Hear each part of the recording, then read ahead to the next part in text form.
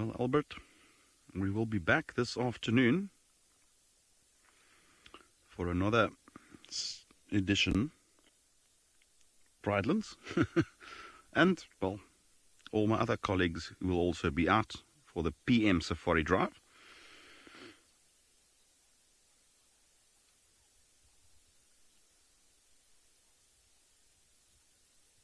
Where we will be hoping to continue the great success we had this morning.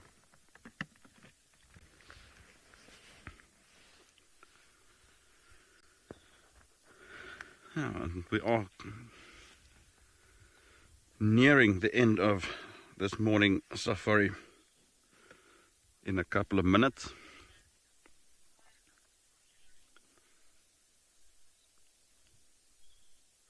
And I think quite a fitting way to end a safari with a herd of impala. Often the first thing we see when we head out, and very often the last thing we see before we head back to our respective camps.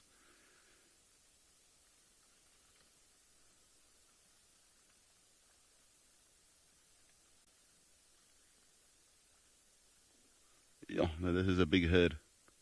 There are a lot of lambs.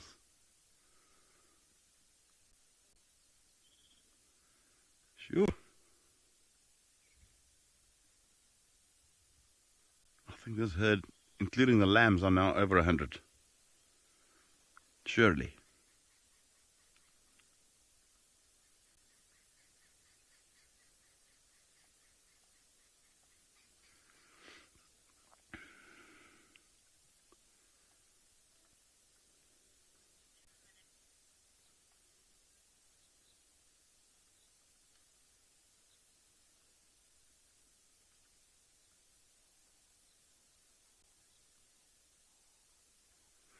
Sometimes it's just nice to look at them. I think we do sometimes forget to appreciate them, just because there's so many of them. And it's even a comment from Judy, hi there, that it's amazing to see so many of them together. And no, Judy, absolutely. Like I said, even safari guides, I've seen it, and I've been guilty of it as well. You know, you show your guests that first herd of impala and everybody wants to take photos. All good. After the third and fourth herd, it's like, okay, no, impala, and we just bypass them. Sometimes you just stop and watch them. Can be a lot of fun. And you can still learn from them.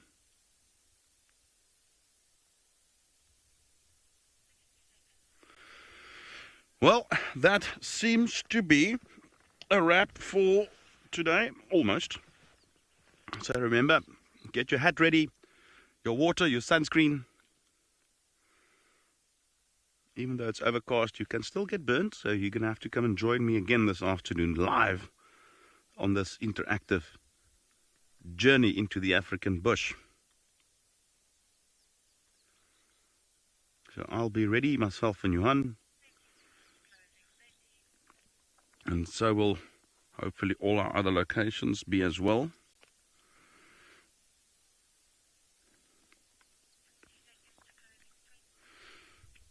And hopefully we'll have some more cat luck this afternoon. But if not, you're still going to have to join us. So until this afternoon, goodbye everybody, and we'll see you again this afternoon.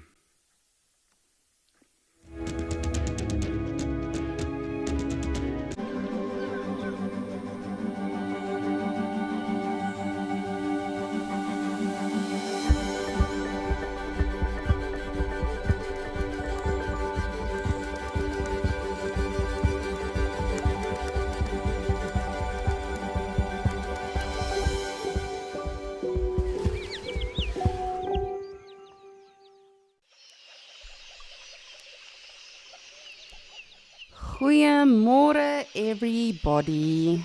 I hope everyone is having a beautiful, blessed Sunday and just having the best time ever. Welcome to Escape to Nature, and we are only getting started. We are at Mashatu, and I'm just waiting for some impalas that came from the open area off to our right, so hopefully they come down to the water. My name is Lisa, and I will be your waterhole naturalist and monitor for the day. Hopefully we see some great things on our different dam cams. Looking forward to it. And I hope you are as well. We have had a herd of impala already, but they took off. So I'm just waiting to see if these other impalas are going to come down. But what a beautiful day in Mashatu. It seems like it's going to be nice and sunny. And I really am hoping for some elephants today in Mashatu. Really, not just for our viewer satisfaction and, pleasure, but I just want to know if everyone is okay. I feel like I haven't seen them in forever.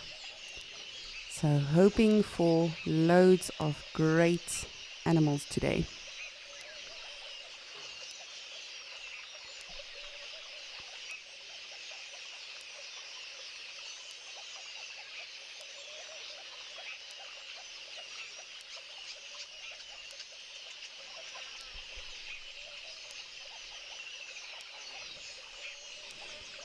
And in the far distance you can hear our kingfisher. And of course our very, very beautiful quillias. And we've got a family of Egyptian geese already saying good morning.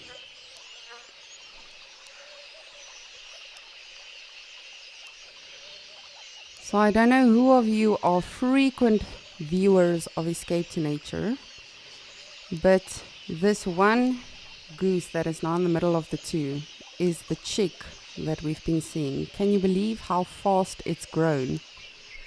That is actually the tiny one. You can see the full plumage hasn't come in yet. It doesn't have the full makeup around the eye yet.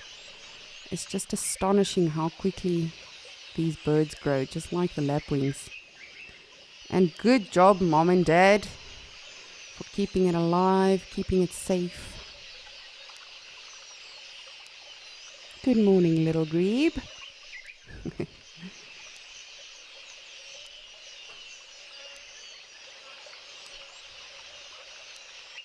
Alrighty, but as I said, it seems like it's going to be a beautiful day here in Mashatu, and I really do hope so for the rest of our locations as well. And speaking of which, let's see what the weather forecast is for today.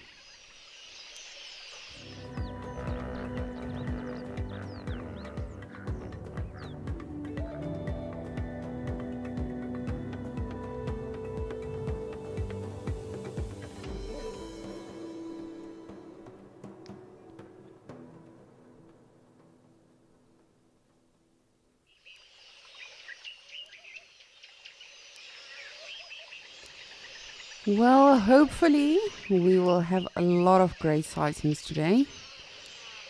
As always, I don't want to get my hopes up. I don't want to have any expectations from Mother Nature, no tick list or anything.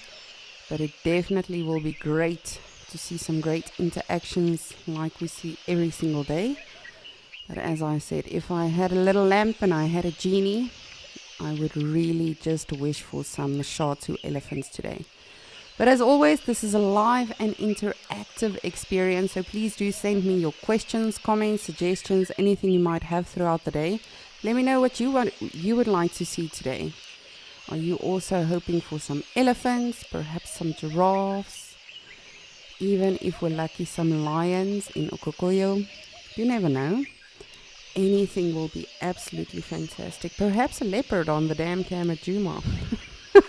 But I'm just rambling now. I mean, I really will be happy with absolutely everything we see. It's all about just losing ourselves in nature, having a bit of a therapy session, just listening and just taking a closer look at everything.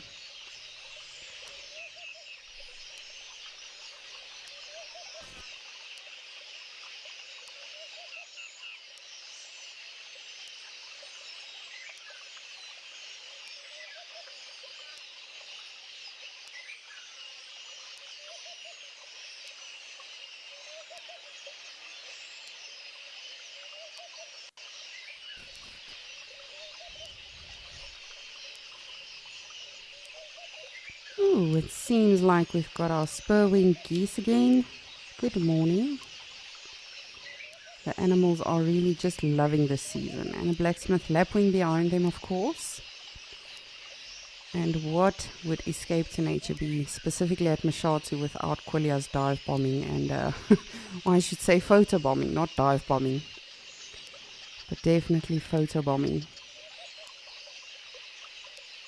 Oh, and just look at the sun hitting the feathers on the geese. That fluorescent color is absolutely gorgeous.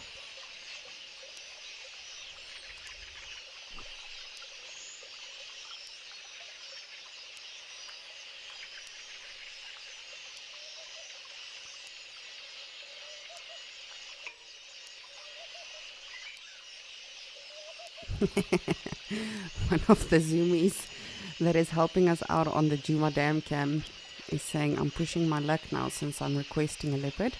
But you never know, sometimes, as I say, it's not good to have a list and expect Mother Nature, just to give us everything. But sometimes it's good to put energy out there, just to give a light mention of some things. But we will be absolutely thrilled and grateful for anything and everything we're going to see today.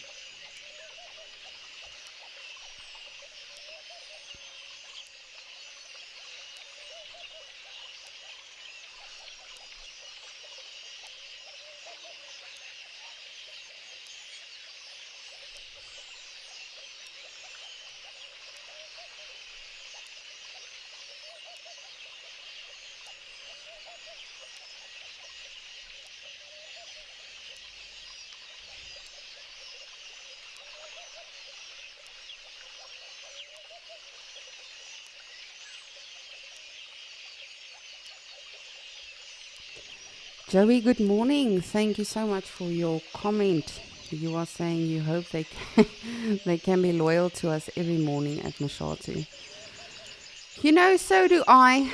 But we have to bear in mind, and I constantly have to remind myself of this, anything and everything we see is an absolute privilege, especially on the dam cams. We can only hope that the animals come to us, to the waterhole, and of course it's magnificent that they have no idea that we are watching them. So we are not at all, in any way disturbing them or anything. Specifically me as a naturalist, I think I would chase all of the animals away with my loudness. But luckily they cannot hear us. But yes, it would be great, as I very often say nowadays, I really have just taken the elephants for granted here in Mashatu, because it literally was a daily sighting, multiple times a day. And yes, I'm missing the children, I'm not going to lie. I really do miss them. But we do see some elephants in Okakoyo every now and again. We see some ellies in Djuma every now and again. Yesterday we actually on Sunset Safari, late in the afternoon, we had 5 elephants coming to Gowrie Dam. And one of them was the tiniest elephant. So that truly was so special to me. Even if I don't always have the opportunity to go live with everything for all of you, it's just such a privilege to always be watching these animals and just see what's happening out here.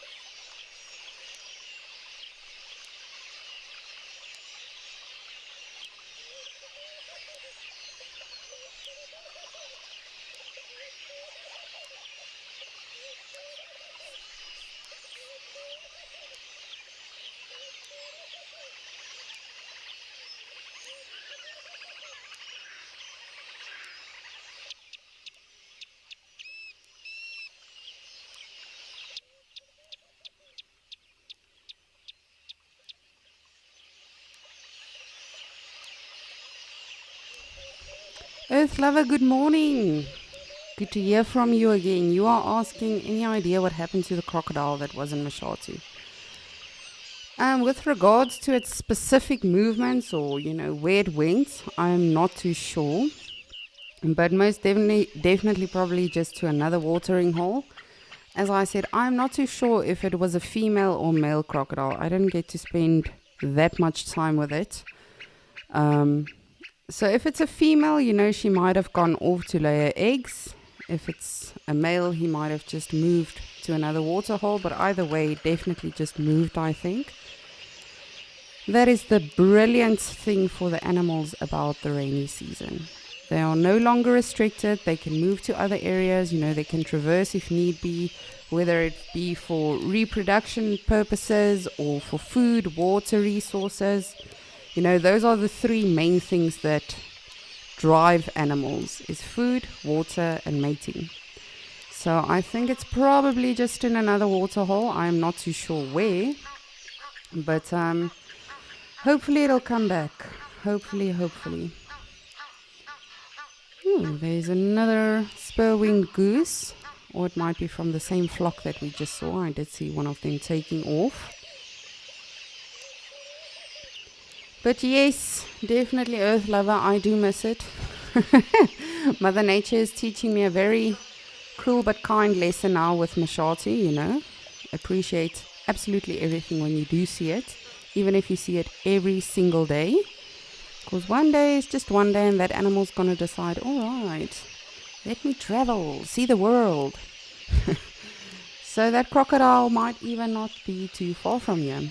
As I said, of course, I'm not too sure where the next puddle or water hole is, or, of course, even if you have that information, like we see with Dewey, sometimes he's in Gowrie Dam for quite a couple of days, other times he traverses literally every single day. So that is what makes it a little bit... Ooh, there's the impalas that I saw, just there in the back, in the bush.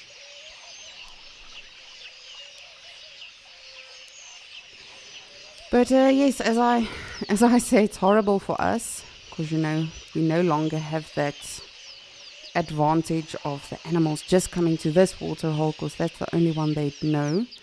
We do have that still in Okokoyo, I have to be honest, and so we appreciate it every single day. But the animals have so much other water holes and puddles and everything now that they can go to, which is wonderful for them, Traveling for food and water and everything does get exhausting. It does put a lot of strain on them. So if they have to do that a little bit less in the summertime, we definitely grant that for them.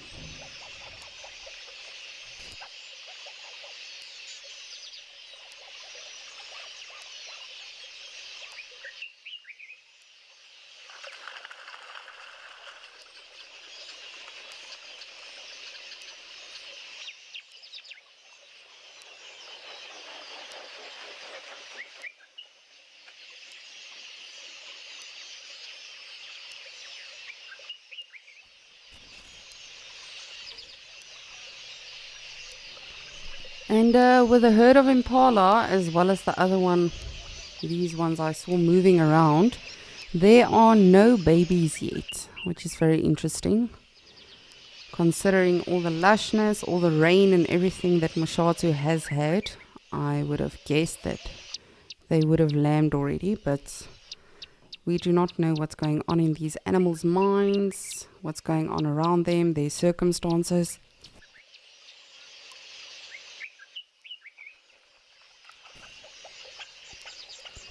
So we will have to see. Of course, I will keep a close eye, make sure we are not missing out on any babies. I thrive on baby action, so I will definitely be keeping an eye out for the little ones.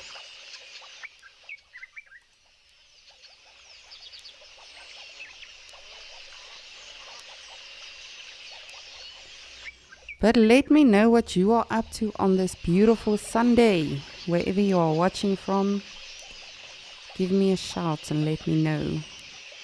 Are you having a Sunday lunch today with family today? Are you doing a bit of spring cleaning? Are you doing as little as possible for as long as possible? That's generally what I do when I'm off.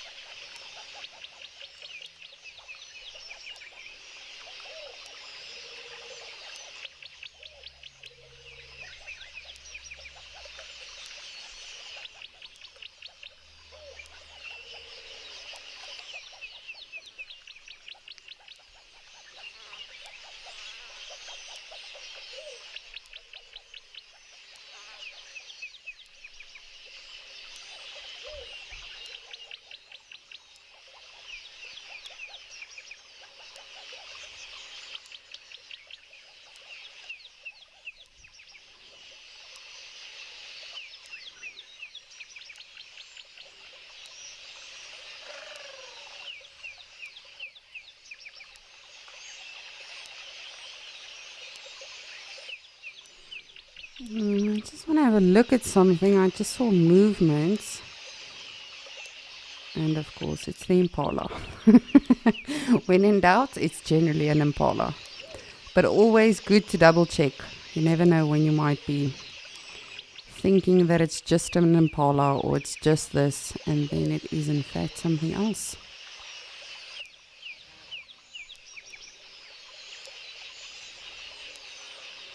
I'm going to try get us a closer look at this bird, as I cannot see from here what it is.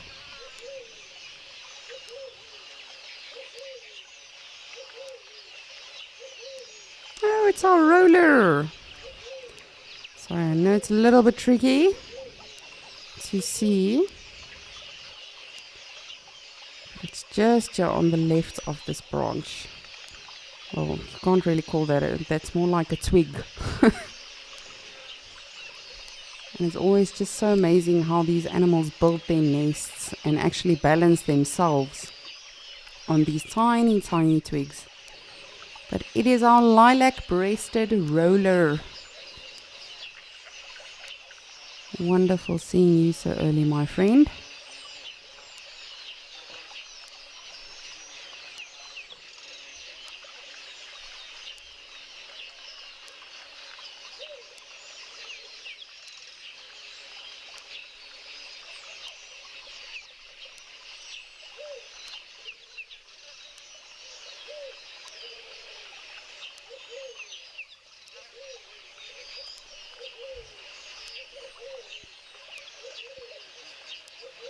There's a butterfly, get it!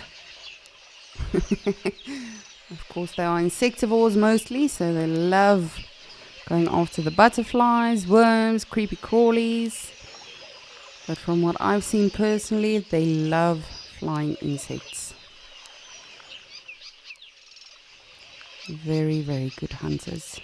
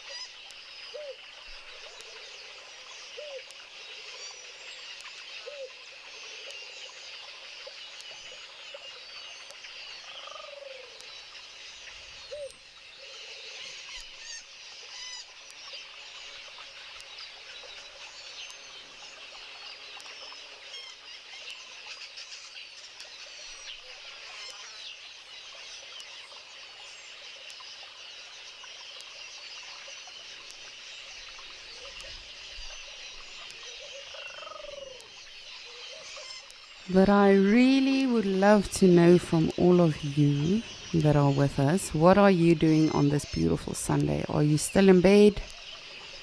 Are you having lunch with some family today? What are your activities for this beautiful, beautiful Sunday?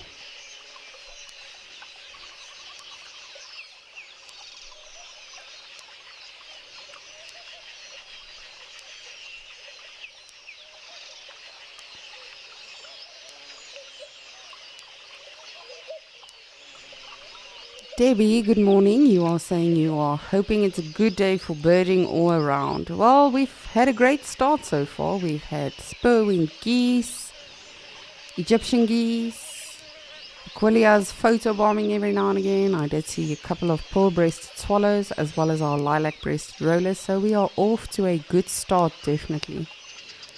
Definitely. But as I say, I think today is just the one day that I'm going to just be a little bit selfish and just really, really wish, hope and pray to Mother Nature that she gives us some Mashatu elephants. I really do think we are due. You know, even if we don't see them again for a couple of days, that's perfectly fine as well. But just to know that they are all okay still.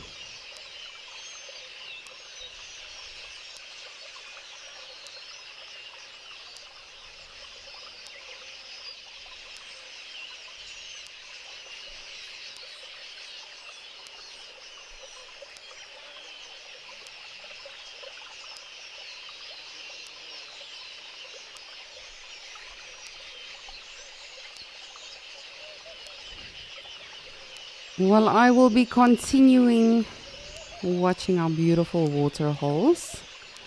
But in the meantime, while I do that, I'm going to send you to Andrew and BK in Amakala.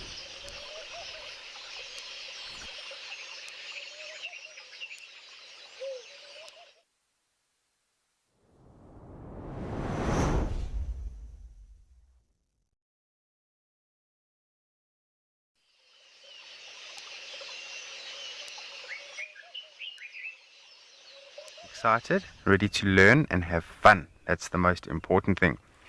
I'm watching a nice little group of giraffe over here.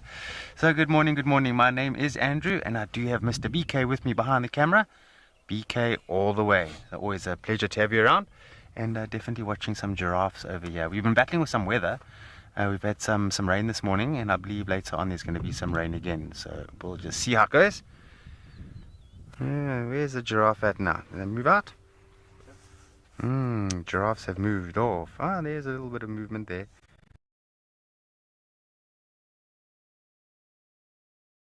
In these giraffe. And I would also, okay, get some branches moving there. And I'd also like to just to give you a small update on those jackal pups. So we did go to the den site this morning and there was absolutely no movement at all. So we thought, okay, they're probably sleeping. Let's carry on and go look for something else. And we did have a sighting of them. They are actually very far from the den site at the moment. They are busy foraging with the adults. So it does seem like they are not den bound, so to speak. That they are now the next stage of their process in life, growing up.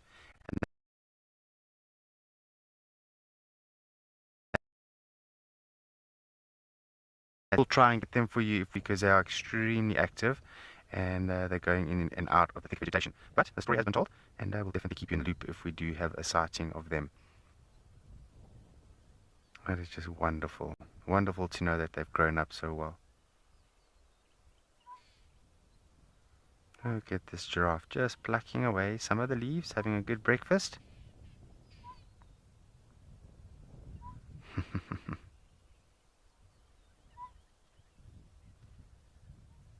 Lovely, isn't it?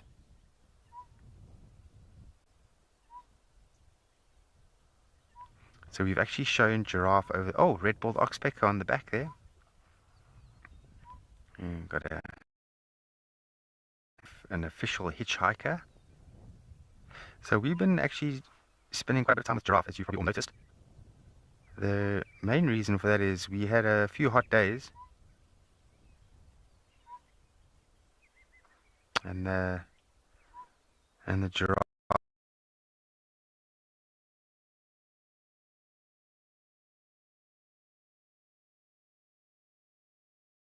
has Rainer, who is...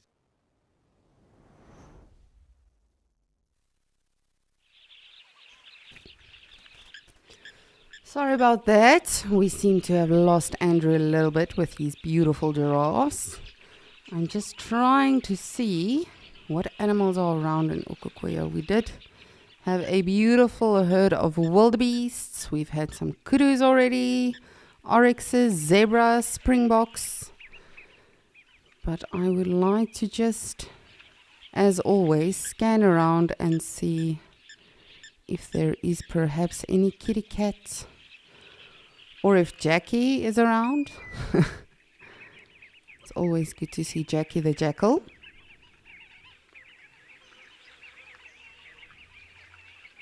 And if you did not join us yesterday, we had our second baby oryx. Very, very excited about that. So the count currently that we know of is 2 baby oryxes, 3 baby zebras, and then no baby springbok yet, or wildebeest, or anything like that. So those are the only tiny ones we know of so far in Okukoyo. So it will be interesting to see who's going to deliver first, Okukoyo or Mashatu. It will definitely be very fascinating to observe that and to see what the outcome is going to be.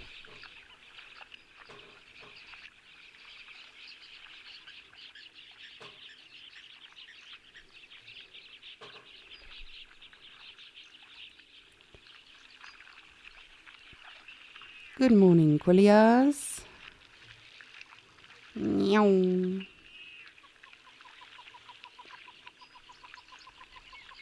What's interesting to me about the Quillias here in Okokoyo, and again, this is just from the brief observations I have every now and again, but it seems like they definitely have smaller groups, whereas in Mashatu, they have a very big flock and, they move together in that flock the whole time. But it could just be that they break away every now and again just for safety purposes. But it's been very interesting. And yesterday, if you were not able to join us on Sunset Safari, yesterday we had a black rhino. And I was monitoring it for a good hour that it just took a nap. And what was very, very interesting to me, at one stage it had like 10 or 11 crows on it. And it seemed like they were doing the same thing as oxpeckers generally would, like feeding off the ticks and parasites. I don't know, I've never seen it before, so I wouldn't be able to tell you for sure that is what they were doing and that is the reason for it, but it was very, very interesting. But that being said, I also don't have a lot of experience in terms of guiding with crows. The areas I have been a naturalist in did not really consist of crows all that much. So that truly is the beautiful thing, even though I've been doing this for a while now, there's definitely always something new to see or observe.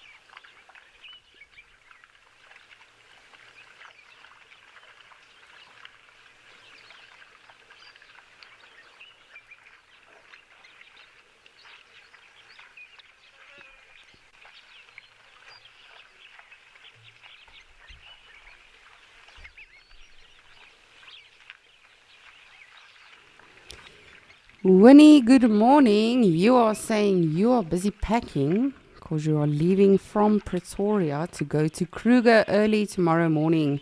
How exciting. Goodness, that is super, super exciting. Where are you going? Are you going to the north, the south? Are you going to be staying in one of the camps? What is your plan and how long are you going for? That is very, very exhilarating. And I know Kruger is also pumping with sightings lately, so I really do hope you have the best time. That is really, really exciting. Believe it or not, I have only been in Kruger National Park 2 times in my whole life. And I've actually worked for a company as well that involved Kruger massively, so during that time I got to learn about it a lot and I knew a lot about it, but in my own personal experience I've only been there twice. I've been to Greater Kruger, which is of course, Djuma, the Sabi Sands, since I was probably 2-3 years old. But Kruger National Park itself, I am yet to get to know very well for myself. But I really do hope you have the best time. Winnie, let us know what you see. If you have any incredible sightings, hopefully you do. And hopefully it's just a glorious time over there. I know yesterday I saw on social media, apparently Shingwetsi got a lot of rain, which is of course a bit more north. If I'm not mistaken, Shingwetsi is just off the top of my head. It's basically between Punda Maria, which is the most north, and Skukuza. I had to think there for a moment. But apparently Shingwetsi has had a lot of rain, so I'm not sure how the rest of the Kruger National Park is looking. But I really do hope you have an amazing time there. And thank you for letting me know what you're doing on your Sunday. And I would love to hear from the rest of you as well. Let me know, like Winnie, what you are up to on this beautiful Sunday. Are you also packing for holiday perhaps? And also, what are you doing this holiday? Are you going away with your family or your loved ones? Are you having a staycation? What will you be up to? I will definitely just be taking it easy. Definitely just gonna have a relaxing time at home, catch up with some people. What is that animal?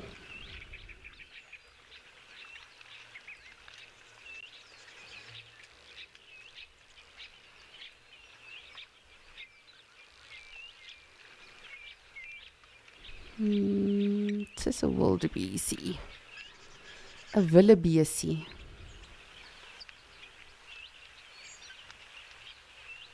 always find it so fascinating how some of these animals, just chill. And of course, it's still early in the morning, but sometimes you'll find them midday, just sitting on the rocks like this. I think it must be very hot, but just like humans, they do acclimate to their environment and everything. And they do adapt very, very quickly. And those that do not, of course, Mother Nature has a way of doing her very own natural selection. But the animals are very, very well acclimated to this area. They have lived here for quite some time, I assume, so they know what to expect, how to cool off. The springbok love to cool off in the water itself.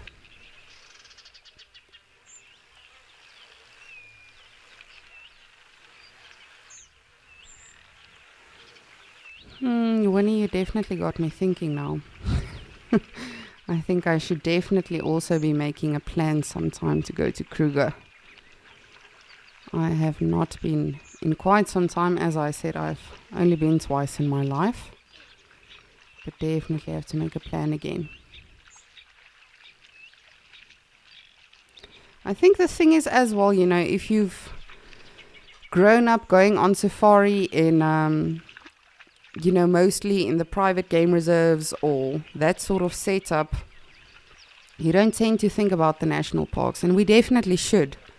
Of course, it is a very big conservation tribute to animals and to help them and to preserve them and conserve them as far as we can, which of course is still a daily struggle with rhino poaching, with the snares. They find snares daily in Kruger National Park. And I know this because, as I mentioned, the place I used to work for, I personally had to report it to the emergency people in Kruger and say, okay, well, there's a snare, here's the location. And hopefully you get to it before the poachers or whoever set up that snare does. Sometimes, believe it or not, it's not necessarily the poachers. There can be a lot of levels in a syndicacy, whether it's with rhino poaching, elephant poaching, snaring for animals.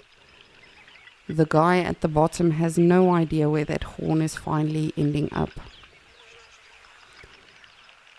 But I do know every now and again they do actually also find hyenas with a snare around their neck. So it's very sad. And if you ever, whether it's Kruger or Pilanesberg or wherever you find yourself, Yellowstone, if you ever do see something like that, please report it. Because the problem with that is, often we think, no, but someone else will report it. And the next person also thinks, no, someone else will report it. And it carries on like that. And then eventually that never gets reported. And that animal might actually succumb to its injuries just because of that snare or whatever the case is, So please definitely always report it if you see something like that.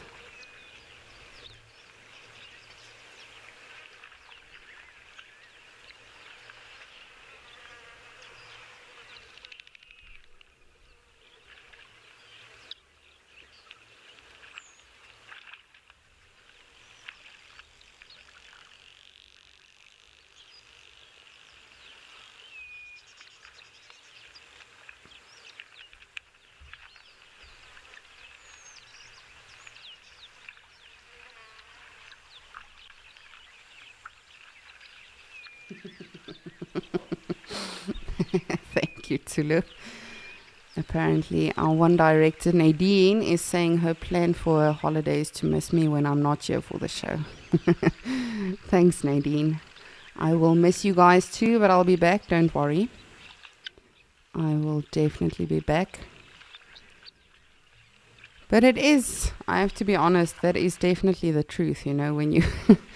I remember even when I was guiding at the lodges, 42 days on end where you work every single day, it becomes really, really excruciatingly long. Yeah, by the end you're sort of on autopilot, but that being said, as soon as you're on leave, yeah, by your 10th day, you sort of get itchy and twitchy and you want to get back to the bush because you've missed it so much. And it's the same with this. When I am on my off days, I do tend to think, I always watch the highlights to make sure I haven't missed out on anything, to see what I can be jealous of that Alex might have seen. But definitely you do miss it and you do think about it when you're not here. Always think about the baby animals. How are they? Are they still okay? As the elephants come back to Mashatu. And it feels like you've been away forever, even if you are off just for a couple of days.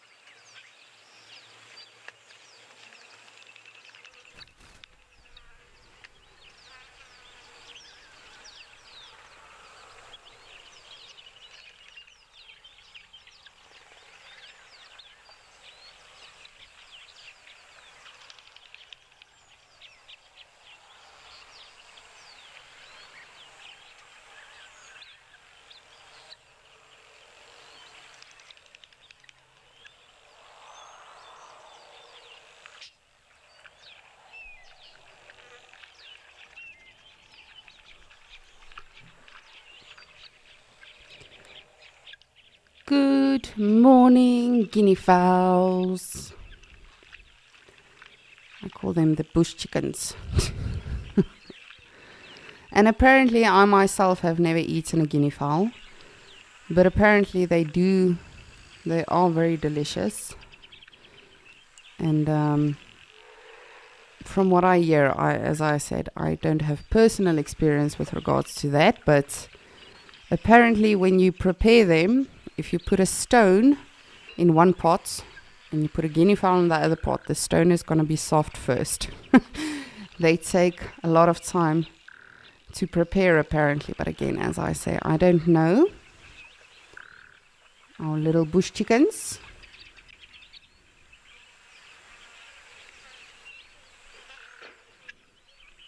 And these specific ones that we are currently looking at, they have beautiful blue heads, beautiful eyes, and they are called the helmeted guinea fowls.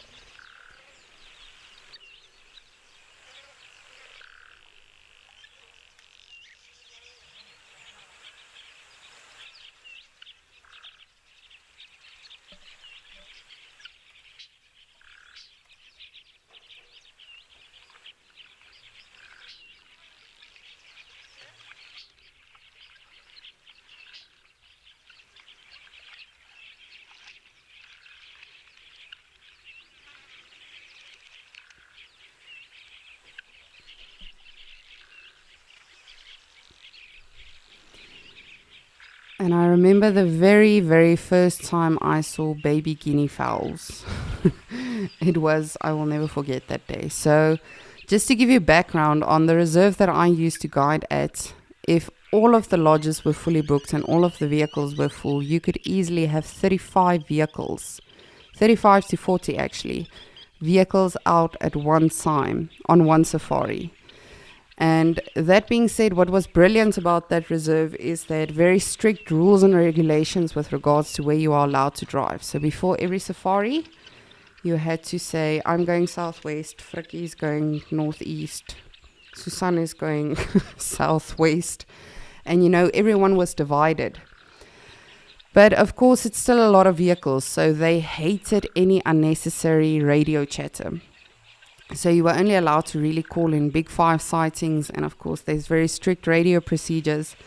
But I literally remember the first time I saw baby guinea fowls, I called it in on the radio, and it was a busy afternoon on the radio, but I was like, I don't care. This is probably one of the cutest things I've ever seen. And my one colleague actually responded, and he was like, did you really just call that in on the radio? And I was like, yes. I am pumped right now. I do not care about any rules, any regulations. Like, this is what it's all about. Just getting so excited about absolutely everything. Whether it's your first time or your 10th time or your 100th time that you are seeing something. But if you do not know what a helmeted guinea fowl looks like when they are tiny, please do go research it. It is the cutest thing. And I promise you, you will not know it's a guinea fowl. If you do not see it with a parent, you would never have guessed that it's a guinea fowl. And that is also predominantly why I call them the bush chickens, is how they look when they are tiny.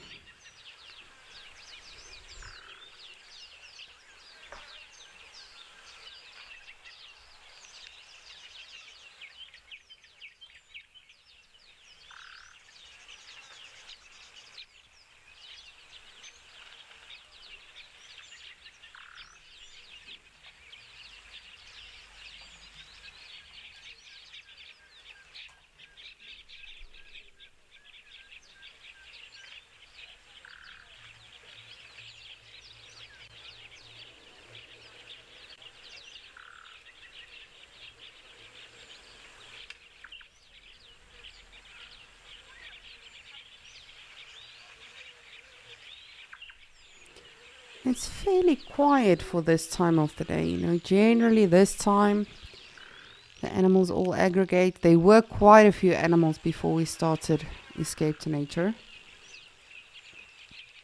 But as I say, this is quite interesting. But again, that just shows you can monitor one area for days on end, and every single day will be different. Hi, Oryx. Why are you alone? It's not the best idea to be doing that.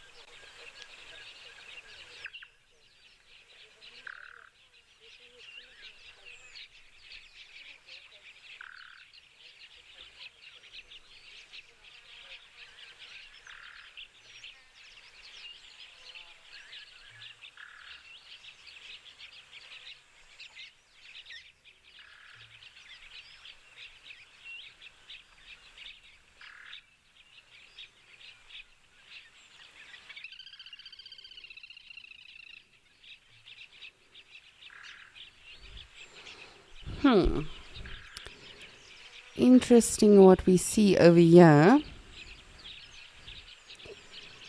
So this whole section, of course there's different dung, but what would you say, what animals defecated here? Because it's very interesting if you, let me just do this, if you look at it from this angle.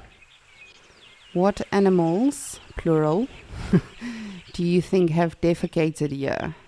And why does it look the way that it looks?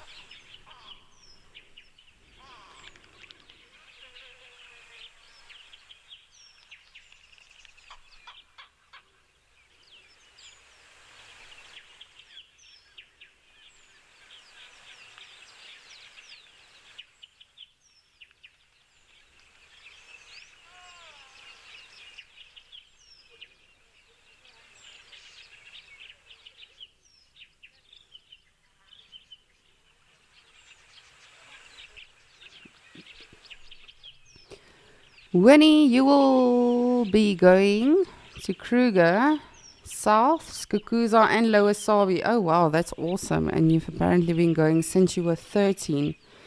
That is awesome. A lot of amazing sightings happening there. Definitely look out for the cheetahs. I do believe her cheetahs, or sub-adults as they are now referred to, are grown already, but I do know there are some cheetahs around Crocodile Bridge. Definitely some wild dogs between, if I'm not mistaken, they're between Skukuza and Lower Sabi.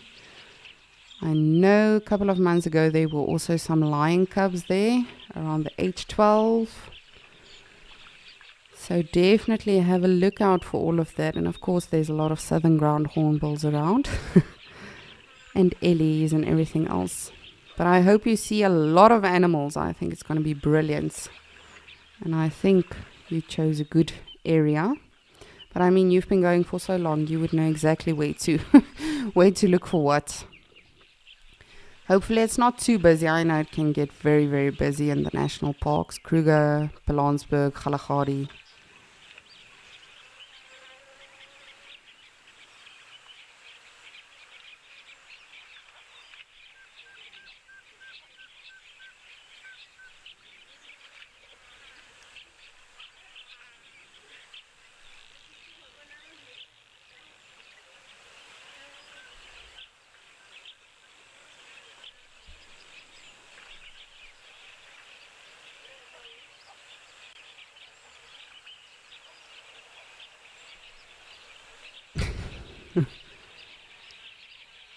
Bloops.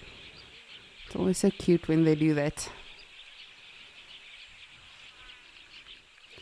Now I think, I could be wrong, but I think this might definitely be a pregnant springbok.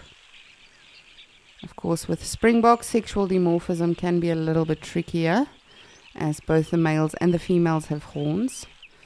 So generally you look for the obvious genitalia that will be present for the males.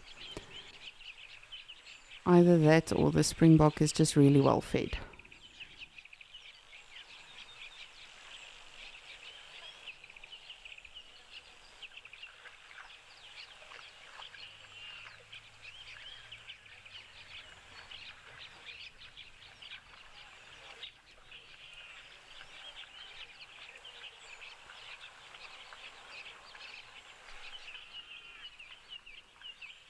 Ooh, and Winnie, one other pointer that I do want to give to you is definitely check the S119. Sorry, for those of you that don't know what we are talking about now. Winnie is going to the Kruger National Park tomorrow. I was asking, what are you all doing on this beautiful Sunday? But Winnie is apparently going to Kruger tomorrow. Definitely check the S119 for some leopards. There by that hide, I know they are often seen there. And of course the S25, S28, S100s, H12, all of the main ones. That's generally where a lot of good sightings are seen. S23 by the Biamiti Weir. I'm not sure where the dogs are currently, but of course they move around. But yes, hopefully you see lots, Winnie. I know, of course, there's some white lions in the Satara area, if I'm not mistaken. From Orpen to Satara. And definitely check Nsamani Dam, those areas. But again, you have been going for so long, so you would know exactly where to look. And let us know what you see. We are looking forward with you. You know, it's always incredible to hear from other wildlife enthusiasts as well, you know, what they see and what they get up to. And I don't know who of you joined us yesterday for Sunset Safari, but it was absolutely brilliant with Quizmania. You know, there were so many interesting questions. And I have to say the favorite part of all of it for me was the poems. We got some really, really powerful poems.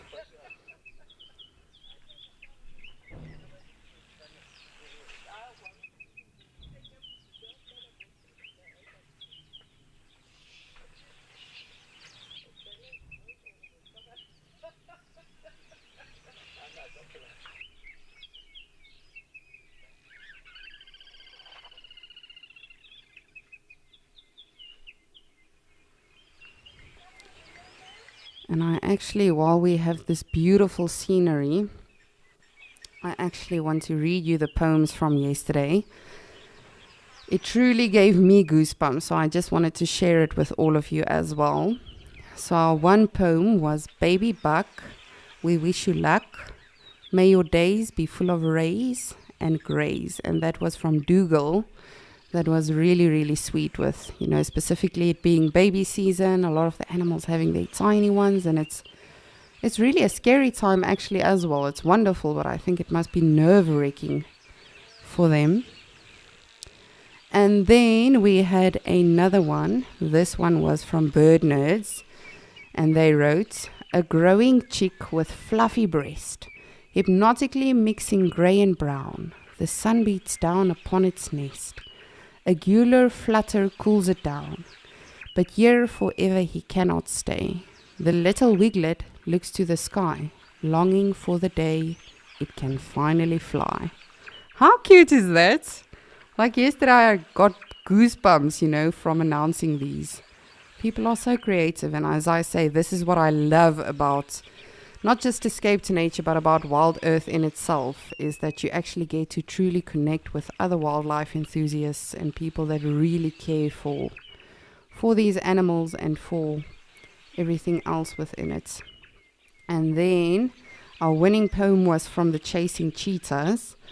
So this one went, we are grazers or browsers in the African plains. We can be gentle or challenge anything in our lanes. Today we enjoyed a long lie in the shade to cool down from the heat, but tomorrow will be a whole new feat. We are the black or white unicorn, and from history we cannot be torn. Every day is a fight to stay in this beautiful land. We are the rhinos, and are so grateful for all of those who have taken a stand. Woo, I just got a goosebumps again. So that was actually one of the questions yesterday on Quizmania. You know, the teams had to write a poem on a character or something that they experienced that really, you know, got them excited throughout yesterday's segment or throughout yesterday's show. And I thought, wow, how incredible is it? People are so, so talented, you know, and if we can just tune in a little bit more and write more poems like that. Because to me, that was such an eye-opener. It was really, really amazing.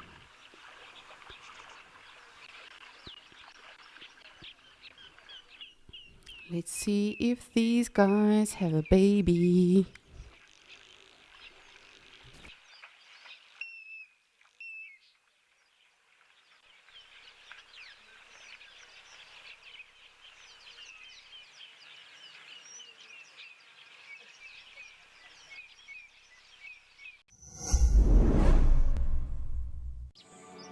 International Animal Rights Day is on the 10th of December. Here at Wild Earth, we believe that for people to see animals as equals, they must understand how animals live and recognize that they have emotions just like us. Join us for Quizmania, a weekend of interactive fun with prizes to be won, where we will test you on how much you know about the animals we share our planet with.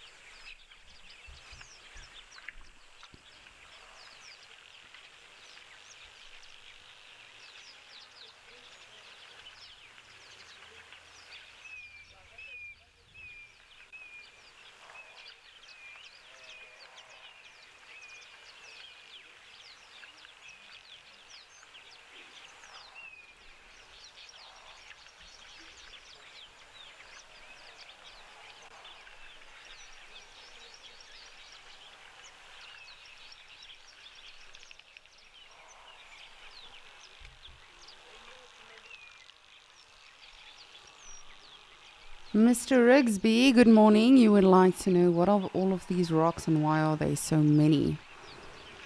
So, Ukokoyo is actually the largest salt lake or salt pan that you find in Africa. And due to that, and due to the rocks and everything, it's got a lot of salt and minerals around this area. So all of the minerals and everything is actually creating the coloration in the rocks. But that being said, that is actually, you know, when I first started with Wild Earth, I was thinking, who would want to live here? What animal in its right mind would actually survive here? But that is why they survive. It is so full of minerals. It is so full of nutrition, actually, that it does help the animals, in fact. So that is why they are so white. It's due to all of the salt, all of the minerals you'll find in this area. And it really is, I know this morning, you know, Ben yesterday also spoke about it a little bit, but Ben spoke about, you know, when you look at an area, you can really start down from the geology, go all the way up to what animals you are going to find there. Because, of course, you know, the geology will determine which plants are going to grow there. The plants will determine which animals are going to feed off of it.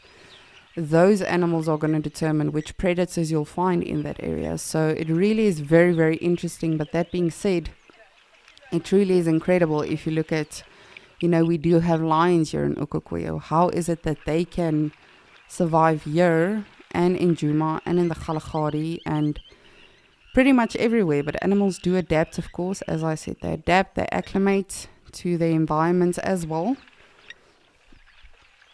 But for instance, buffalo you wouldn't find here.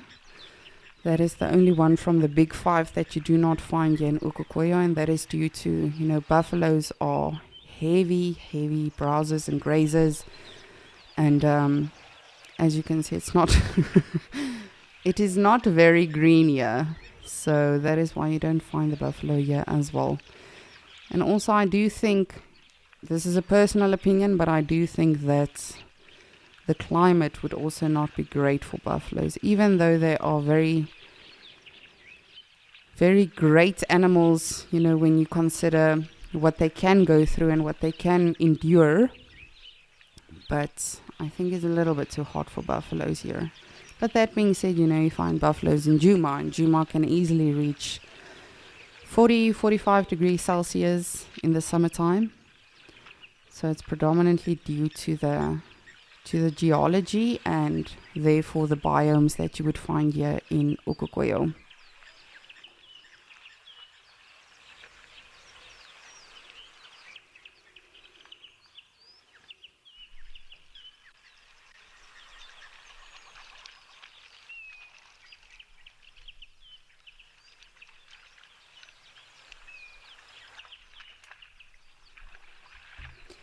Kudos. Earlier, before we started with Escaped Nature, we had our beautiful bulls that came down for a drink.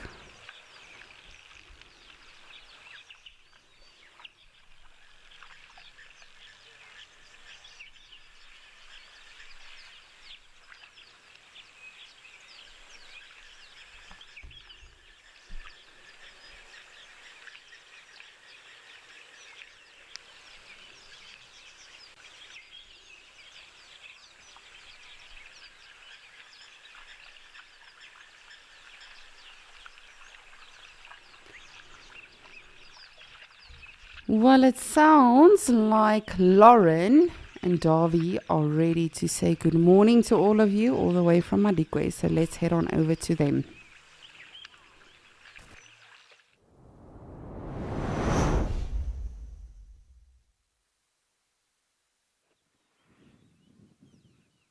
Good morning everyone. Welcome to Madikwe Game Reserve, where we have a fantastic start here in the form of a huge elephant bull who is proceeding to be slightly difficult and walking away, but we will reverse and try and catch up with them because I'd love to spend a day with Ellie's. We're actually quite close to water as well, so he may go there. Good morning, my name is Lauren and I do have Davy on camera, and let's see if we can just reverse a little bit. Actually, I'm going to go forward because we are in the presence of a big bull elephant. So it's better to always see where you're going rather than reversing. That's a bit foolish, isn't it? And again, we're on the airstrip of Madikwe. Oh, you gotta love this airstrip. I definitely do. But the temperatures are soaring here. Those sort of gloomy days seem to be over for now. And summer has kicked in full swing here. It's amazing. When it's winter, you crave summer. And when it's summer, you really miss winter. Humans are never happy, are they?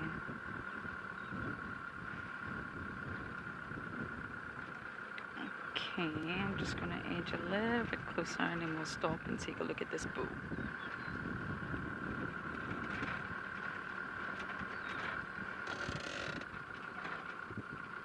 He's just going to keep moving, that's the thing, and I'm not going to pull up next to him.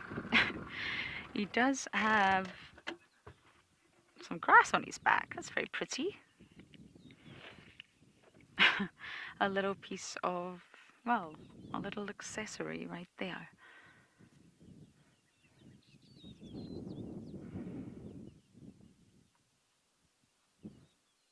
In saying that there's a waterhole nearby, to be honest, Ellie's will still love the best water, the pans that are pumped, the pans that are the freshest, the cleanest. So although there is water everywhere, puddles, If cars keep driving through those puddles and other animals come down and there's maybe even dung or scat, they're not going to really want to drink out of that water. So although it's available, it doesn't necessarily mean that they're sort of going to spend all their time there. There was another bull there. Do you just want to take a quick look, Dav, with your head? No sign, I'm afraid. No sign. Okay.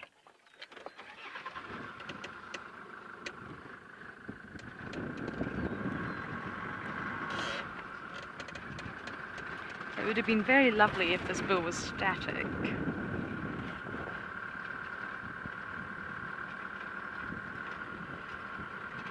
Okay, we're going to do a big loop.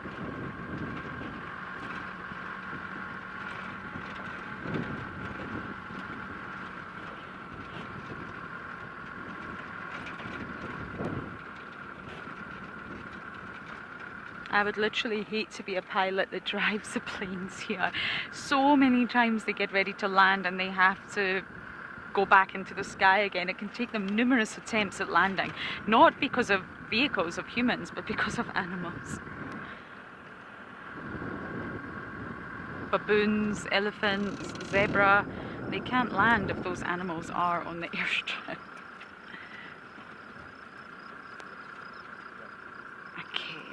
It took a while, but we got there.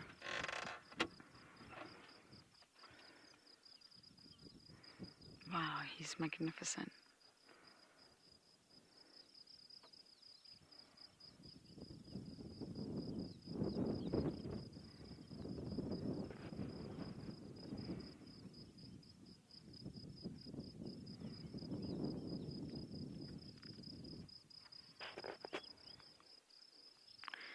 Michelle, indeed they are. Really, because of the problem that Madikwe had before, no big bulls, no gentlemen, no older bulls to lead the way for the younger bulls, it caused chaos. Because the older bulls actually caused the younger bulls to come into must a little bit later. It's a sort of form of reproductive control, just the presence of these bulls. Without the presence of the older bulls, the younger bulls came into must much earlier and their behavior was just all wrong. No one to guide them, no one to scold them, and they were very aggressive. Not just towards cars, which they were, but also they were killing rhinos, they were doing all sorts of things, which is just, it was really, really bad for a while. And the answer was simple.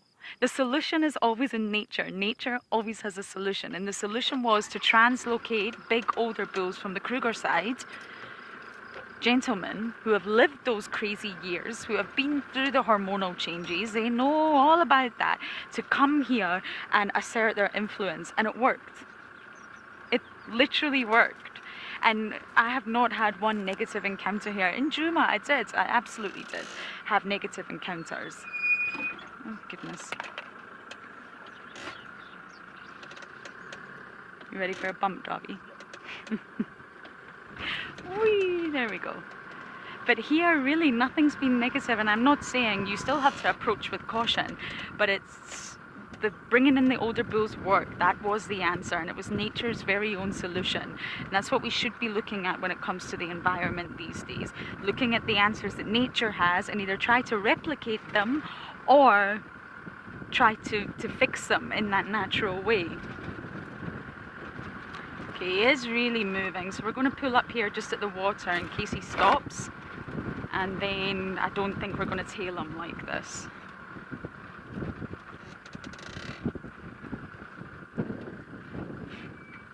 Can you work with this? Okay, I'm just going to go forward a little bit, Dobby. There is a car behind us.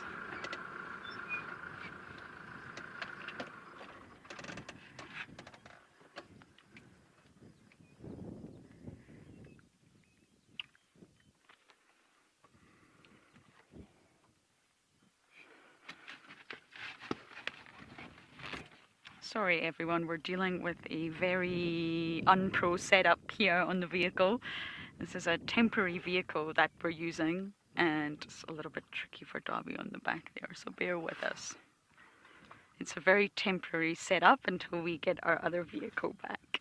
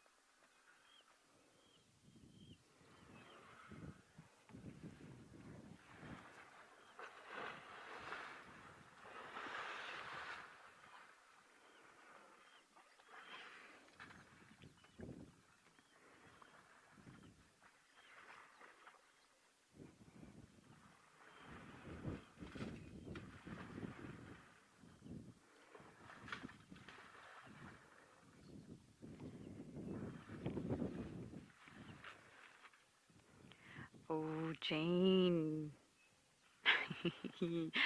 Not a... Look how deep his trunk goes in. I'm not a big fan of the word magic. But it is awesome, Jane. It's awesome. But this is our natural world. There's nothing magic about it. It's real.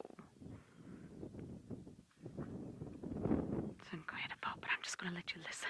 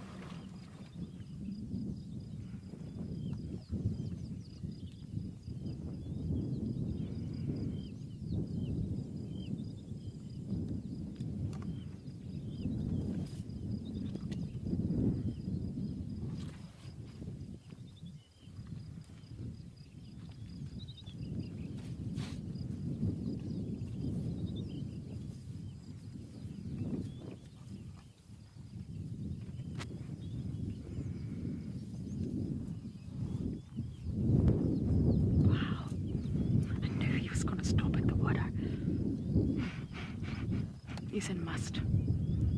Oh, my boy, are you in must? But you're a gentleman, aren't you? So you're handling it incredibly well.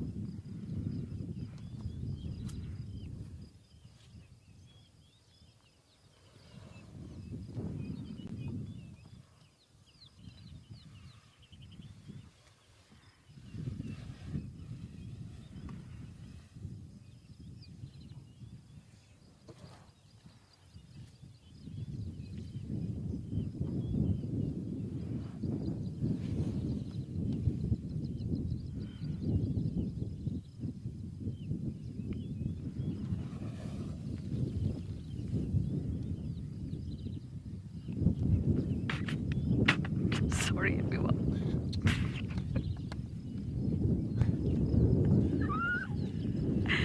Just got hit by a lot of dust. Thank you, Ellie. I don't need to dust bath. I had a bath.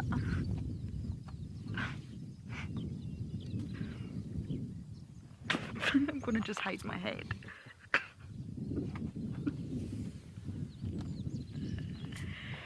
Are you getting some of that dust too, Davy? Yeah, it's in my eyeball. Oh, it's in your eyeball. That's lovely. Everybody loves dust in their eyeball, don't they?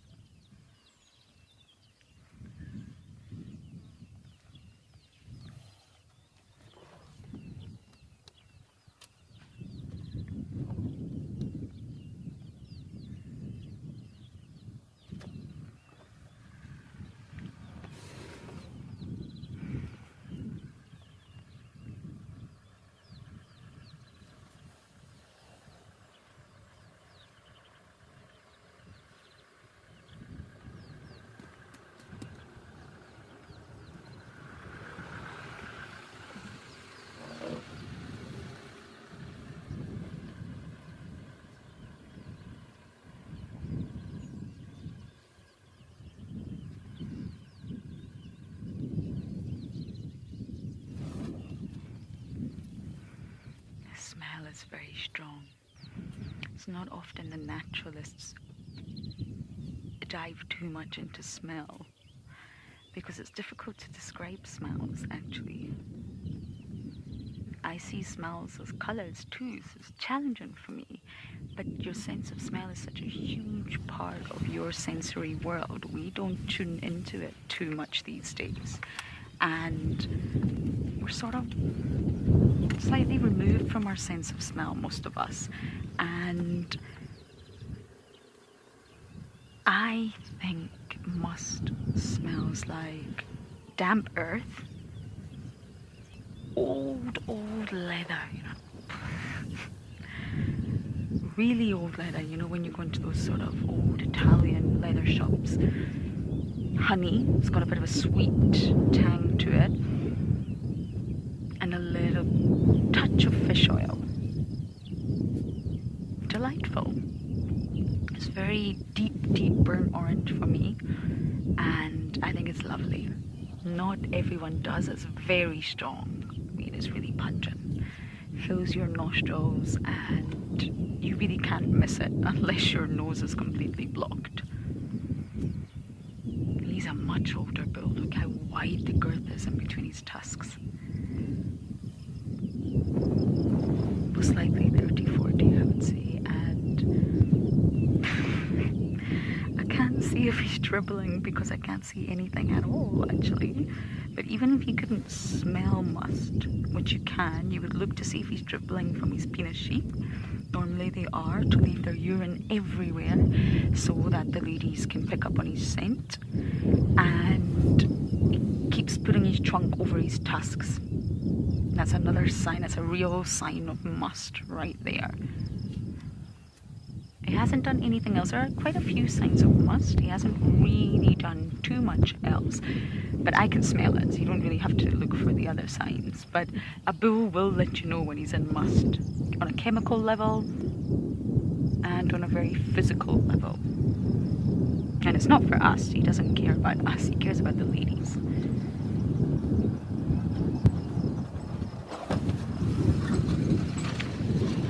Boy, but cars have to go past.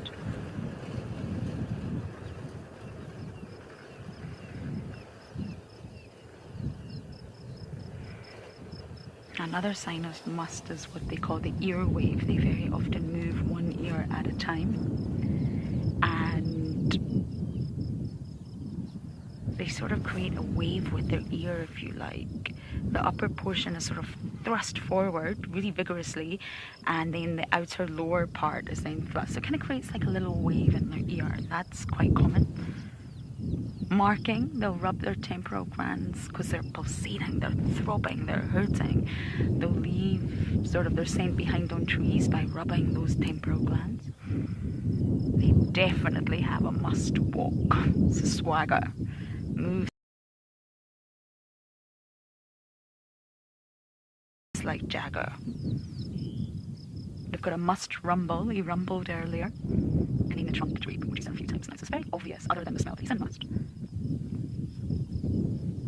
And these are visual signs. Remember, there will be all sorts of other signs that we are not aware of. There'll be verbal communication that we can't hear. There'll be chemical communication that we're completely oblivious to. These are all sort of the visual signs.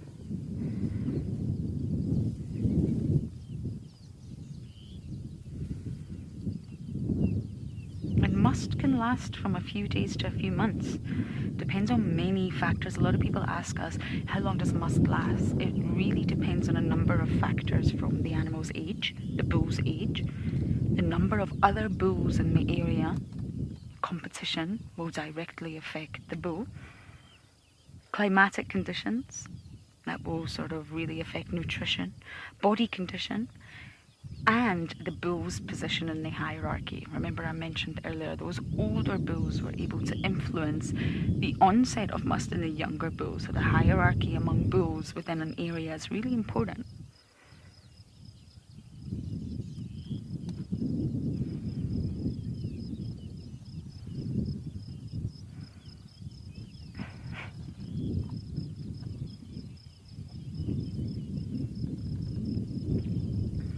We aren't going to follow him though. I think that was the best sighting we could have hoped for. And he is crossing the airstrip again, and off he goes, most likely into the thicket.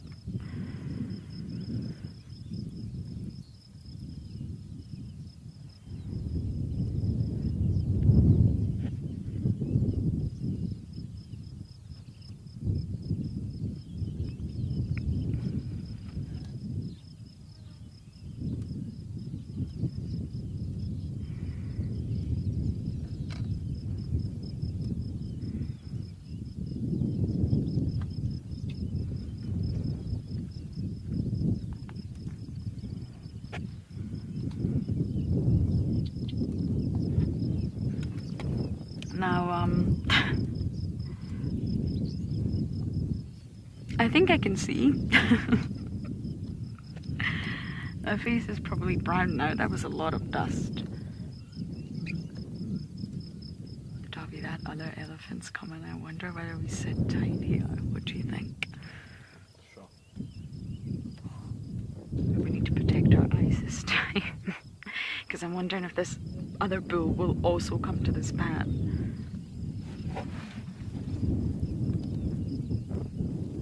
He's far away. Can you see him?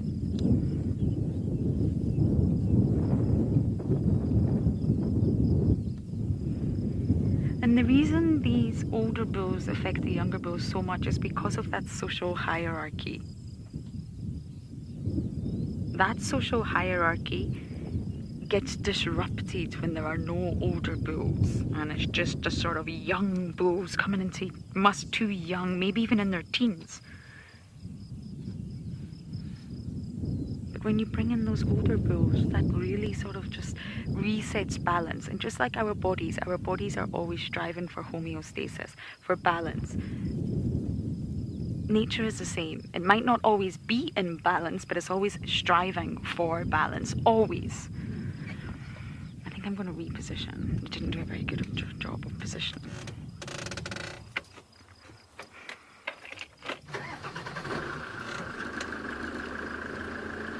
Yeah. Happy? Got it. Yeah.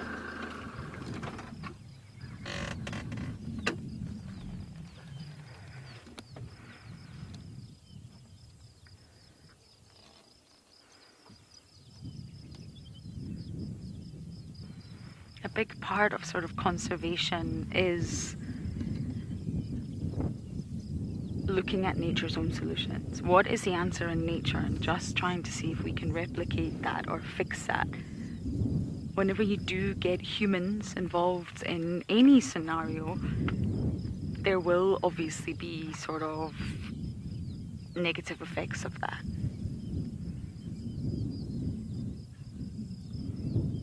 Here he comes.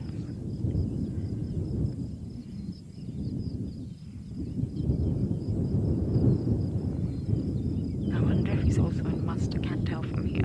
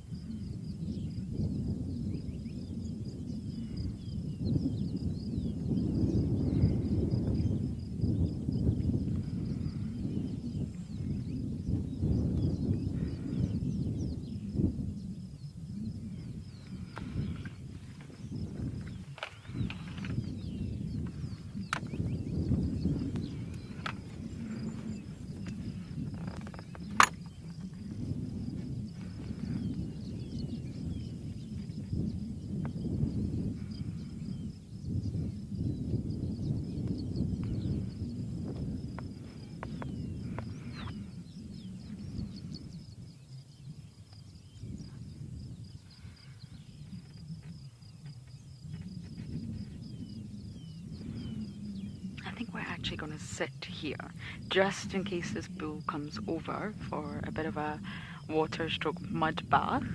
But as we sit and wait, we're going to send you guys over to Lisa.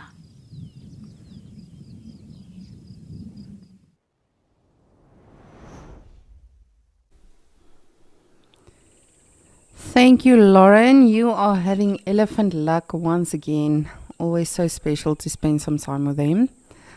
We have just got some beautiful kurus and a nyala here at the beautiful Gowrie Dam. It was fairly interesting. This one kuru was just investigating the termite mound. It was very brief, but it was very fascinating to see. She literally almost put her whole nose into the into the mound, but then she quickly pulled away. So I don't know if one of them maybe bit her. It does happen. But it's always so interesting when you look at all of these animals, you know, the elephants, the antelopes. None of them ever maliciously, you know, destroy a termite mound or anything like that. So I wonder if they feel the vibrations of the termites below the ground, or if they can smell them. What is it that sort of warns them?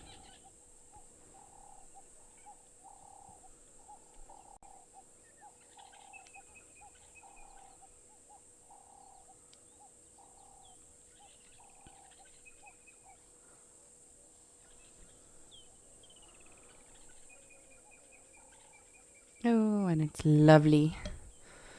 Getting some leaves.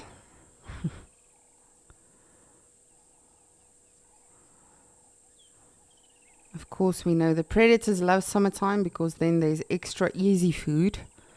But I think the antelopes or the vegetarians definitely appreciate it a lot, because everything is just completely enriched with nutrients again. It's just really, when you look at the bigger picture, it's really incredible how everything has an effect on everything, and how important rain can actually be. I actually wish we could send some of our rain that we recently had here in Gauteng. Literally a lot of places got flooded, unfortunately. A lot of buildings and roads and a lot of infrastructure got destroyed this past week, unfortunately, in Gauteng in South Africa. But I actually wish we could send it, you know, to the Bushveld and to a lot of other regions and provinces that have not yet received their rain. My aunt, for instance, she lives in George, which is close to the coast down south. And she was saying, you know, there it's completely dry. They desperately need rain. And in other areas, it is absolutely flooding. Hi, yes, we still see you. That kudu was almost so surprised now that we are still looking at it.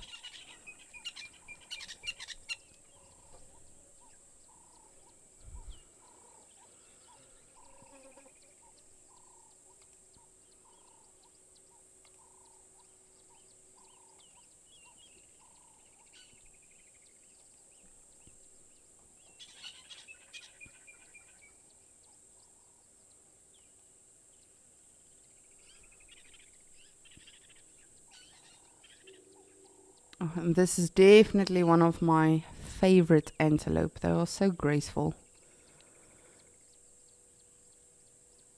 And of course you'll just go behind a bush where we can't see you. So lovely. So nice of you.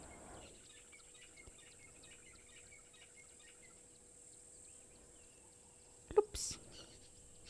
So that was not an oxpecker like we see them, you know, landing on the animals. That one that just came in was a drongo, fork-tailed drongo. So that what they'll do is they'll actually move with the animals as well. And as the animals disturb insects, they will just sort of feed off of that. The animals flush the insects for the birds.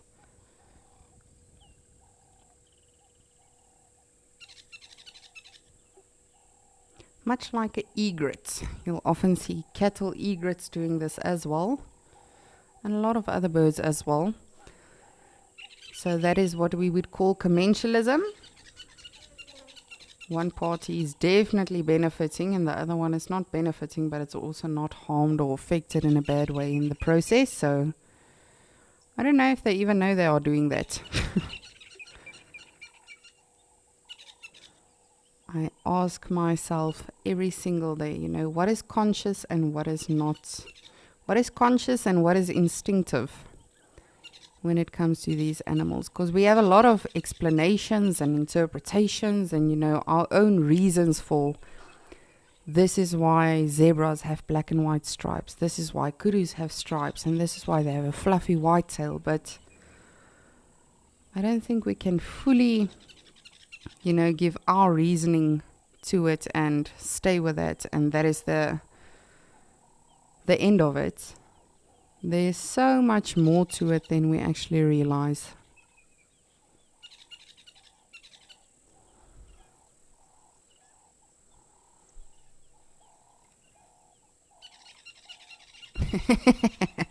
Our Zumi is saying they fell in the black hole.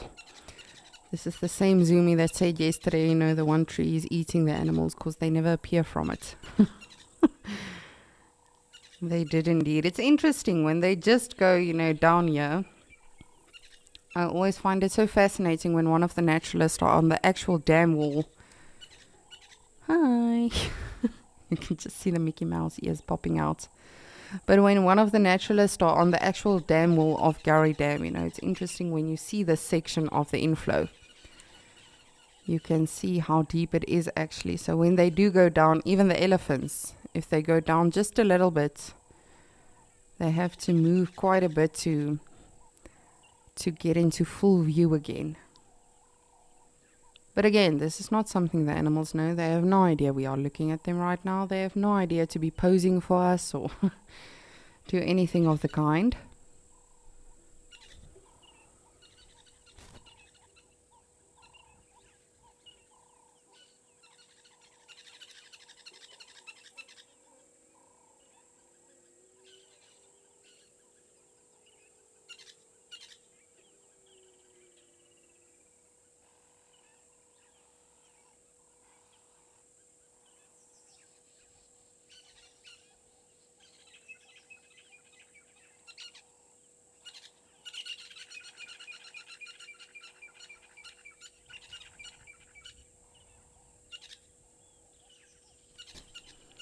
And you can see this kudu in full view is definitely pregnant. Just look at that perfectly rounded body, or tummy I should say. And there'll be quite a few of them that are in fact pregnant, if not all of them. Now this young one is not.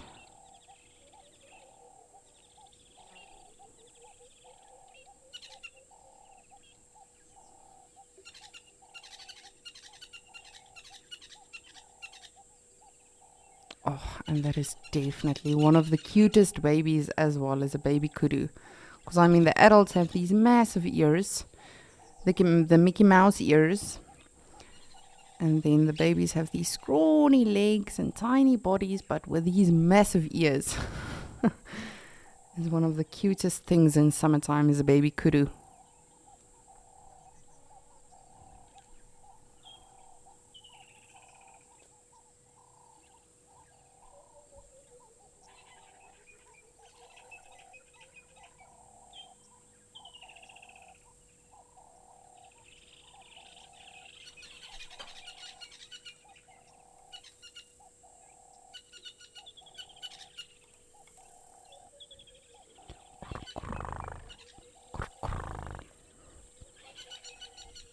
I sound like a cat purring, not like a dove.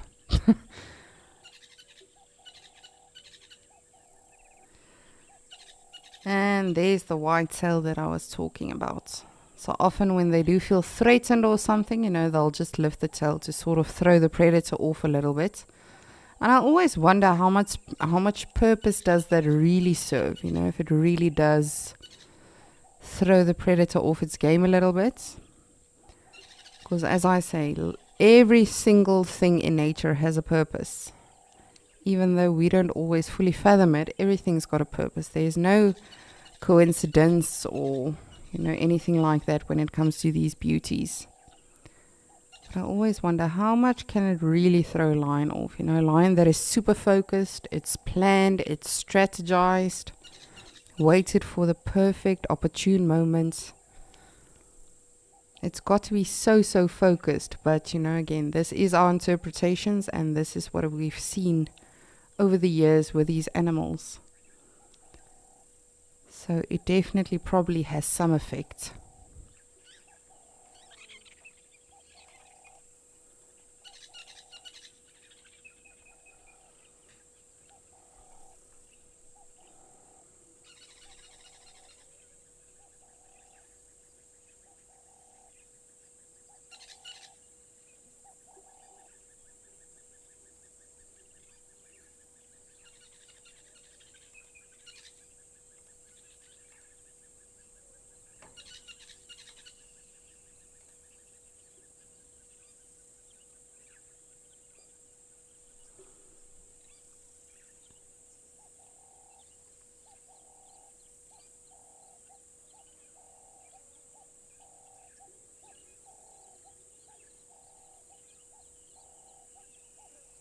And off they go. Going for some shade. Seashells. Going for some shade. And shelter, of course, and oh goodness, I'm silly today.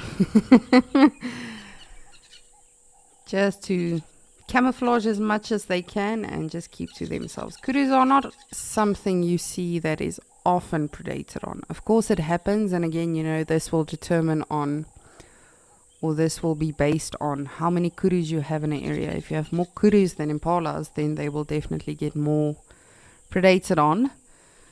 But all of that generally also relies on your carrying capacity of your reserve or of a national park.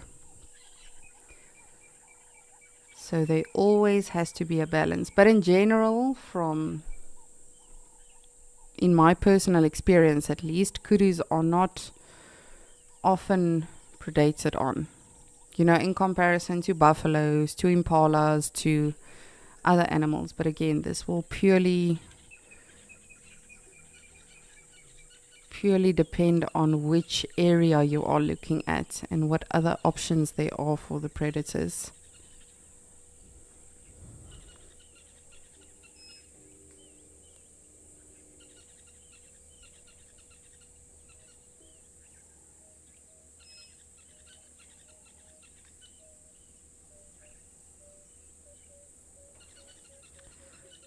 We're just gonna take a look-see around.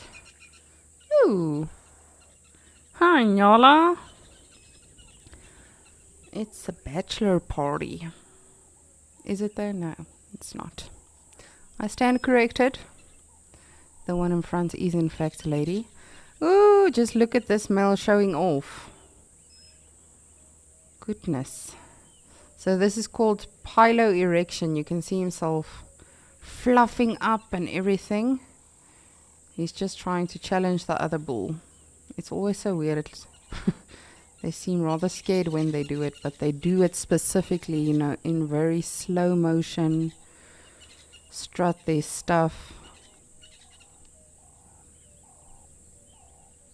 How cool is that? That's not something you see every day.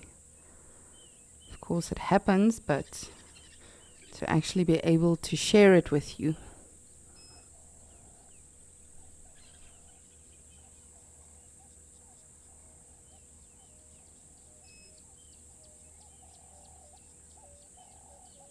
And now it's over.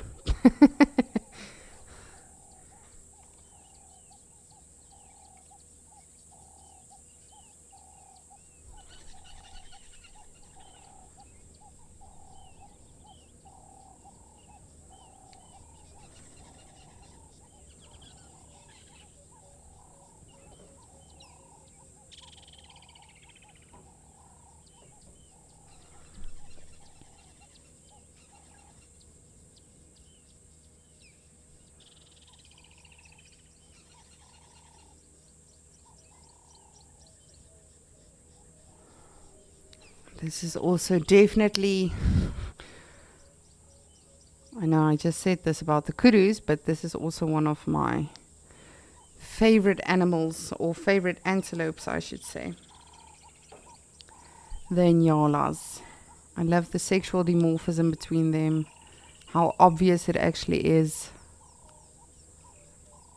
Because generally with a lot of antelope, what will divide them is the horns or whatever, but not with these.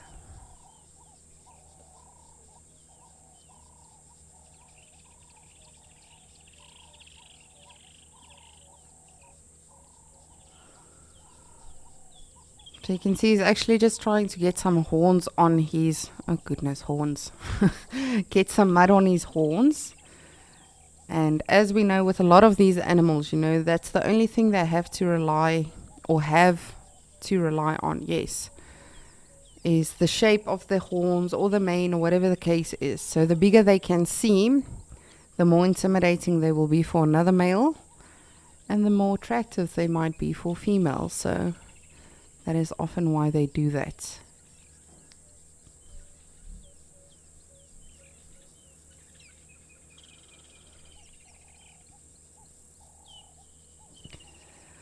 I'm going to continue to watch our different water holes and of course these beautiful nyalas here in Djuma. And in the meantime, I'm going to send you back to Lauren, who's busy with some birding.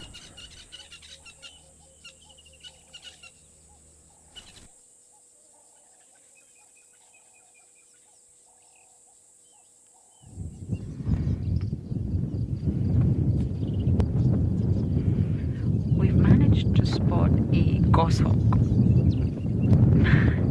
Now the wind's really picked up out of nowhere, you might be able to hear. And it just always fascinates me that these big aerial predators are able to just balance like that on the top of a tree and just take the wind.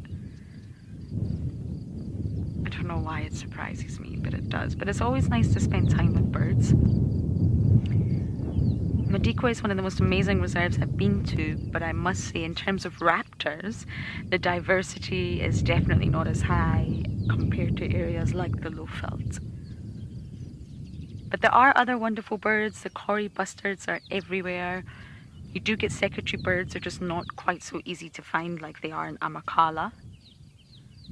You get vultures, which is amazing. Obviously, the Eastern Cape doesn't have any vultures. But really, just going around and spotting Wahlberg's eagles or Marshall eagles or snake eagles, they are around. I would just say the diversity and the population numbers are just not quite as high.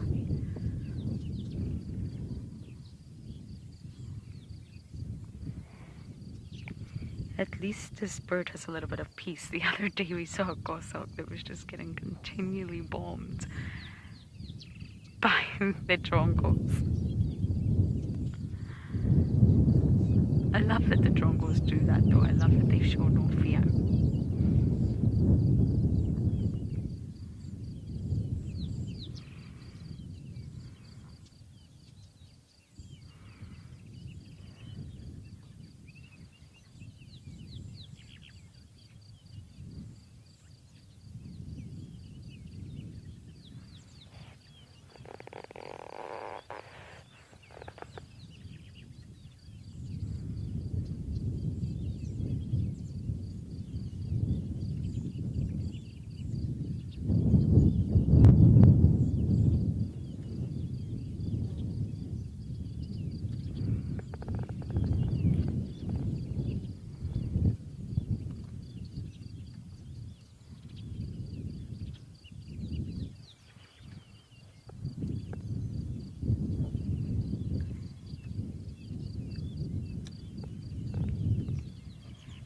Heather, to be honest, it really depends.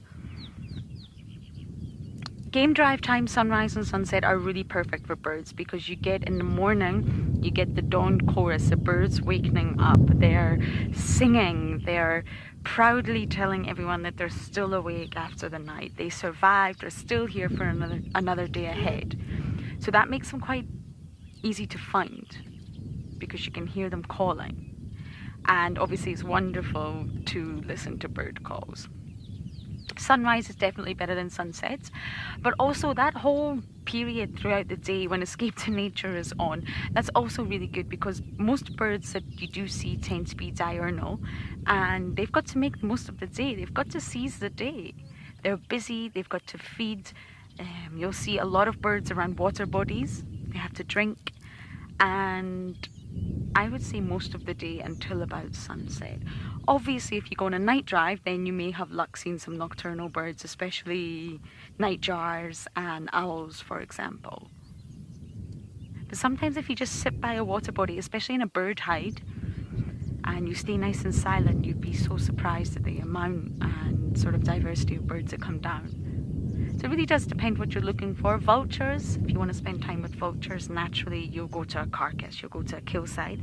And in areas like Madikwe, you can see lots of vultures.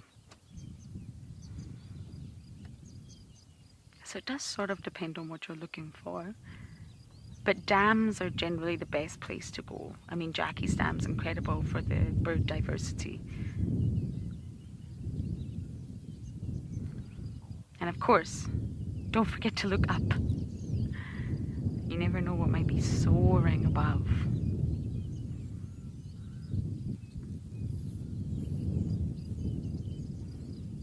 And birding is just another layer to your knowledge. And with birds, I think it's a constant learning process. Trying to learn the calls, identify the bird, then identify the bird in flight, then identify the same bird in its breeding plumage. And birds are hard. And I think you've really got to have that passion. You've really got to want to learn birds. And I think what's the most beautiful thing about it all is that you'll just continually keep learning. There are so many birds that you'll find in one area and not in the other area. And therefore, you've got to keep learning, keep adding to your list. And of course, individual birds may have one signature sound, but some birds have many different sounds, many different calls. So it's not a case of recognizing one call, it's a case of recognizing many calls from one bird. Then of course, when you move around, birds' calls might change just a little bit, ever so slightly. They might sound different in a different area. So it's not easy, but it's thoroughly enjoyable. I always ask myself, if I was given one superpower, would I rather be able to breathe underwater like a fish and swim through the ocean, or soar the skies like a bird? And I can never, ever settle on a choice.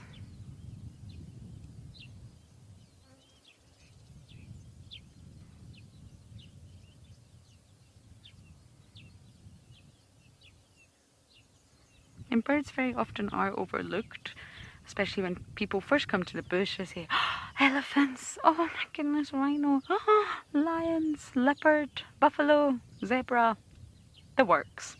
Sometimes they are just overlooked.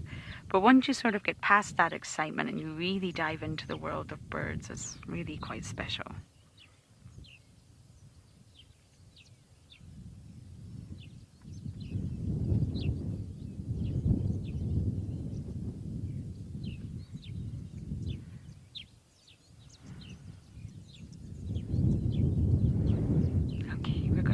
Down the airstrip, see if we can find anything else for the morning. But as we do that, we're going to send you guys over to Liam to say good morning.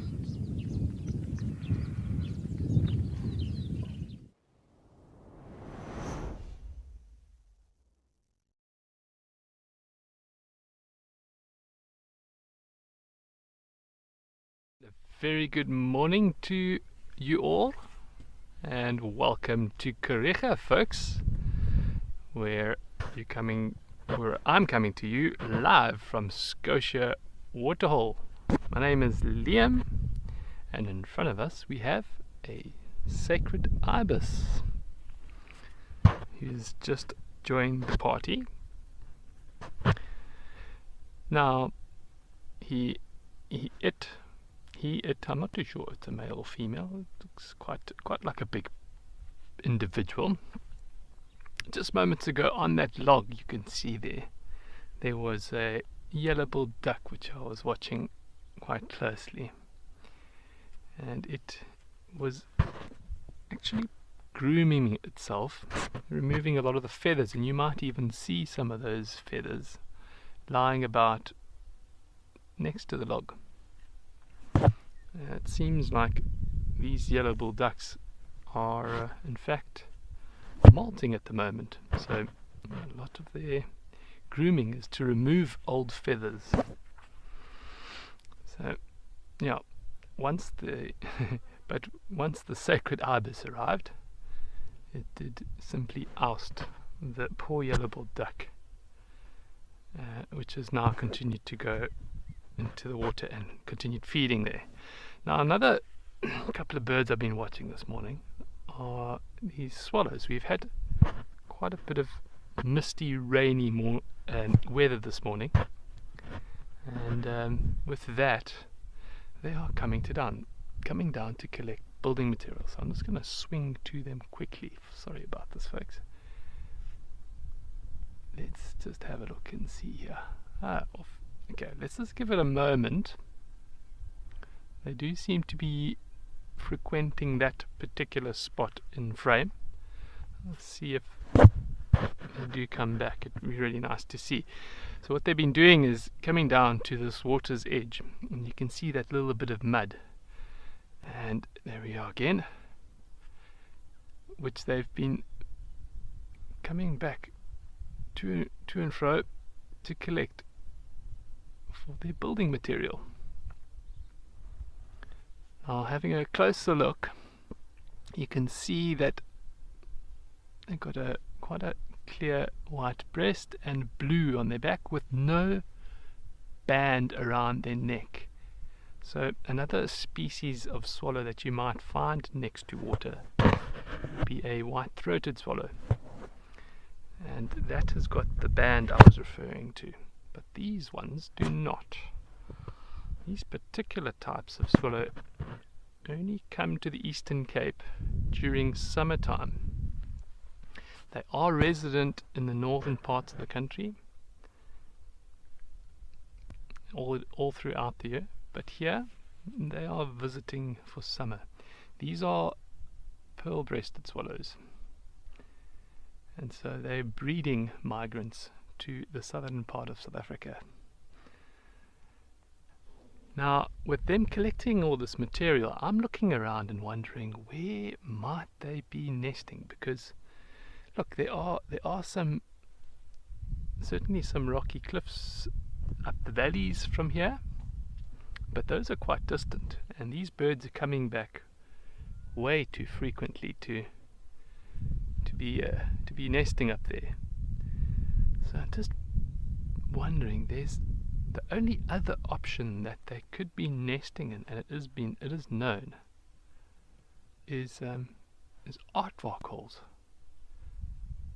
Aardvark, or probably warthog now. There's quite a few warthog disused aardvark holes that have been moved into by a couple of warthogs, and so I actually think they're using aardvark holes, which is quite a neat place to go and have a nest. It's known from other species of swallow. I think grey rumped swallow you get in Zululand, and they'll even actually use little rodent burrows. It's a peculiar place to go and have a nest, but yes, even rodent burrows. So I really do think these pearl-breasted swallows are using aardvark holes somewhere nearby, which is it's to be expected. You know, we often think of swallows as nesting under the eaves of buildings. I'm sure some of the viewers have either got some on their stoep or experienced it,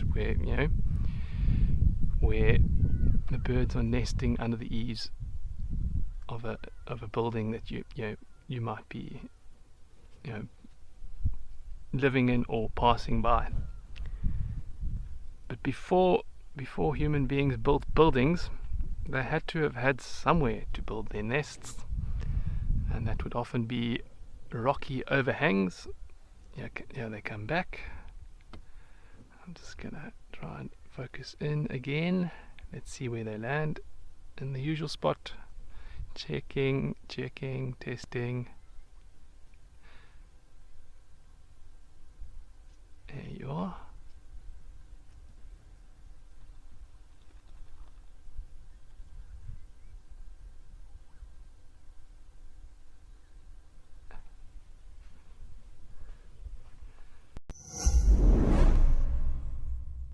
Elephants are one of those few animals that you can watch all day without ever finding a moment where there's nothing that's interesting you about them. Register for free on our website or on our app and get stuck into all the excitement of live wildlife viewing. Ask our expert guides your questions, learn more, and enjoy this community of animal-loving people, all in real time. Wild Earth, connecting you naturally.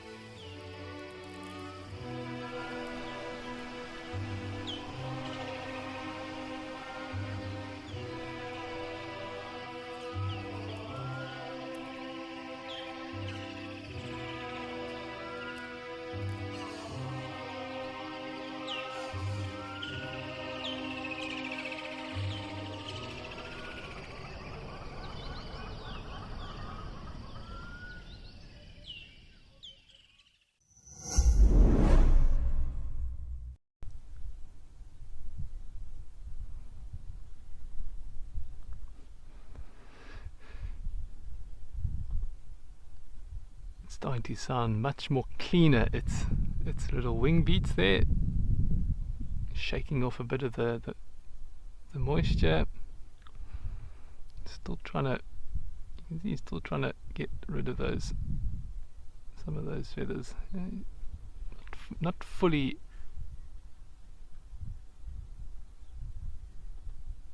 in order yet.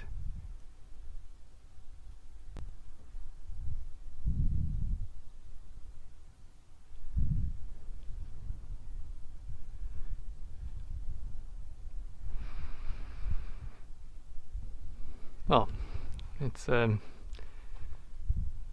and have a look at see what Lauren is up to in Madikwe whilst this yellow-billed duck continues to groom its feathers.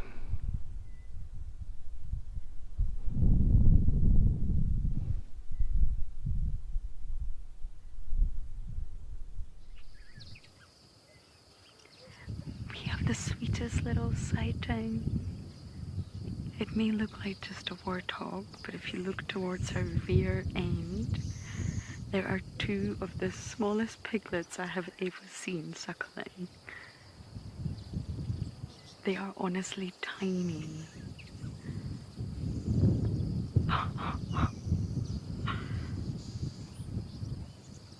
Look at this.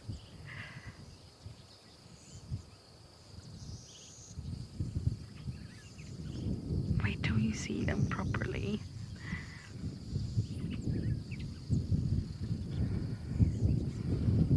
There are just babies everywhere in Madikwe. But these are the smallest piglets I think I've ever seen.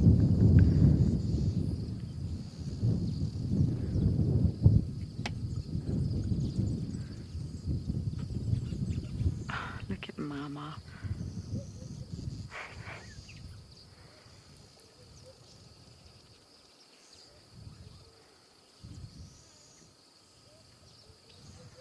And you know, warthogs sometimes don't hang around for a long time, so Davi and I thought, maybe we're not going to get this sighting live just because normally they run. But this one has been so obliging.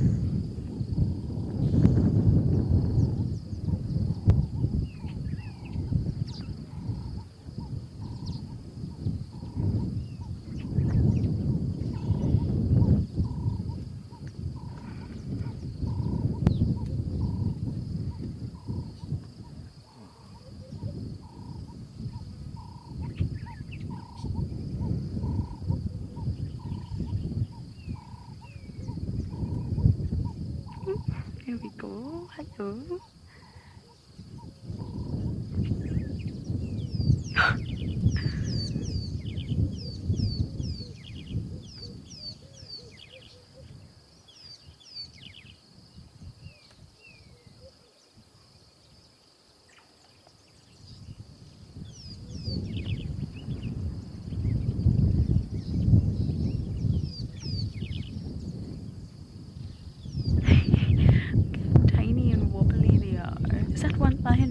back there? Are you tired now after all that milk?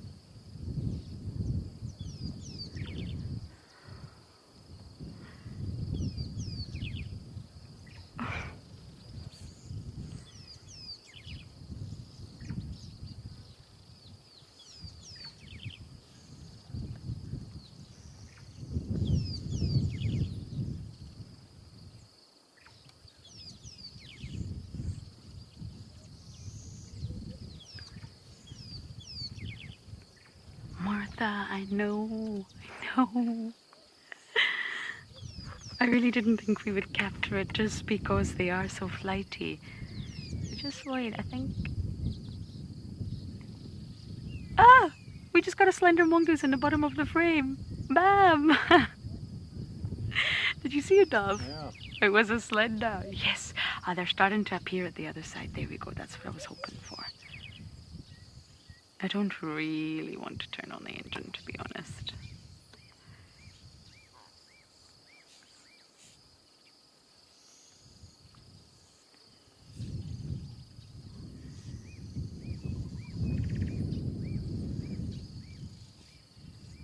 I knew it was piglet season, but we actually haven't seen that many, especially not like this.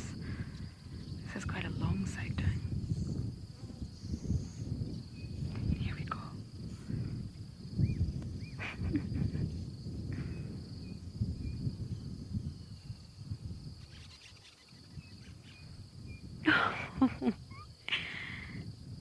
It's like Babe. Do any of you guys remember watching the movie Babe? I used to love that movie.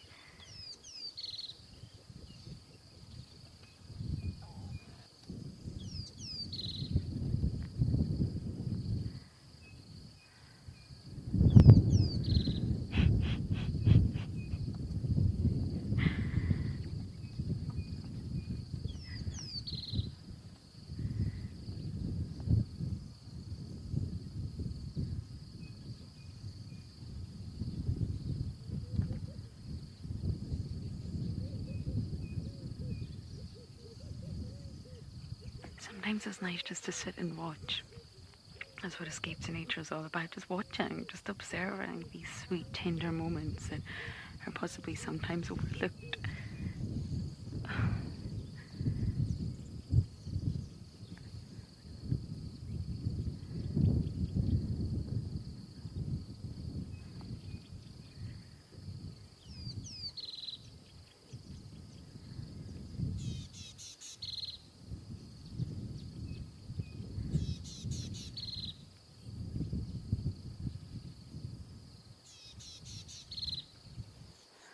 Coming very close now.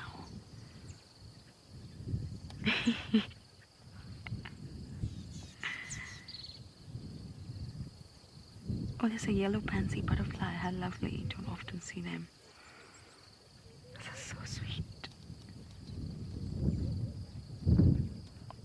Oh, and one at the back's walking very funny.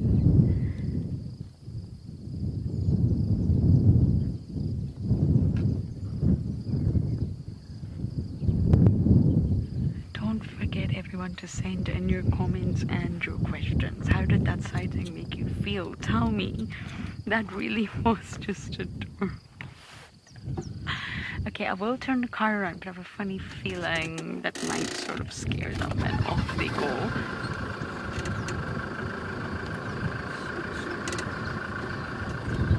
Okay, Dobby's giving me directions. Like this, Dobby?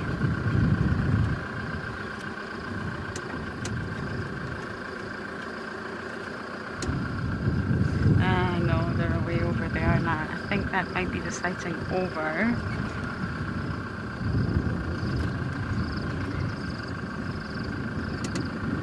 You see them from here? Not really. Not really. Hold on.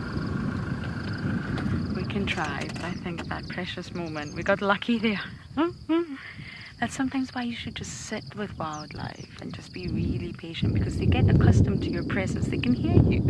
They know there's a vehicle there, but because you've been so quiet for so long, they just understand on some level that you're not a threat, and they become quite relaxed around you. But I think those are the smallest piglets I've honestly ever seen.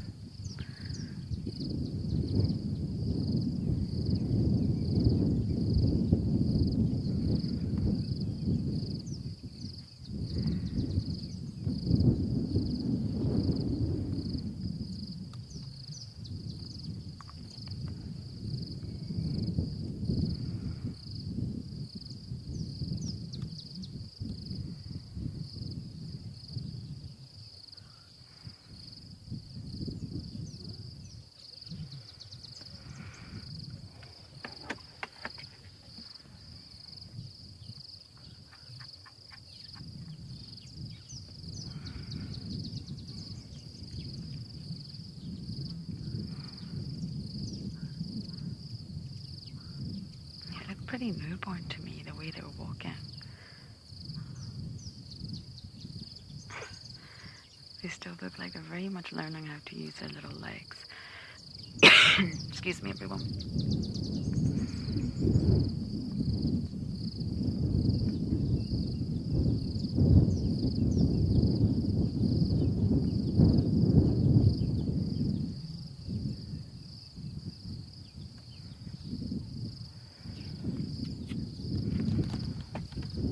I think that might be the sighting over. How lovely was that? I'm very glad we got to share that with you all. That's our first live piglets at Majikwe. We've got the wildebeest calves as well. I don't actually know if I've even put an impala lamb on. Oh my goodness, I'm not actually sure I have. That's very terrible.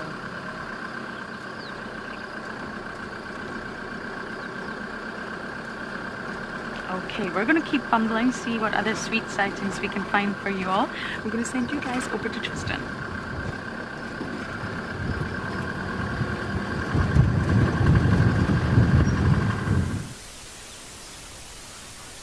Well, good luck, Lauren. Hopefully you find something on your travels. Sounds like a very, very, very cute little water sight that's taken place. We're hanging out at Treehouse Dam with some Egyptian geese and Dewey the hippo.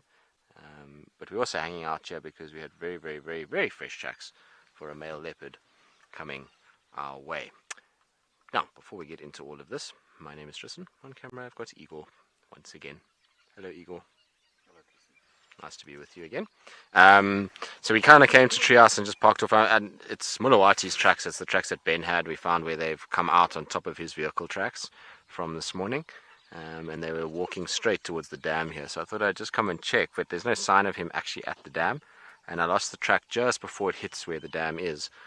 Not that I got out of the car and actually tracked it, I just was following with the vehicle. It's difficult now because the light is quite bright to see tracks, but I'll go back and have a look just now. I just wanted to check the waterhole in case he was drinking and we caught him off guard.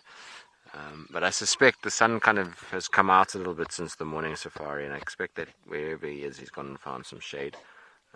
So we'll just do a little scratch around for a bit, and I was hoping that if we park off here for long enough, maybe, just maybe, if he hadn't drank yet and heard us coming, that he'll start to come down because we're just sitting quietly and not making too much noise. Obviously Dewey is hiding as he often does. He was lying nicely out in the open when we first arrived, and then saw us and was like, no, I'm out of here, and went and lay in the middle of the dam and is now shoving his head underwater fairly regularly.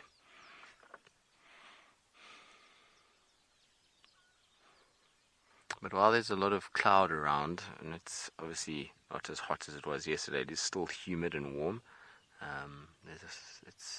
It's not comfortable when the sun does come out.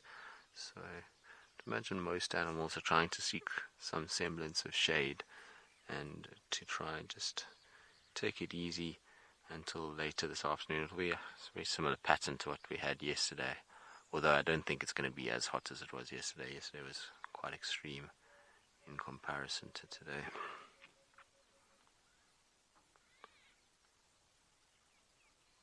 Nice just to hang out at these dams though. always wonder what goes on between drives. Obviously, we know in the afternoons when we come and we find tracks that certain animals move around. But it's nice just to come and sit here and see what birds come through, and obviously hang out with the hippo, and just generally take it very, very, very easy for the morning. I was going to try and see if we could go and follow up on the wild dogs that Cedric had this morning. See if we could go and find them. So I think maybe what I'll do, if we don't have any luck here, because we know what Mulawati's like. I mean, he's probably in a very dense thicket somewhere just resting. I was hoping we could maybe just catch him at the dam, but if we don't find any sign of him here, just kind of shooting up the Mulawati and then just checking where Cedric last had visual of the dogs. He said to me they went in to the Gari Cutline drainage, so there's actually a few little mud wallows on the other side of the drainage and an old 2-track that runs there. So might just go and quickly check those wallows and see if the dogs haven't lay up. They like to find little guarri thickets on the edge of clearings and wallows, and then they lie up there for the day. It's good shade, and it's often a nice place for them to be able to see if anything comes their way. So maybe we'll get lucky and find them in that little thicket. These dogs move a lot, so you would expect them to kind of rest at some point, and we know during the hot part of the day they generally just find a little spot and take it easy. So options this morning for our escape to nature jaunt on Djuma. Hopefully we'll be able to kind of find something to talk about.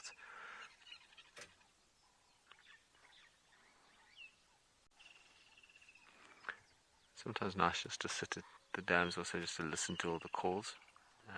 Lots of different birds calling today. Obviously woodland kingfisher is the predominant species. Chicken here now, but there's been yellow-fronted canaries, there's been golden-breasted buntings calling, Diedrich cuckoo, red oxpecker, starlings. So it's been a fairly busy morning around Treehouse just from a bird point of view. It's actually amazing how much you hear when you sit quietly at a dam. We so often have cars on, or we're talking, and don't always pick up all the little sounds that are around.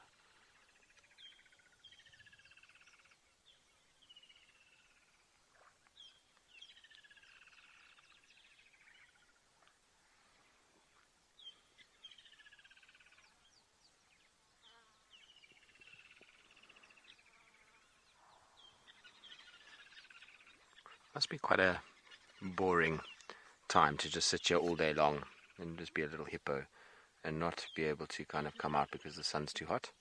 I wonder if some days he hopes that things will arrive and come and entertain him. So, an elephant herd or something like that, or if there's just genuine boredom that takes place after a while.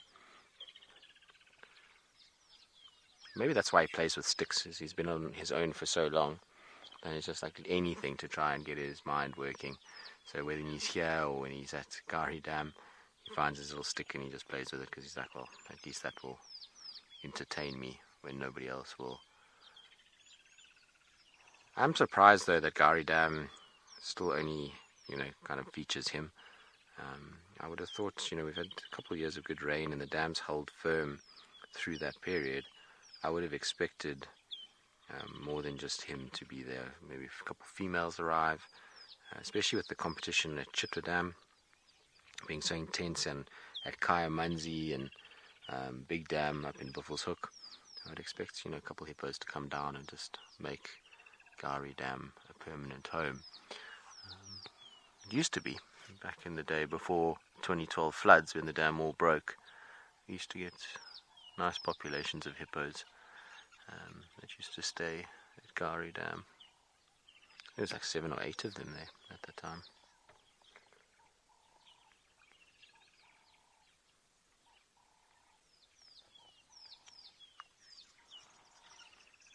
I was sitting here just scanning around, just checking, because often Mulawati can be one of those that creeps behind you and you don't even notice that he's there. I mean, how many times have we had sightings of other animals and in the background his head pops up.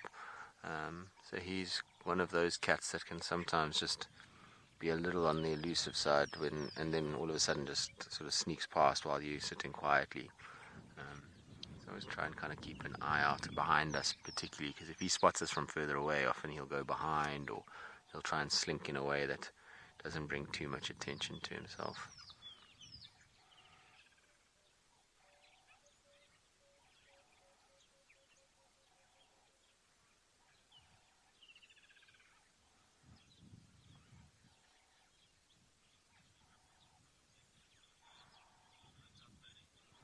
Alright, I think I'm going to go for a little bumble about and go and see what else I can find, go and check these tracks. Maybe we get an idea of where exactly he ended up going. In the meantime, let's send you across to Liam, who's doing a spotted birding.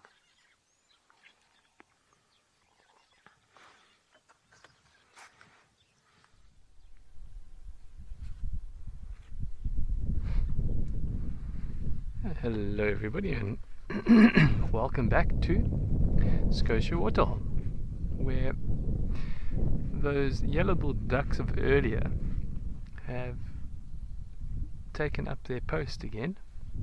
The sacred ibis has moved on, feeding on the edges of the waterhole, and now they are continuing to groom their feathers, and in so doing dislodging those which are old and no longer useful to these yellow-billed ducks.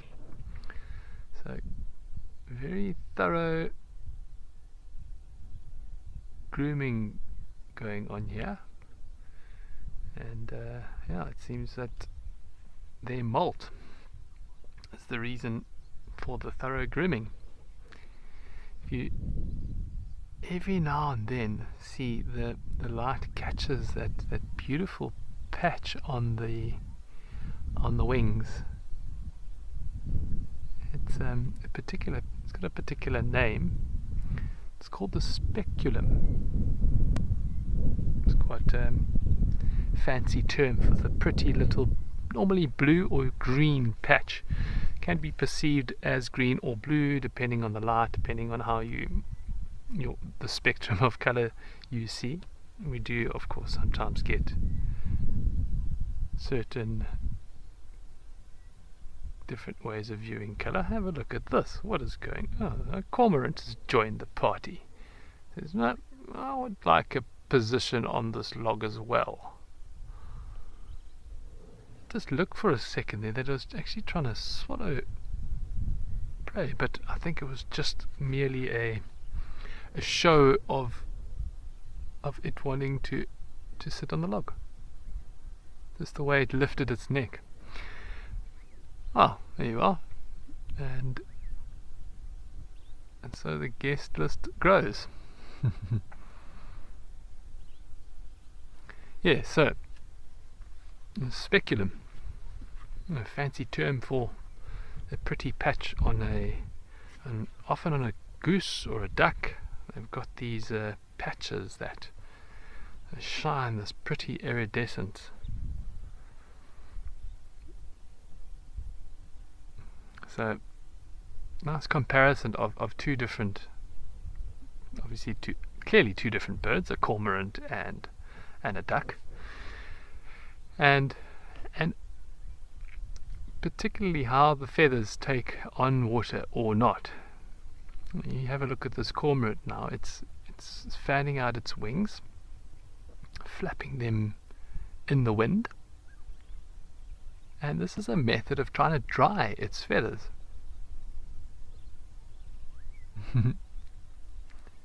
So trying to get a little bit of wind. Also, it will face those feathers into the sun, where it will warm up the feathers and slowly evaporate the water that has been absorbed into the wings. Now, unlike the yellow-billed duck on the left, whose feathers actually repel the water because it will have a little bit of oil in them that it will get from the preening gland on its back. There's a little gland you don't always see, but sometimes are lucky enough to, that birds will stimulate and prod, and then it releases this oily substance that is then like a lotion or a treatment. So if you've got nice leather or any sort of fabric that you want to treat with oil, that's what the yellow-billed ducks and many other water birds do, is they put this oil onto the feathers, and then it gives them this water repulsion. The reed cormorant does not have that oil, and that's why it has to actually physically dry them in the sun, flap its wings a little bit, get some air in between,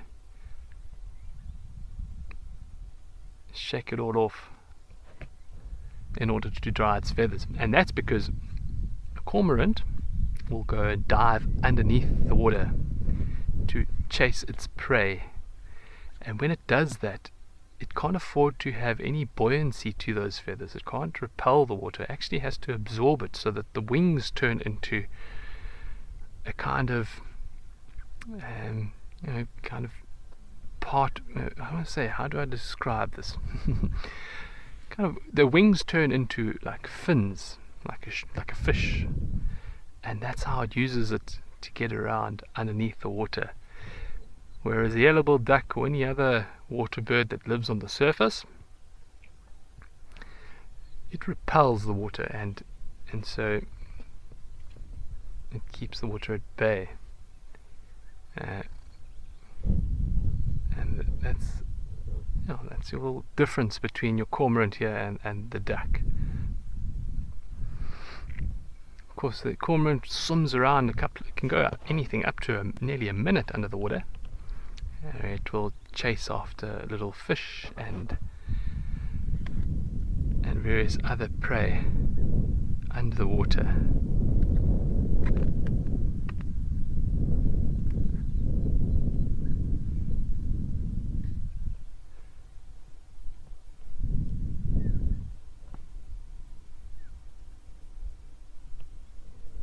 Now it looks like our yellow-billed duck has settled. It's done enough grooming for now.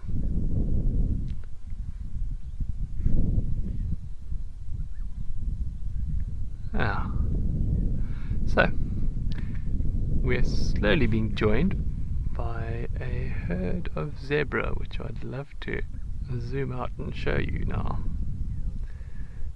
Steadily making their way towards the water here.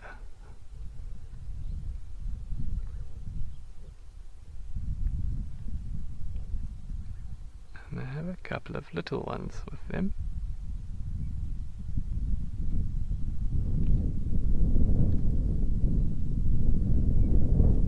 Little ones quite curious as to this large black and white bird.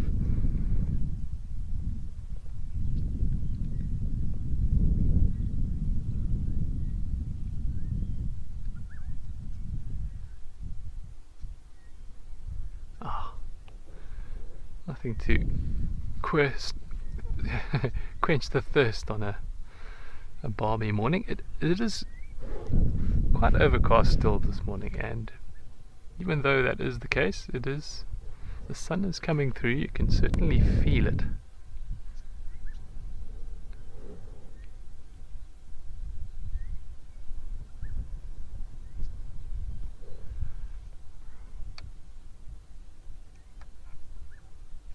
Oops, a little bit of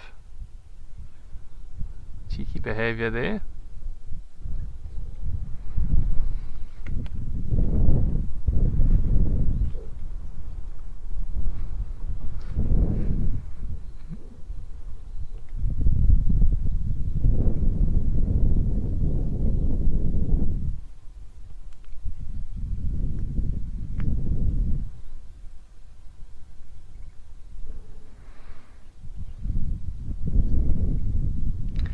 Well, whilst these zebras quench their thirst down here at Scotia, let's go and see what Lise has got for you in Djuma.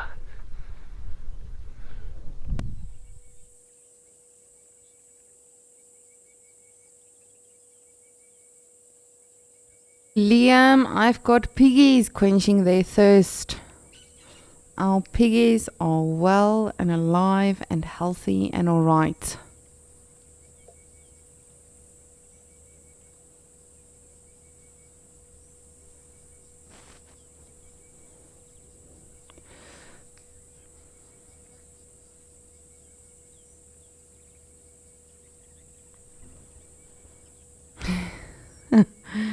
And another one, and another one. Excuse me, I also want to. Jeez. Goodness, imagine that. Your sibling getting on top of your back to get to the teats. So these are, in fact, our 3 original piggies that we saw initially when we saw the first baby warthogs. And I think it was last week that we saw them, but we just saw 2 piglets. So not sure where that one was. But I am super, super happy to report that all of them are okay. They are all well and alive, and it seems healthy. And it's just absolutely great. It was the funniest thing because I was just thinking about them today, you know, wondering if they're still alright, when will we see them again. And then, of course, we had Lauren and her brilliant piggies. And literally just as Lauren found her piglets, one of our zoomies also found these piglets. So very, very cool to be seeing them. I'm very happy that they are all still okay.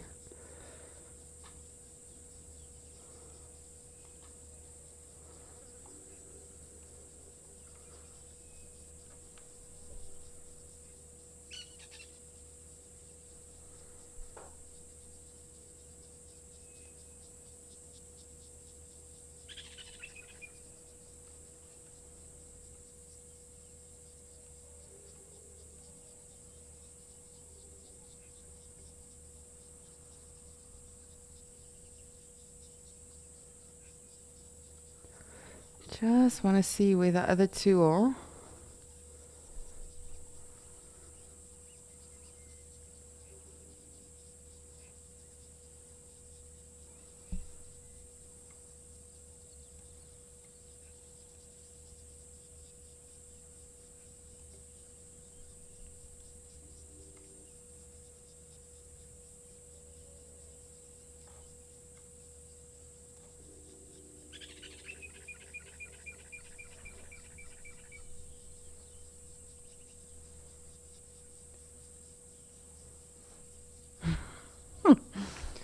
I'm so, so happy.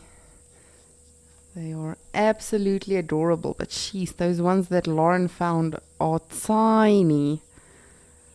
Really, really tiny. These you can still see are piglets. But again, you know, anything that could potentially become a meal to a predator are generally very, very quick to grow. Just like we see with the Egyptian geese, with the lapwings, with the impalas. Within a couple of days, they really do grow a lot already. And of course, that is thanks to mommy's milk. A lot of good nutrition, but you can see these tiny ones are already also feeding very, very actively. Good children eating their vegetables.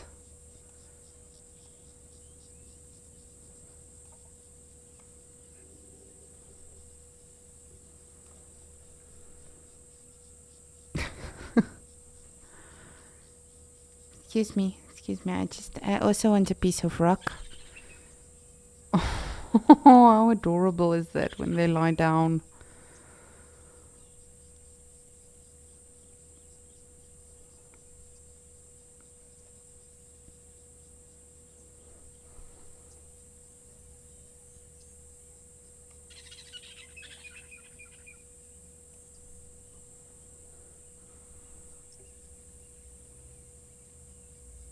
Ooh. What happened?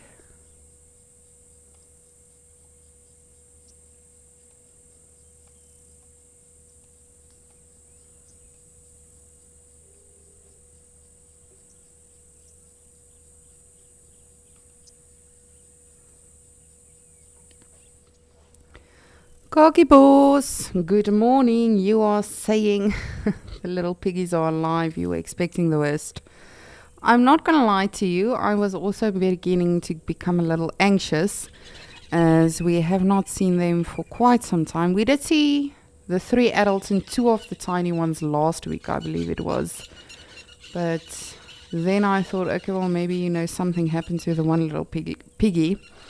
And the reason I know it's the same group, the one female is very prominent and big tusks, considering it's a female.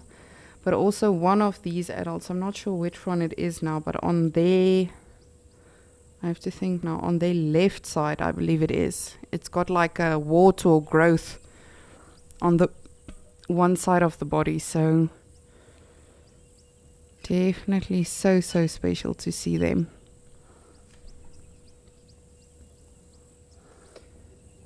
And it really was weird. I was just wondering this morning, I wonder how they are doing. Are they okay?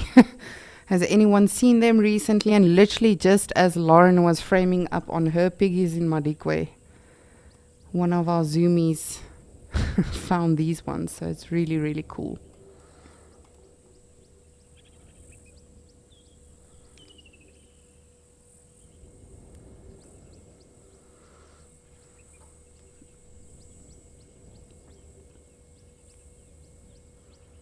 Jeez, they are feisty. I remember when I had the very odd privilege of helping in raising a little warthog once. It is,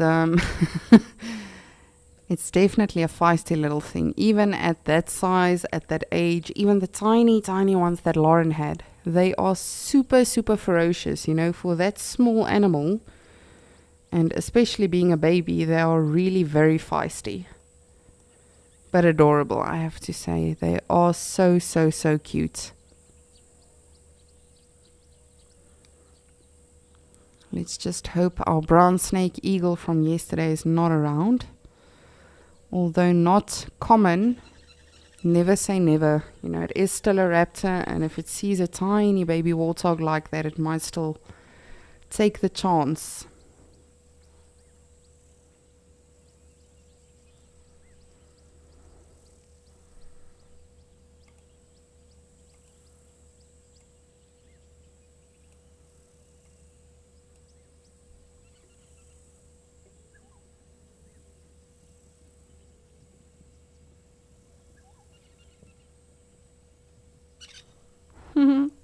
Look at those high heels. I always say they look like they are walking on like stilettos or something.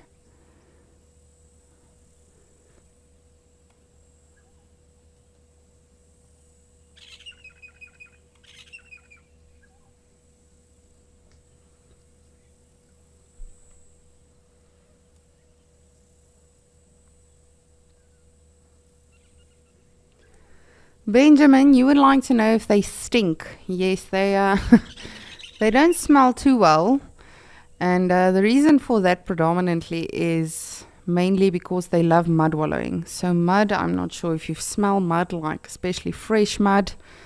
It's not the greatest smell. Some people, you know, appreciate it, but you can definitely smell it, just like you can smell when elephants or rhinos or buffaloes are also, you know, taking a mud wallow or having a mud bath. But if you mean, do they stink? Like, for instance, do pigs stink, you know, on farms and stuff? Not really, no. Surprisingly not. I remember the tiny warthog that we had. Luckily, it wasn't mud wallowing by the time we had it, but but for the most part, it's not really like a stink like you would have with a pig on a farm or something like that. I don't know if that's what you mean. But they have their general natural perfumes. The mud and all of that, that of course covers their bodies. But again, you know, that's essential.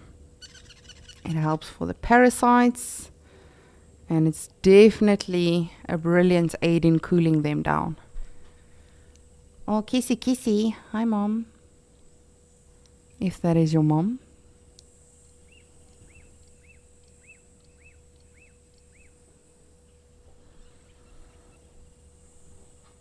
So there's definitely two mothers.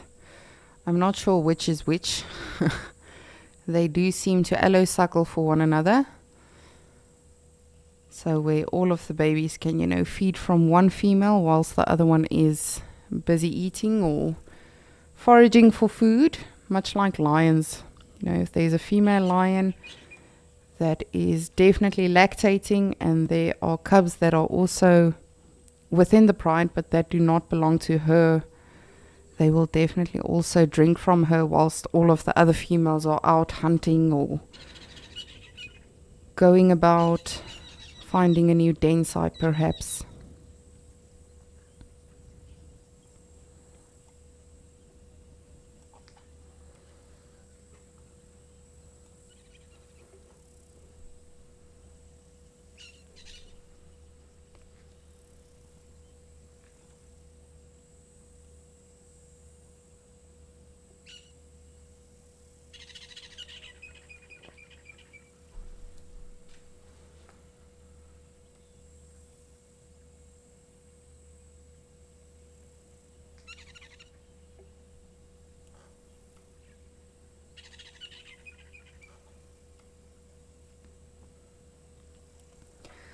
Amazing. I'm just so happy we got to show all of you the little piggies, because at one stage it seemed like they may have disappeared.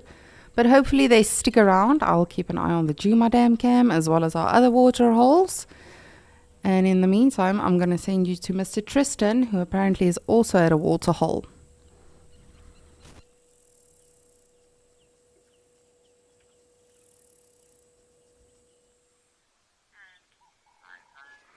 Oh, we managed to find some ellies coming down to Treehouse Dam. We were just checking around for Mulawati, and we found his tracks. They're coming straight to the dam itself, but there's no sign of him. I suspect that he's just lying under a bush somewhere watching us and laughing.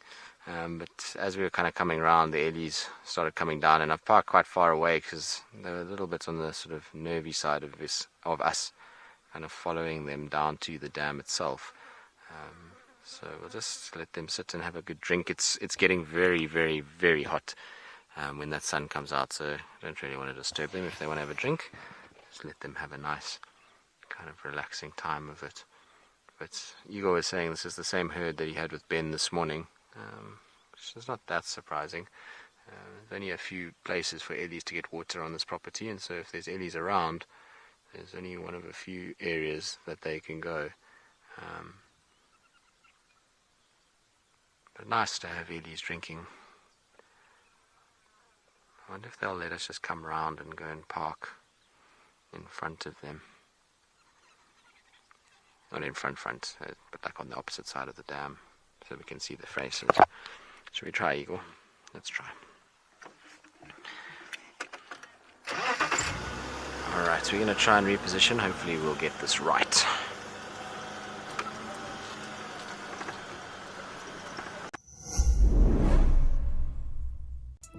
Have you ever wondered what happens behind the safari? And jump!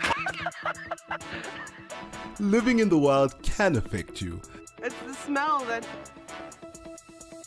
and things don't always go as planned. I'm gonna start coming down. Whoa!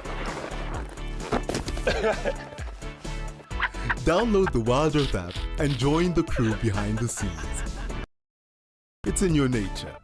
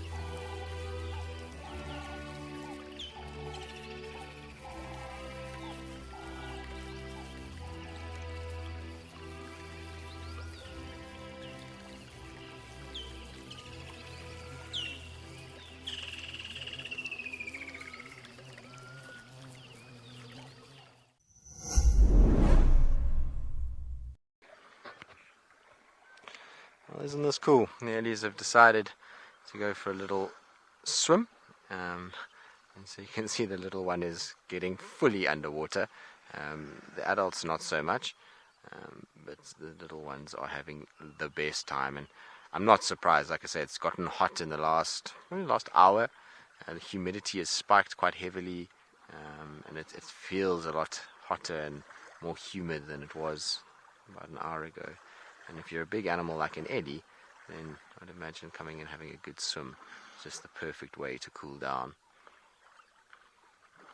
Especially for the little babies. I must love it.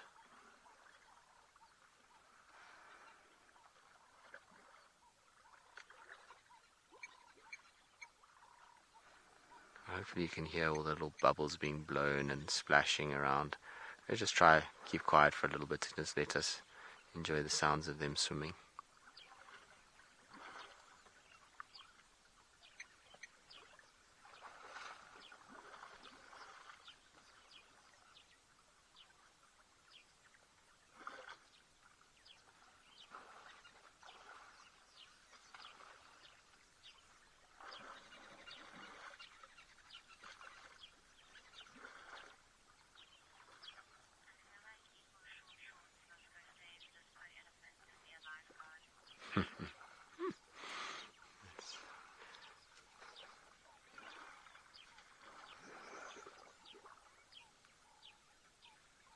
Something joyful about watching Ellies now. Talking about joyful things, Nadine was saying that Igor, who has a pair of very short shorts, for those of you that don't know, would be the perfect lifeguard to watch over these baby Ellies.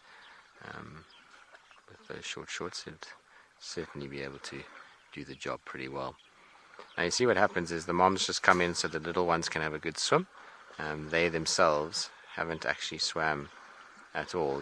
They kind of just gone in and splashed their ears, just cooled their ears down.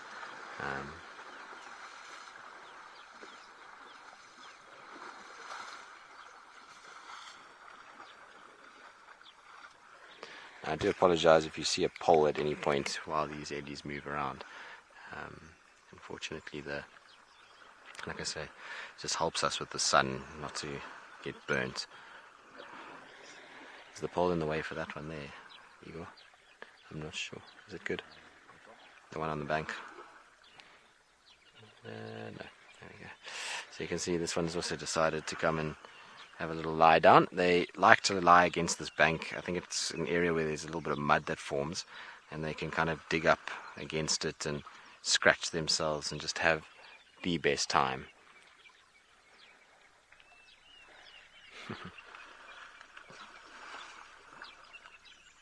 Isn't this cool?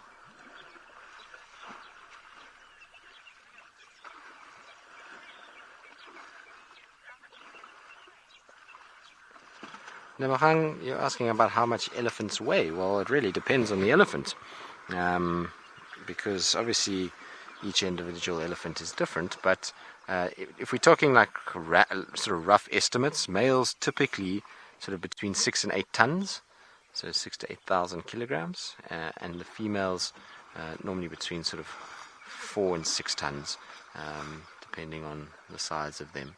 So like I say, each individual elephant is different. There's genetics that are involved, much like humans, but really big ones can reach that. Now, the heaviest elephant ever recorded is 12 tons, which is just under 12 tons, which is a very, very, very, very, very big animal. Like I say, most of the Ellies that we see are only around 6 of the big bulls. These little cows that you see here, they'd probably be about 4.5. But that's still heavy when you think about it.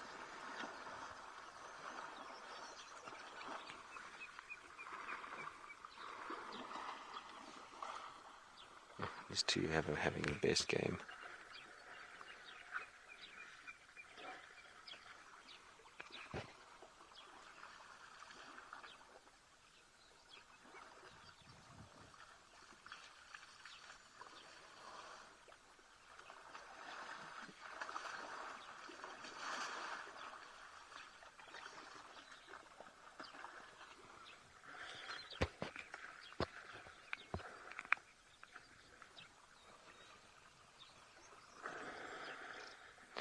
See, there's a hippo just keeping a beady eye on what's going on, making sure these ellies are not up to no good.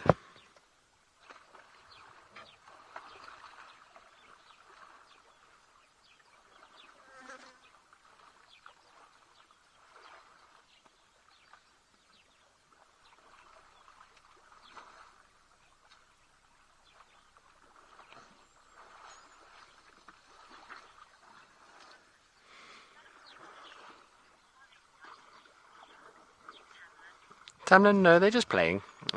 So fighting in elephants is really reserved for the big males. That's when it's serious and they actually are properly fighting. Most of the time, even when you see young bull elephants pushing each other around, it's play. It's part of learning about their bodies, strengthening certain elements of their bodies. It's about practicing techniques for later, and also just to have a really good time when they're in the water. So jumping on each other like this is like you can equate it to two children at a swimming pool.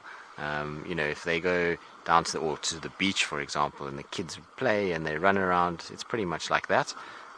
But there's also serving a function of being able to actually go underwater and cool their whole body and create a nice wet skin that they can then dust bathe and get soil to stick to them so that they can keep the sun off of them. And now? That's not necessary.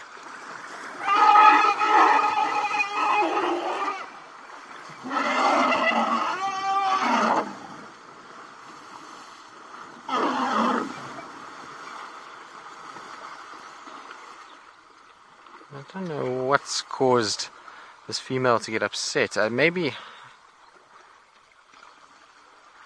It's very strange.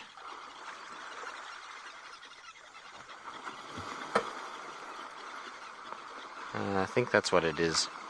This smaller elephant that's coming behind the pole now towards us was, I think, in the way of where the others wanted to go in mud wallow. And sometimes ellies are like that. They'll push animals out the way for food or for an opportunity wallow. I'm just also checking, and it's also a young bull, that's why. Young bulls are also not always welcome around the calves, so if the bulls get too close to the calves, then the mothers sometimes chase them, which is exactly what's just happened. So it alludes to what we were talking about with fighting versus playing. So that was a mother that was saying, you're too close to my babies while they are trying to swim and you're disrupting them, so I'm going to push you away and try and let my young ones have a good swim. It also could be that they are starting to get less tolerant of this young male. He can be getting to the age now where it's time to start pushing him out, and so they'll then start to push him and tell him it's time to go to do their own thing. Igor, do you want me to move slightly? With this pole. No worries. Let me just move you ever so slightly.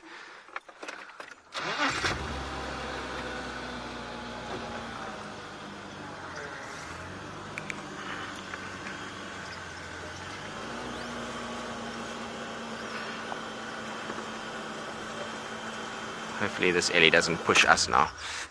But you see, the problem is this roof starts to become an issue.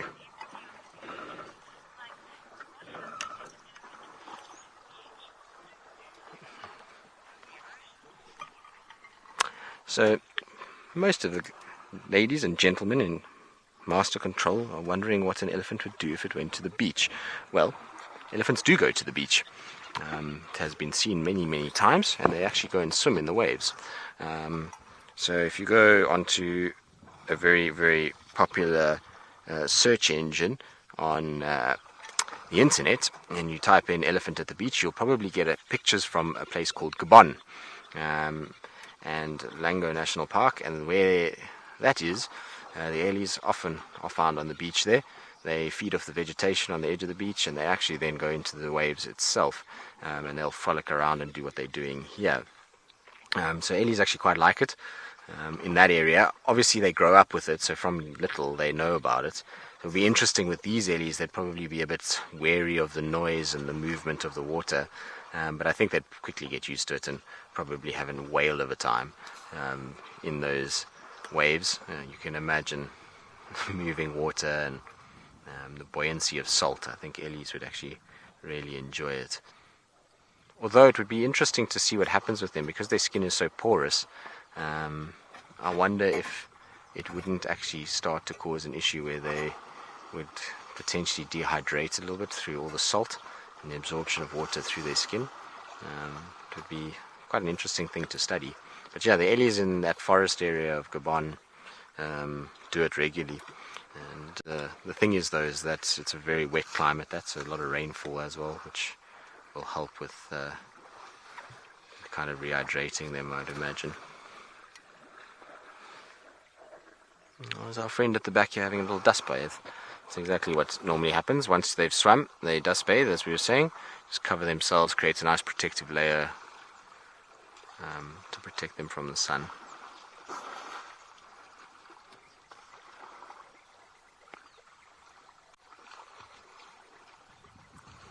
Such a cool sighting, this. So glad we just hung out at Treehouse Dam today.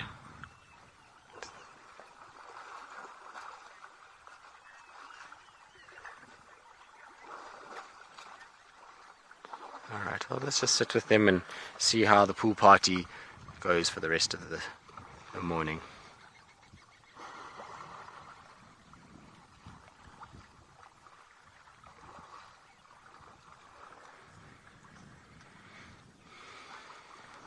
I think let's just sit and enjoy as they go about their little swimming and kind of playing behavior. You can just listen to them and enjoy the sounds.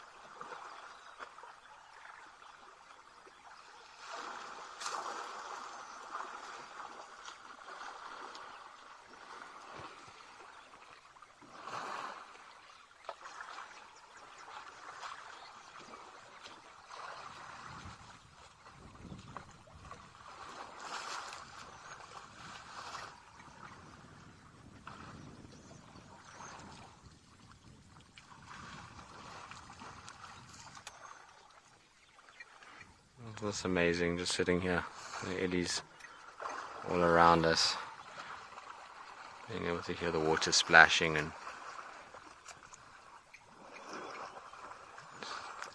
being kind of part of the herd. I mean, they're now swimming within 10 meters of where we are and it seems like they're having the best time. I think this cow has also got an issue. I wonder if she doesn't have like a little sore tooth or an abscess or something. She keeps like squirting water into her right tusk, into the cavity there, and rubbing it with her trunk. I wonder if there's just a slight niggle issue that is driving her crazy.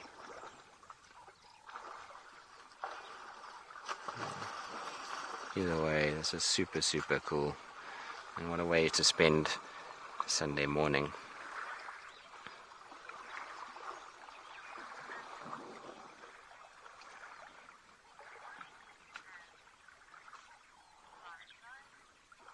Well, as you can see, still swimming, still taking it easy, still just living their absolute best life, these Ellies, and I suspect that they will continue to do so for a while longer, especially the babies. They'll be happy to stay in the water for as long as possible. It'll obviously be ultimately up to the parents as to when they decide to go.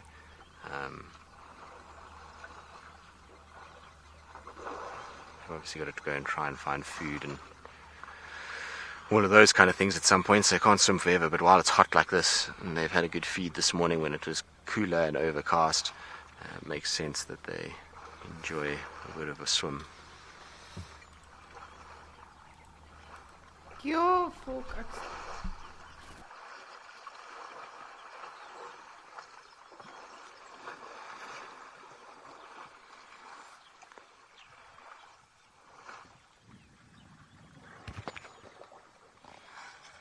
Comes the young bull again. You can see how he's covered himself in dust now. It's no longer got that wet appearance, and how that water is soaked into his skin. That's what I was talking about earlier, and it's why they have so many wrinkles, is it helps to increase the amount of skin that they have, so increased surface area, and allows for absorption of more water, as well as a more effective cooling to take place. But I don't think he's going to be allowed back in near the little ones after what happened just now.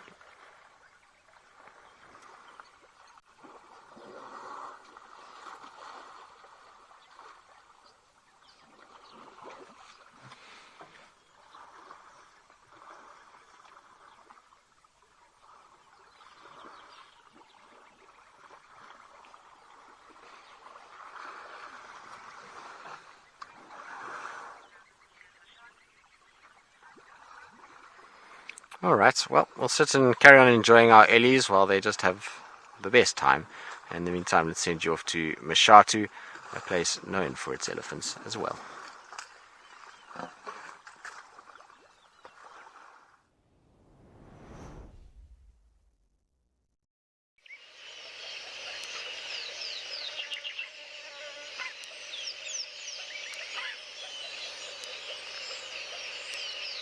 Eyes and ears, and what a treat that was. Always so special time, spending time with elephants swimming. So yourself and Lauren have seen elephants today, so I really have to up my game. I'm desperately waiting for them at any of our locations, whether it's Djuma or Kokoyo or Mashatu. But we've got some impala, I almost said elephants. We've got some impala here at Mashatu. And how beautiful are they? But you can see it's also fairly hot. They are just trying to get some shade, cool off in the shelter that they have, and then every now and again they come for water, but then they slowly move off again. But I'm not at all complaining. Luckily, we are having some animal action again. And yesterday we had the most beautiful sighting of baboons. Yes, you heard that correctly. Lisa's saying baboons and beautiful in the same breath. But we had a brand new baby baboon, and they had this beautiful ritual where literally every member of the troop was coming just to inspect this baby and see what's going on with it, almost like they were meeting it for the first time. So that was really, really special. But no elephants yet. We do have the impalas. We've got our spurwing geese that are still hanging out. And as I mentioned this morning, no impala babies yet.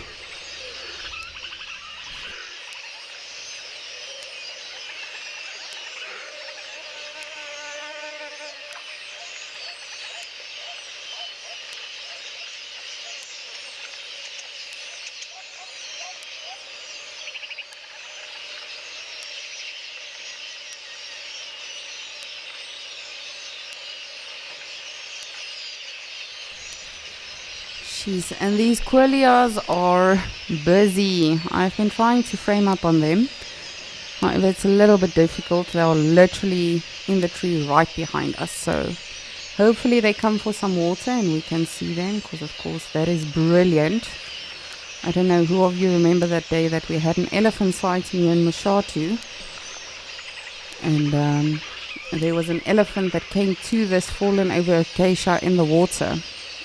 And it literally, like a naughty kid, picked up water or slurped up water and it sprayed that tree. So the next thing, it looked like the tree exploded with fireworks as the quillias were just coming out. So, and I'm sure the elephant thought it's hilarious, just chasing off some birdies.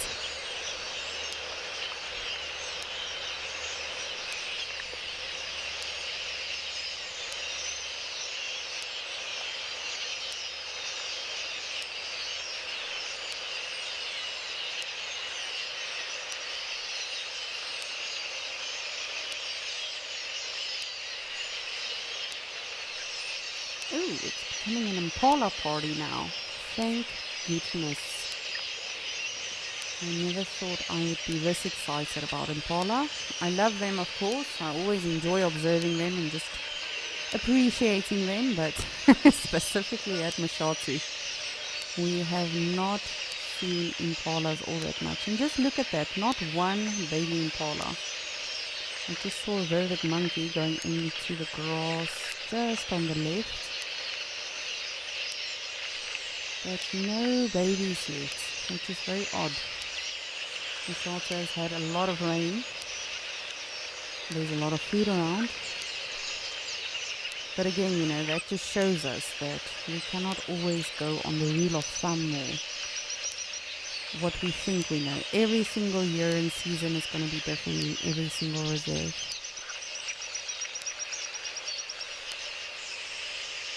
I mean, I wouldn't mind if they have a baby right now, but we'll take what we can get. In Afrikaans, we've got a saying that goes, mens gee vir jou die pinkie en gryp jy die hele hand, which means, you know, you get the pinky, someone gives you the pinky and then you grab the whole hand, and I don't want to be doing that now. I'm just happy to be seeing Impala. So we shall not make too many demands from Mother Nature.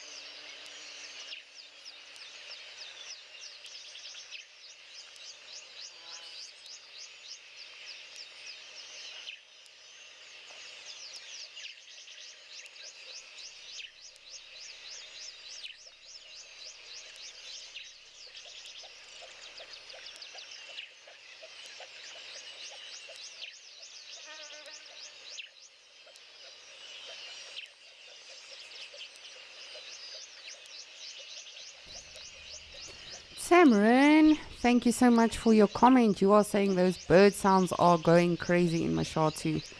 Yes, they always do. I have to be honest. The quillia specifically, that is the constant chattering that you can hear.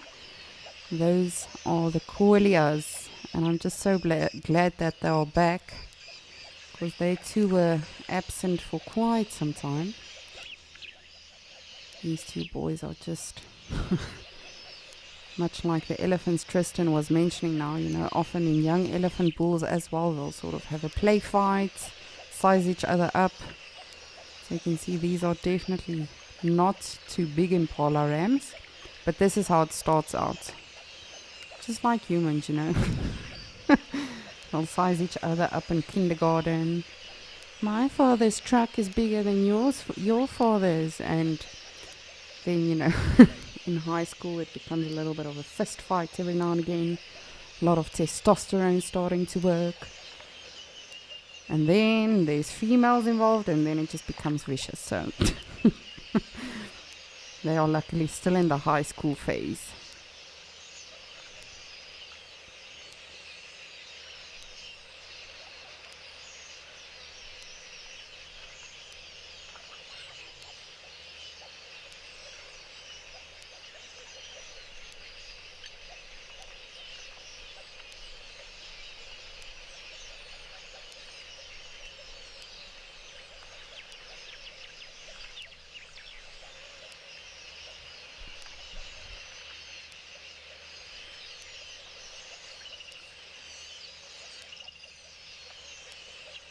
And it's such a peaceful day. At one stage I was becoming a little bit worried. It seemed to have gotten very overcast, and I was wondering if we are going to get some rain here in Mashatu, but it's nice and sunny now. You can see there is a slight breeze, so I think the wind did help to to push away the rain clouds. Not that I'm not grateful for the rain, it's just Mashatu has had a lot of rain.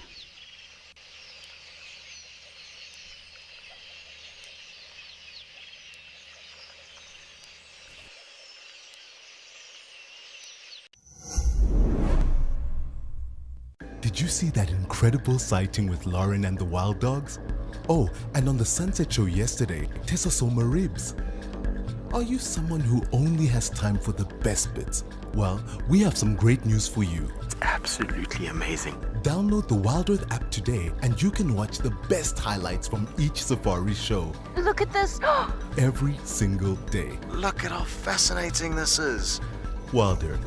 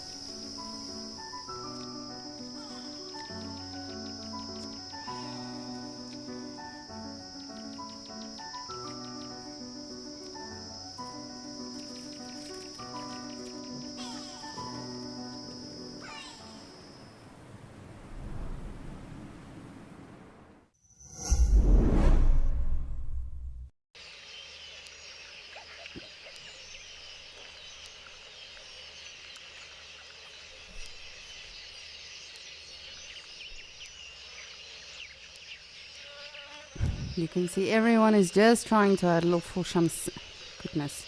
I'm struggling with my sheesh today. My S's, I should say. Everyone is struggling for some shade today. I dare you to say that 3 times fast.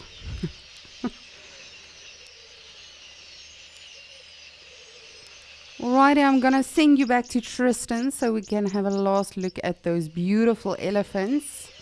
And then we'll see what else is happening.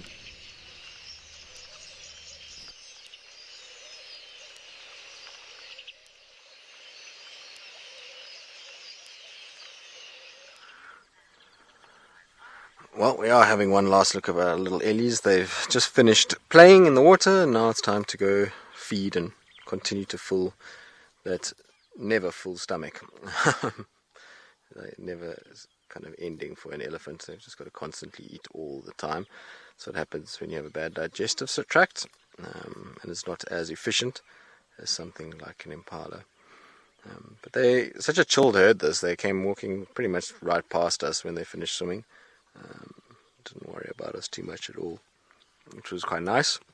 It was good to just chill with them and spend some time and relax. That was a cool sighting there. Igor and I were just saying now, it's amazing how sometimes you're not sure what you're going to get. You know, at this time of the day we are also often are not really sure of what's going to be around, given the heat. But we've been actually, our 3 escape to nature drives have been pretty decent, haven't they, Igor? We've had ellies twice and lions once, so we've done all right. But this sighting, I think, was my favourite of all 3. Just watching ellies play is always such a treat.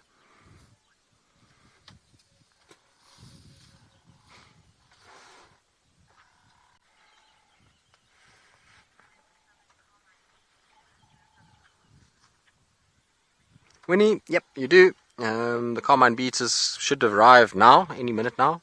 They're normally December time we start to see them. And they get seen all through the Kruger Park area. The last few years, though, since the drought, we haven't had a huge amount of Carmine beaters here in the Sabi Sands. But I know, like, if you go sort of eastern side of Kruger, so around Croc Bridge, up to even Satara, and then obviously further north, you start to see them. But they're around. They're a pretty regular summer visitor. Just in the last couple of years since the drought, the numbers haven't been as good as before the drought. But hopefully with a couple of years of good rain like we've had, we should see decent numbers starting to come back again. But yeah, you definitely do get them.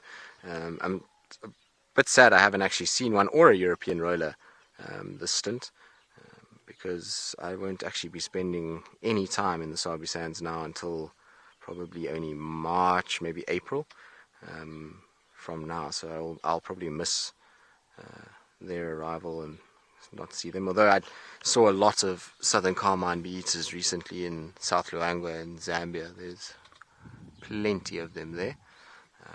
So at least got to see some Carmines, and I'm sure I shall see more in my travels next year as well. But yeah, they do come here, and they are easily seen within the Kruger ecosystem during the months of December, January and into February. You pick them up. Another really good place for them, if you're obviously not in South Africa, would be to go to Botswana. If you go into Moremi and the Delta, pick up quite a few of them there. And then, like I say, Zambia and Chobe, at the right time of the year, it can just be Carmine Central. They're pretty much everywhere there. And if you really want to travel and you want to go and see something that's very rare, there's a northern Carmine bee-eater at the moment in Namibia. I don't know if it's been seen in the last few days. It was seen there for quite a long time. But northern Carmines are mostly, as the name suggests, further north. So from kind of the Selous upwards, you start to see them. I've never seen them in Serengeti, but you do get them in the Selous. And then, obviously, as you go further north, you start to see them a lot more in Ethiopia and up that way. Beautiful bird. I actually think the northern Carmine is more striking than the southern, funnily enough. Even though the northern we don't see as much, but it's just got that blue head. It's very, very, very, very pretty bird. There we go. You can see everybody's just chilled, and the female and the young male have made friends again. They're just kind of hanging out. And although that's another bull. Sorry? Yeah, it's another bull that's arrived. Females to the left. Yeah, I didn't actually look properly. I just saw 2 elephants. But he's another bull. Obviously heard the commotion of splashing and rumbling and came to investigate what's happening.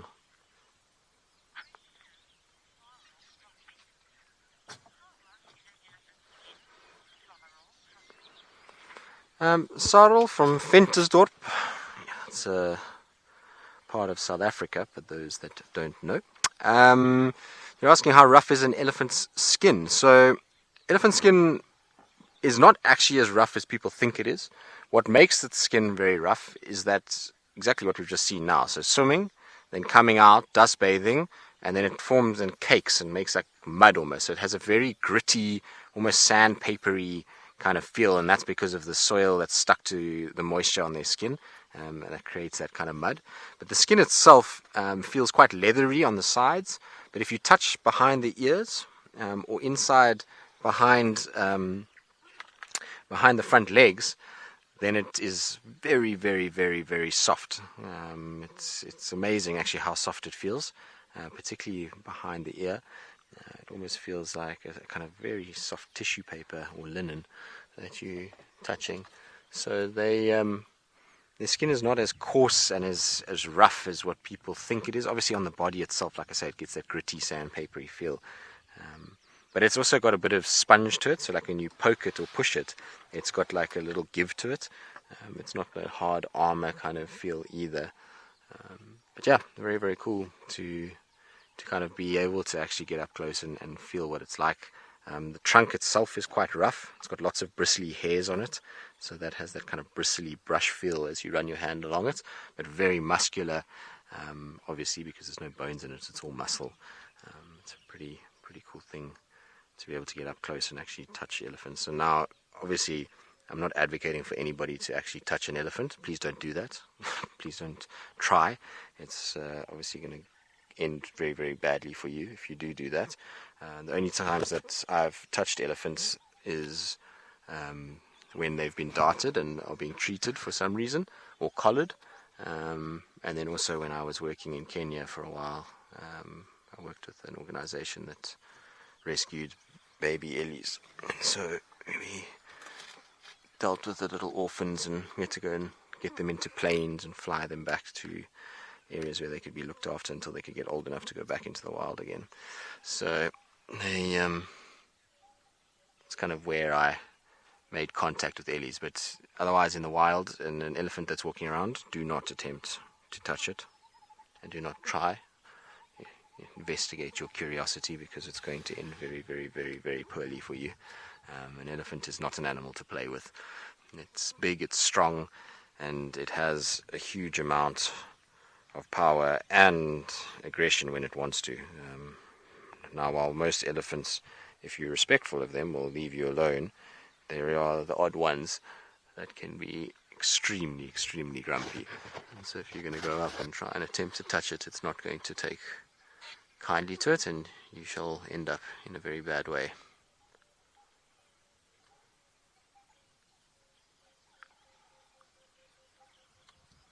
That's why often with elephants, we typically try not to drive straight into them.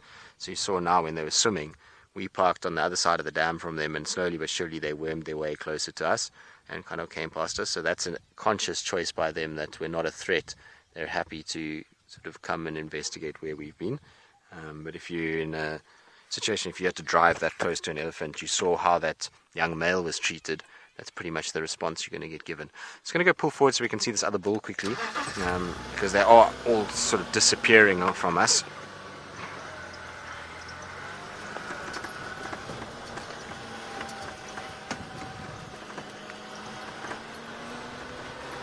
Alright, let's just go forward here and just reposition and see if we can't get a view of this bigger bull that's joined the herd.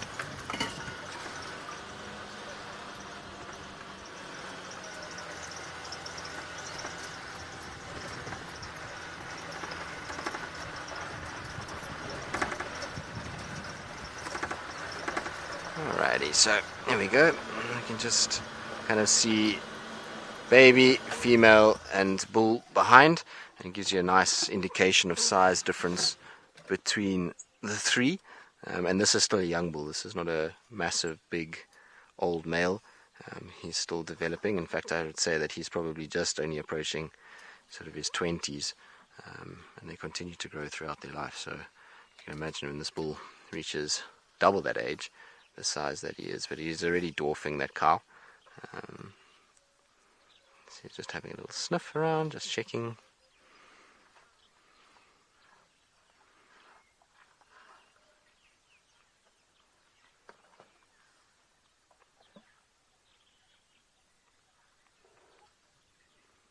You see, he'll sniff around the female, around her mouth, and then also around her genitals, especially if she urinates. And that's his way of figuring out whether or not she's receptive for potential mating.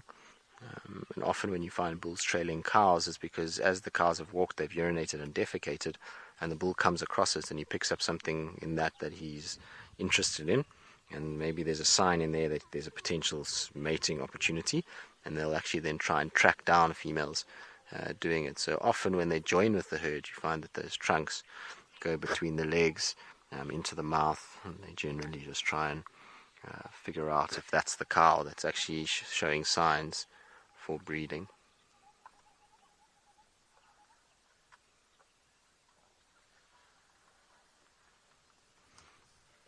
And you'll see every time she moves, he moves, and it'll mean that she'll move more than normal because the pressure of this bull right behind her, she's not going to enjoy it very much at all.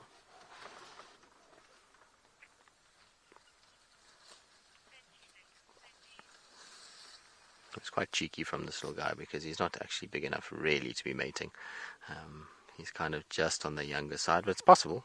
But he's just, normally you find the bigger bulls will come in and push him off a little bit. Those kind of 30-year-old bulls. Anyway, we'll let them pass behind us. We're not going to move now, otherwise we're going to stress that cow.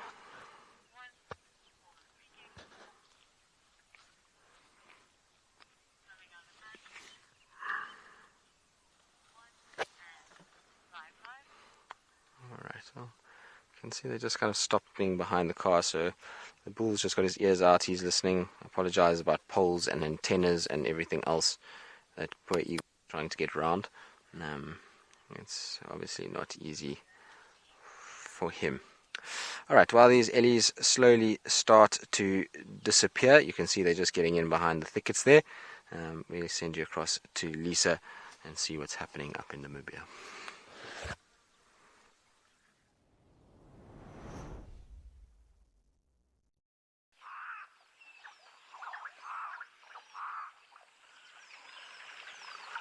Us, those beautiful elephants, yes, as I said. Sometimes you go out, not thinking that you are going to see much with weather like that. I know, I've often been surprised. I remember the one time I had guests and they literally came to South Africa. I think they were from Switzerland or something. They came to South Africa for merely 2 nights. I promise you, they came for that and they left again. So you can imagine they just wanted to safari the whole time. And I remember after breakfast, they would literally swallow their breakfast and chew later. Then we would have to go on again. And in those 2 days, I was like, oh, what are we going to see during this time of the day? But literally in the heat of the day, I remember we had a brilliant leopard female, or leopardess, with her beautiful cub, literally I think it was 12:30 at one of the watering holes, just chilling under a jackalberry. And elephants are always good to look for in the hot and humid weather. Sometimes, it surprises you and you do see nothing. But that's why I always say, Winnie, if you are listening, I mean, I know you are going to Kruger tomorrow. I think for anyone going on a safari ever, if you have the opportunity to go on safari, go. Because rather go out and see nothing as opposed to, sleeping in, staying in bed and missing out on a potential once-in-a-lifetime sighting. I'm not saying, if you've been on safari for a good week or so and you've gone on every safari, you've seen brilliant things. Sometimes it's good to sleep in a little bit, but... It's always funny when I compare my parents, because my father loves going on safari as well. My dad and I will literally go on every single safari possible, whereas my mom is someone that she loves spots like Ukokoyo, for instance. She was here last year and she said it was the best thing, you just sit on your porch and you just wait for animals to come to you. Whereas I, again, I love to go out and look for the animals and see as much as I can. And again, that doesn't necessarily just mean the big 5 or the big animals or, just the antelope. That goes for everything. Butterflies, chameleons, tracks, signs, flowers. Summertime really is so abundant with absolutely everything. So if you do find yourself in the bush, definitely look as much as possible for as many as possible things. If you do happen to go to a national park, please, don't go out of your vehicle in undesignated areas. I know that often happens in the national parks. And the big problem I have with that is if something attacks that human being, the animal is often punished for it. But if you really look at it, then you're like, who was really in the wrong? The human being or the animal?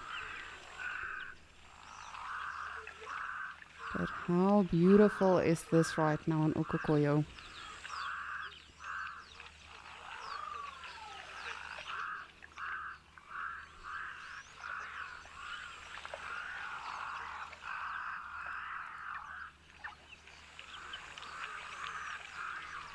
And do let us know. Remember, we are completely live. We are interactive. We love hearing from you as we are watching these beautiful animals right now in Namibia.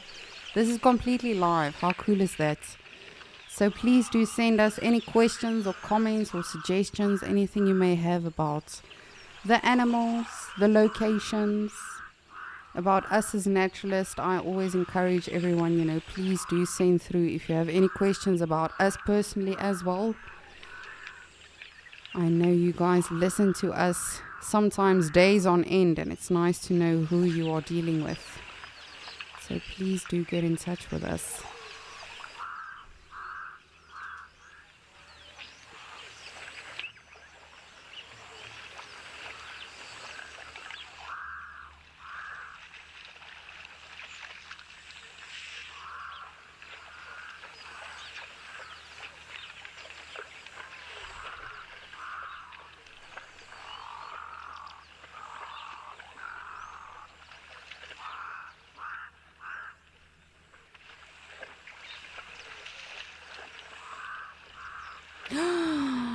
Look at that!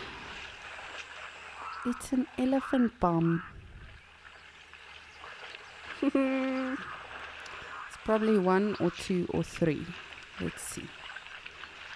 And we've got a second elephant. Yeah, it's the 2 bulls. We are well acquainted with these 2 bulls.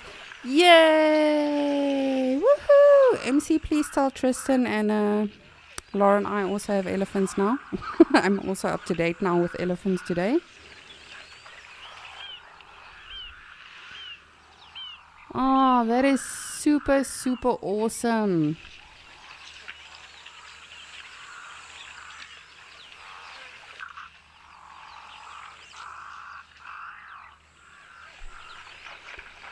So these 2 elephants specifically we see quite, I don't want to say quite often, cause but generally, if we do see elephants here in Okokoyo, it's generally these 2 bulls, and then there's another bull.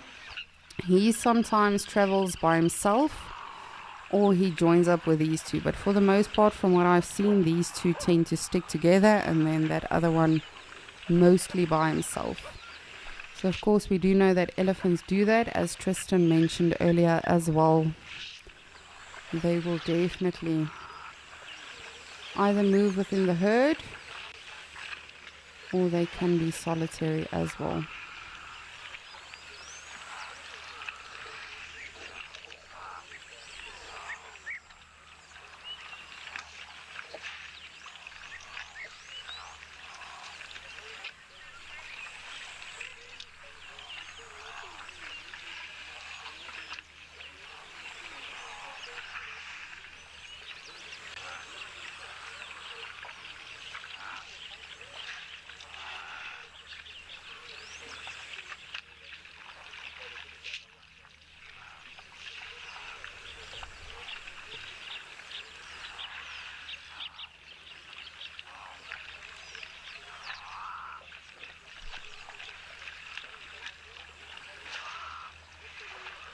And you can see the other animals are just keeping their distance, keeping an eye on the elephants, not because they are deadly terrified of them, just of course, it's a massive animal. Out here in the bush, it's all about size, it's all about dominance, intimidation.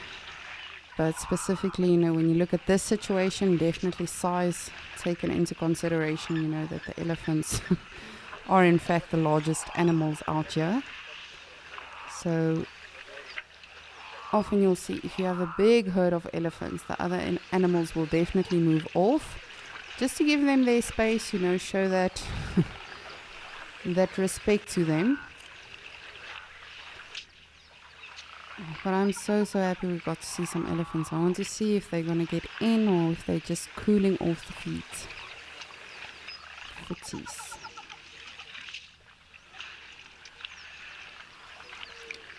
And also another way for me to know it's these 2 specific bulls, as I mentioned earlier, for those of you that were with us, we had some piggies in Djuma and their baby warthogs as well.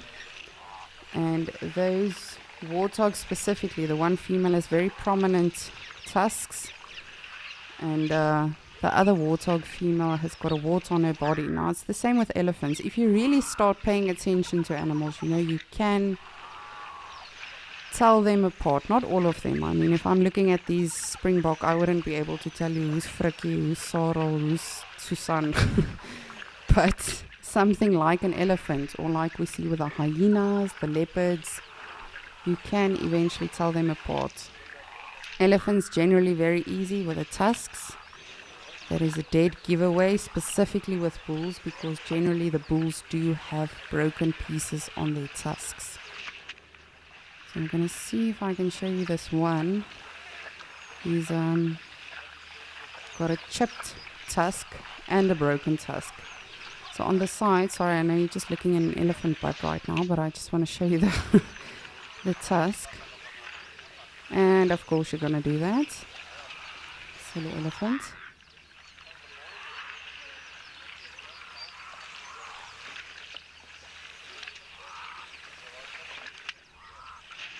There we are. So you can actually see the tusk is chipped on the side as well. It's not just broken at the tip. On the side it is chipped as well. So with ivory or the tusks, that is literally a modified tooth.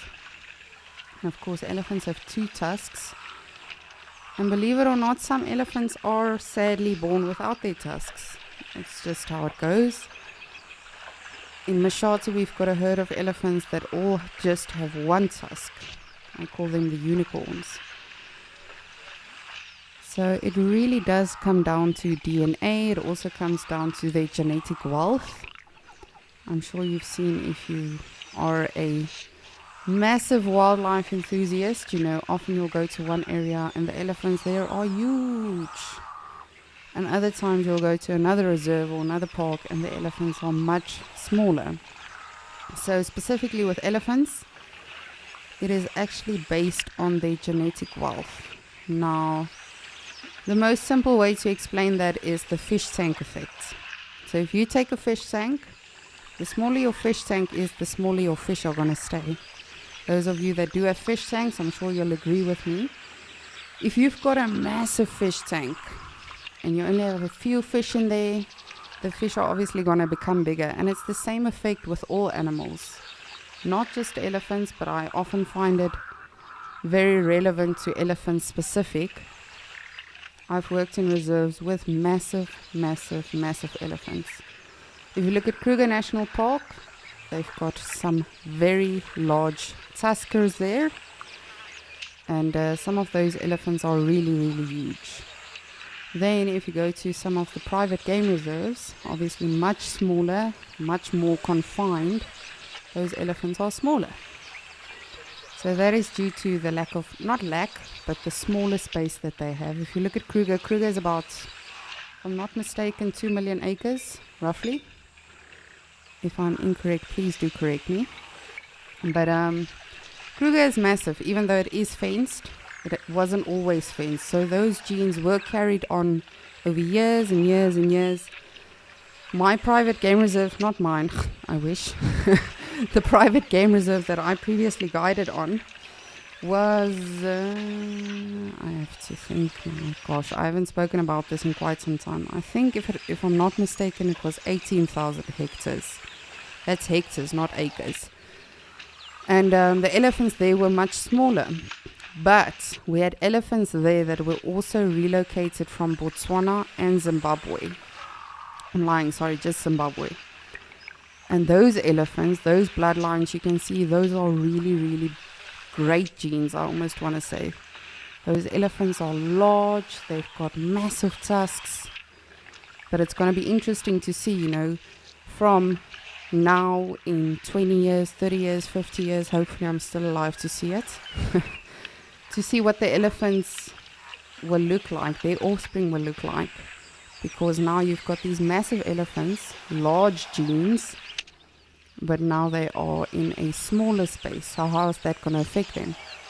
And it's the same with human beings, some people are really, really tall.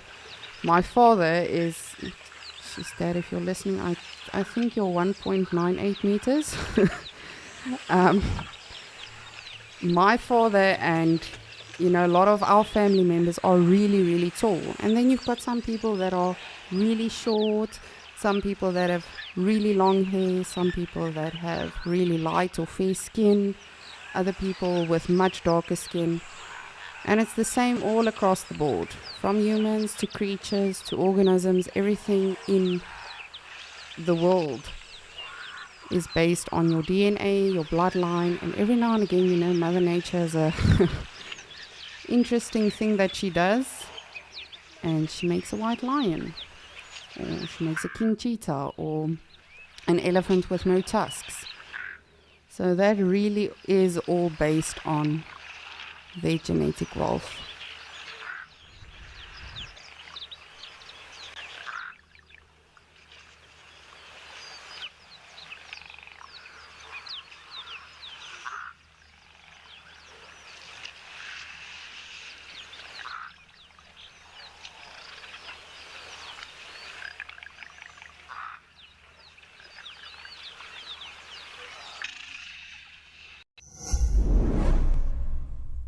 If you aren't an explorer yet, here's a sneak peek at what you're missing. The amazing weekly newsletter. We handpick the best animal moments of the week, our most interesting question that we received, hilarious unseen behind the scenes content, and exclusive previews of upcoming Wild Earth ventures. This is all packaged and personally delivered to your inbox with love from Wild Earth. Sign up and let us spoil you every week.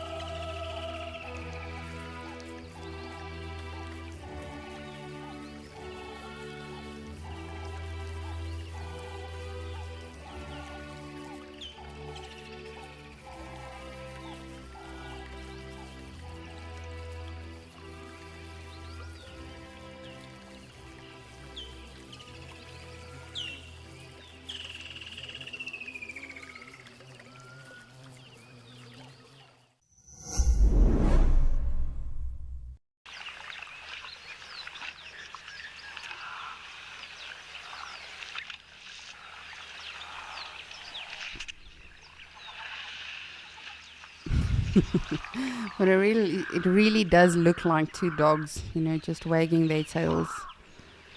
The one has calmed down a little bit now. But yes, not sure why they don't have hair at the tip of their tail. It could be that they were born that way. It could be that something happened to them during their life. Because these are two older bulls. You can definitely see. Hopefully they turn around at some stage and can play with a fresh water spring here at the back. But definitely two older gentlemen.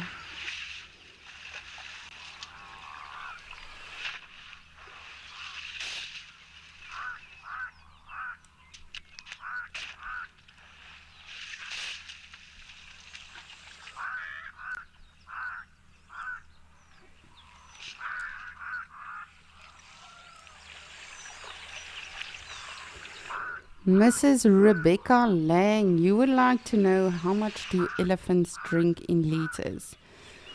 So, I mean, an elephant is a very, very water dependent animal, and a fully grown elephant like this in one slurp, they can have 30 liters of water in their trunk. So, give or take, I mean, obviously it's gonna be different across the board, you know, from reserve to the size of the elephant, to the dynamic, to the water resources they have available. But generally, on average, fully grown elephants like this, they'll drink anything from 100 to 200 liters of water a day. And of course, you know, they have to drink a lot of water because it's a massive animal. They don't digest very well. And they have to eat a lot as well, which is rather sad. They only digest about 30% of what they eat. So that is why when you look at elephant dung, you see a lot of nutritional value still in it. And that is what a lot of other animals then, you know, rely on for their houses and for their food and for their nutrition and everything. But elephants definitely need to drink a lot of water. And that is often why in a lot of drier regions, elephants will travel for kilometers and kilometers. And I don't mean 1 or 2 or 3 or 5. Hundreds of kilometers if they need to get to a different water resource. And you know, if they have been traveling for too long, specifically in the winter times, if it's dry, they can definitely lose a lot of nutrition. I know Tristan was mentioning earlier that he's also had the privilege of working with baby elephants, and I have too, and it really is so scary when you see a baby elephant and how quickly it can lose condition. Because sometimes, you know, it does happen where whatever the situation is, I get sad when I think about it actually, but where a female has been poached, or, you know, where she's been taken down for her meat, because believe it or not, that does still happen in the modern life we live in today. And often that female will have a baby. So then if you find that baby in time and you're able to sort of try and rehabilitate it, it's difficult. Believe me, I've worked with a lot of great organizations and companies that are just so dedicated to helping these baby animals.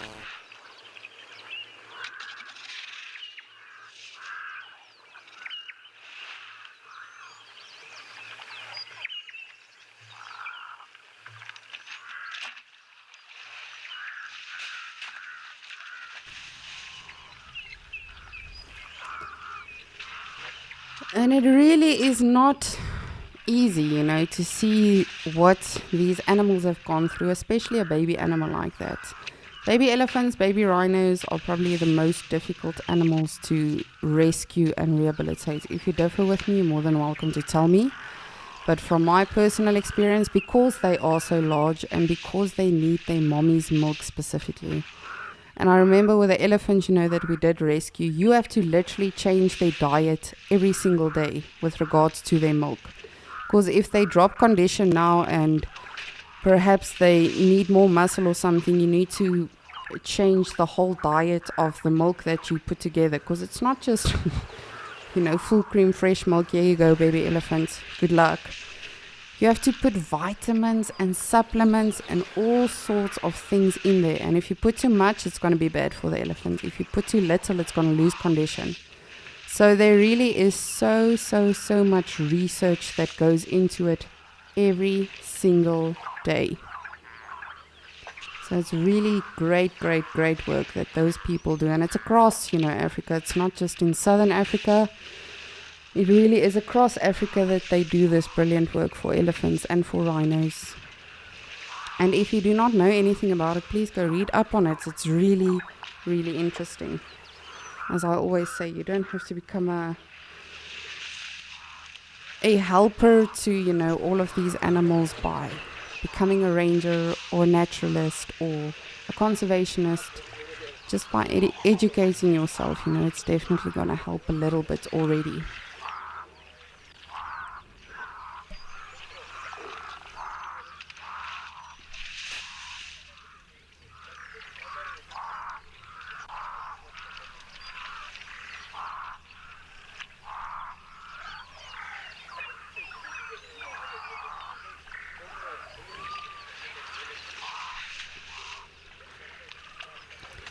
Barefoot, good morning. Oh, good afternoon. Goodness, where's the time gone?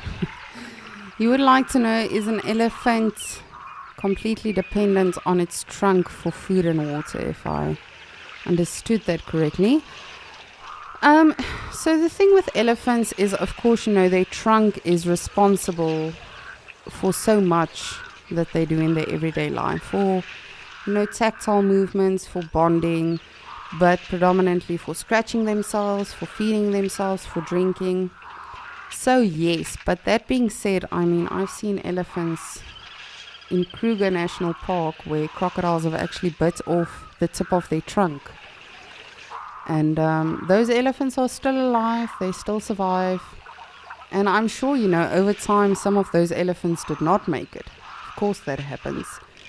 But again, as sad as that is, and it really is horrible, it's heartbreaking, and you never get used to seeing those types of situations. At the end of the day, that is how Mother Nature controls everything. And that is why it's so important for us, to try and interfere as little as possible. But again, that's a very, very difficult thing to talk about, because where do you draw the line?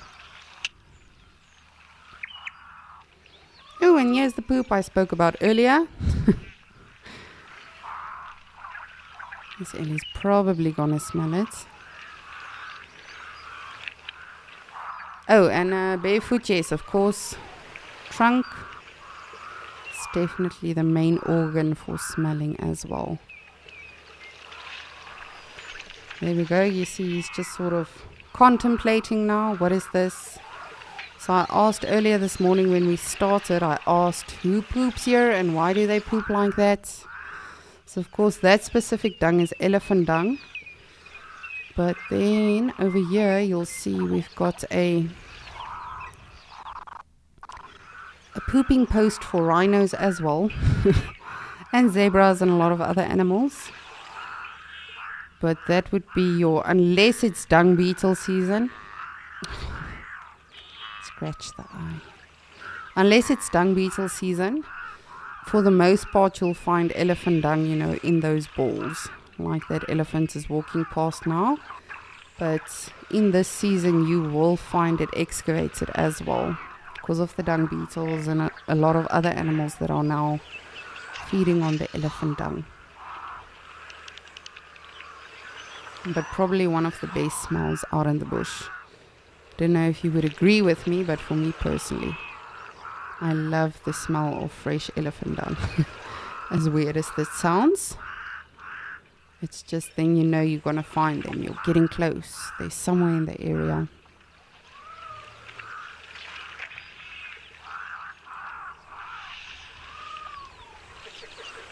Come on, your friend is gonna leave you behind.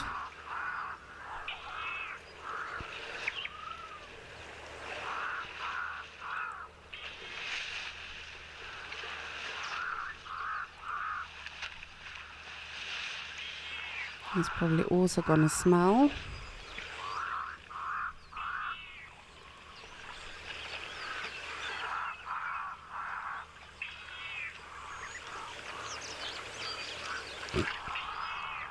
Nope, not interested.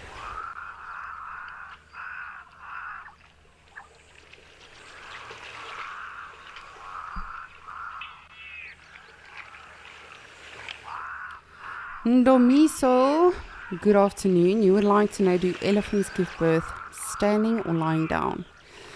So do yourself a favor. I know there's a video that went viral in the Kruger National Park recently of an elephant literally giving birth right next to the road, where all of the cars and everything, is driving and everything. She did it just there. So that elephant is standing.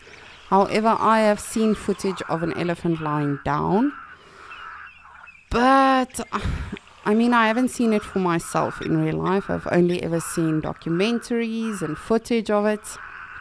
So from what we know and from what I understand, they do it standing.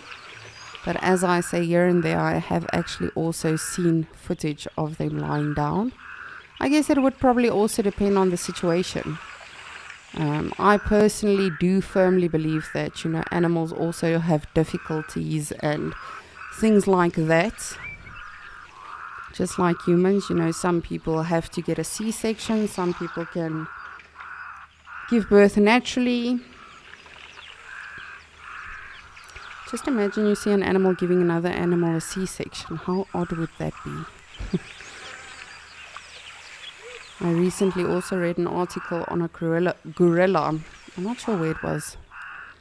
But she also had to get a C-section because there was a lot of complications. But that just makes you wonder, out here, what do? They don't have doctors and gynecologists and all of that they can go to. So sometimes it does happen, you know, that there are unfortunately miscarriages, stillbirths, stuff like that. But Ndomiso, to get back to your question, they do it for the most part standing up. But as I say, here and there I have seen where they lie down. But it's a very awkward thing to be watching. And sometimes, you know, she can have contractions, again, just like humans, for a very, very, very long time. And other times, you know, it's just, I don't want to say poof, because we're not always there to see the whole start to finish thing, but other times it goes a bit faster. But this specific video that I'm referring to is, it's rather, I almost want to say hilarious, you know, with regards to where she did it. It's literally right next to a main road in a national park, which is odd because elephants themselves, you've seen the baby elephants we showed you on Wild Earth. They are super protective. You are not allowed to see that baby. That baby is constantly hidden. And this elephant was literally right next to a main road, and poof, there she had the baby. And of course, you know, the other elephants came to inspect. But it was just the most bizarre thing. But again, it happens. We are in their habitat. They are not in our habitat, so they will have their babies wherever they feel necessary. I just want some of these animals to have their babies now. And again, you know, I'm not picky. It can be on this camera, it can be on the Djuma camera, it can be on the Mashatu camera. We definitely need some babies in Mashatu. We do not have any to report yet, apart from the monkeys and the baboons. But the antelope, the zebras, those animals have not given birth yet.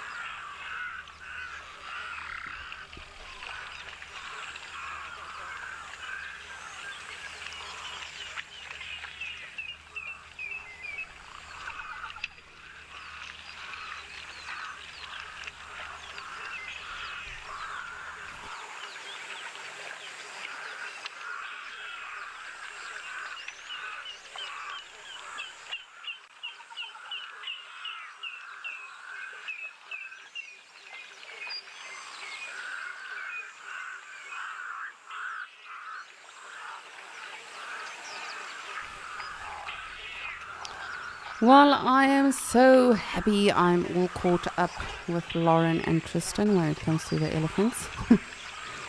We won't complain if we see more, but you know, we are happy that we did get to see some. That was absolutely brilliant. And off they go. But I see our little piggies are still at Djuma, so let's fly over there just while we can still have a look at them.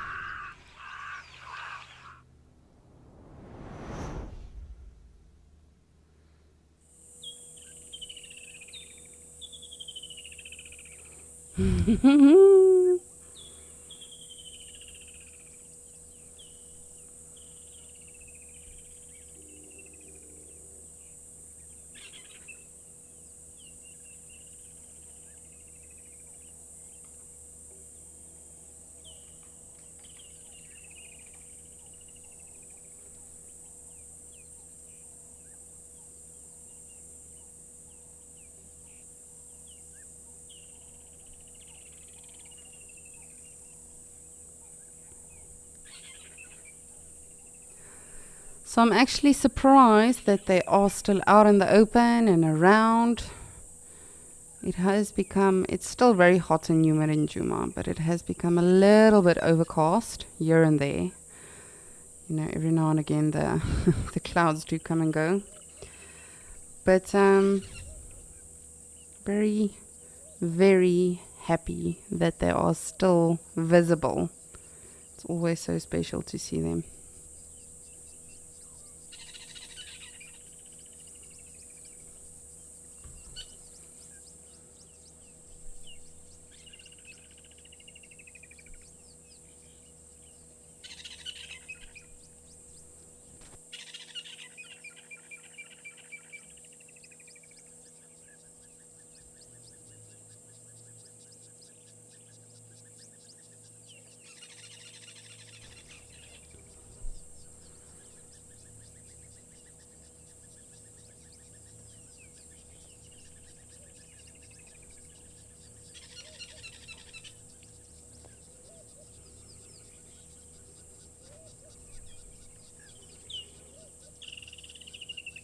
And you can definitely, we're just waiting for them to actually come out from behind the bush.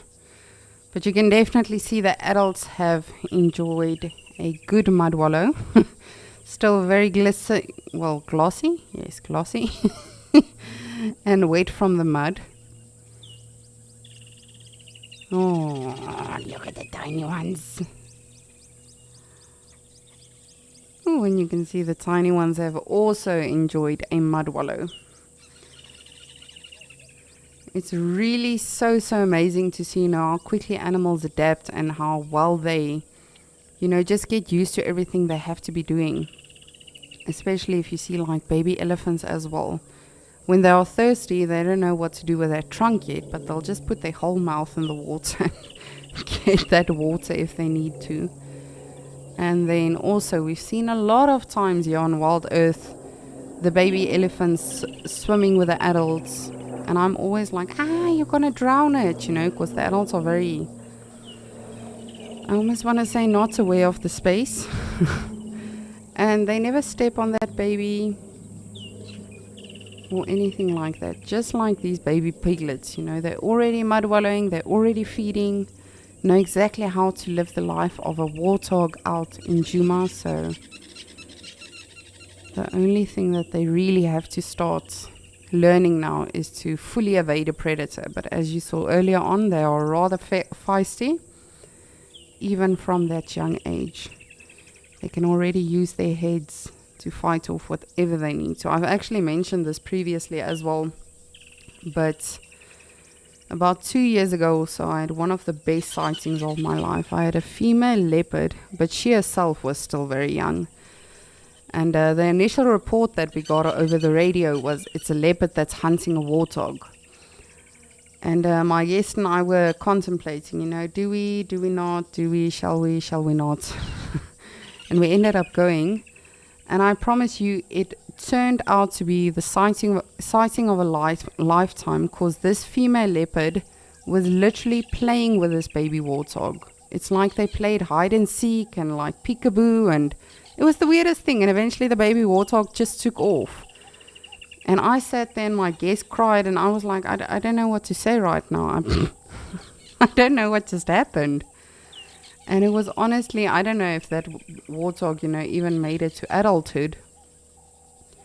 But definitely by far one of the best sightings I've had.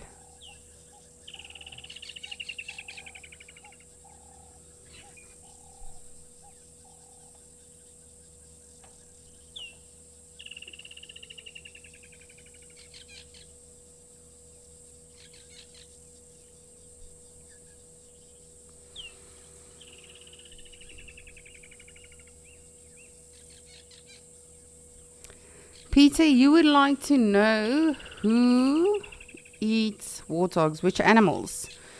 So they are mostly predated on by lions, but leopards as well.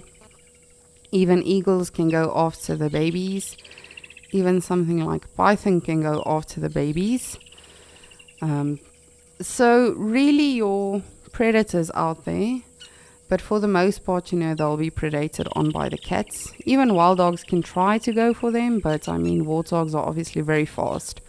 But that being said, warthog is not often something, a fully grown warthog is not something you often see that gets predated on.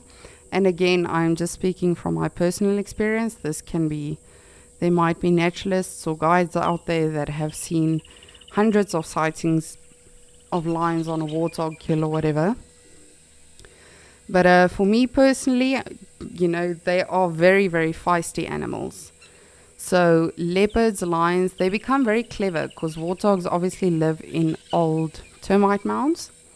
So often you'll see, around dusk or dawn, you'll see lions or leopards actually sitting on a termite mound and waiting for the warthogs to come out or go into the burrow, depending on whether it's morning or afternoon. But they are very feisty animals. So definitely, sorry, I thought I saw something. They are definitely very feisty animals. On my previous reserve where I guided, I myself did not see the sighting, but there was a leopard that killed a warthog. And I'm sure many naturalists will tell you stories like these. So definitely are very feisty animals.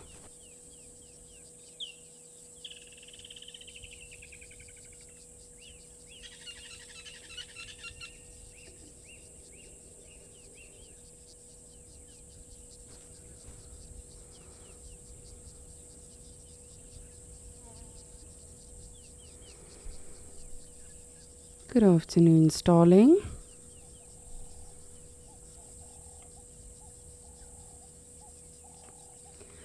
And of course, we have Quizmania again today. Yesterday was a lot of fun. If you joined us, if you did not join us, please do join us again. Today, it was really a brilliant day. We got a lot of interesting answers. So definitely join us again for Quizmania this afternoon on Sunset Safari. And we are looking forward with all of you.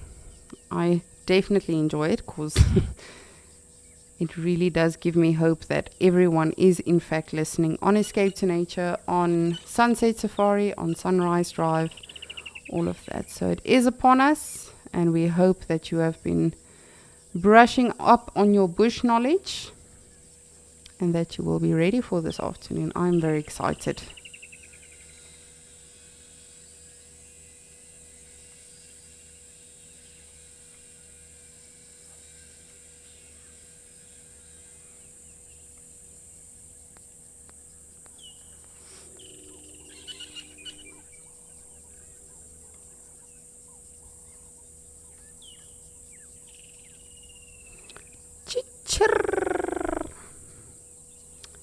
Silly kingfisher.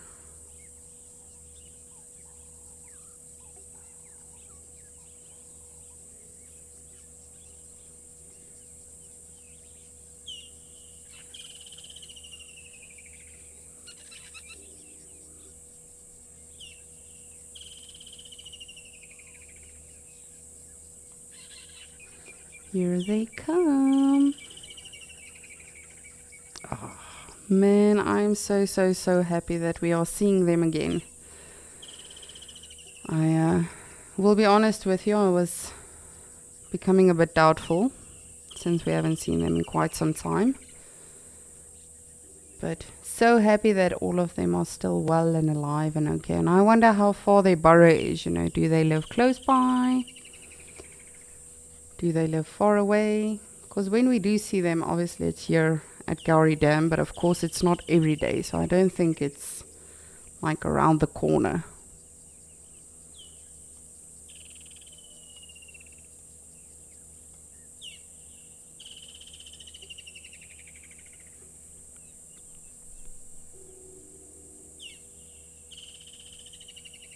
my goodness, that is so cute.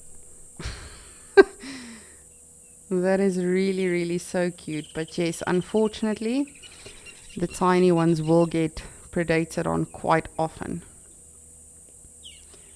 Even baby lions, not baby, but like sub-adult lions, they love going after the babies.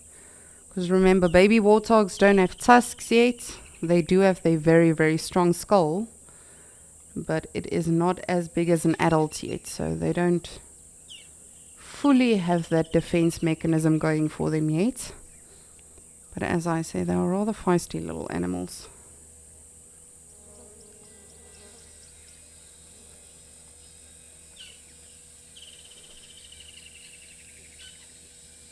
Oh my goodness. They both just froze and then carried on. Ding-a-ling-a-ling-a-ling-a-ling. Come, little one.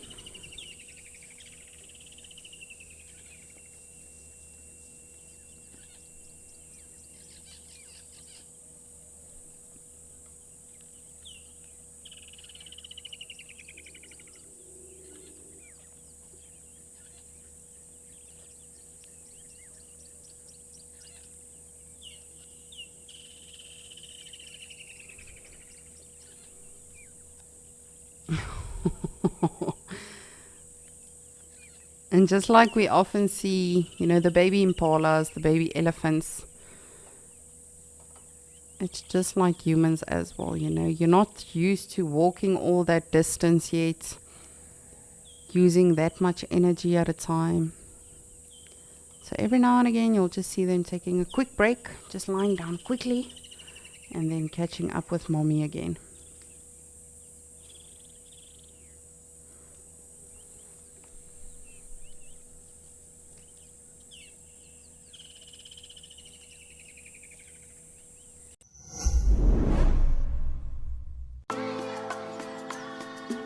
The elusive Tingana, Duke of Djuma, has not been spotted in many months, and so it is with heavy hearts that we must assume and accept that he is no longer with us. In honor of Tingana, we are hosting a fireside chat. Sign up to be an explorer and join Tess and Tristan on the 10th of December to commemorate Tingana's legacy, a striking leopard whose story captured our hearts.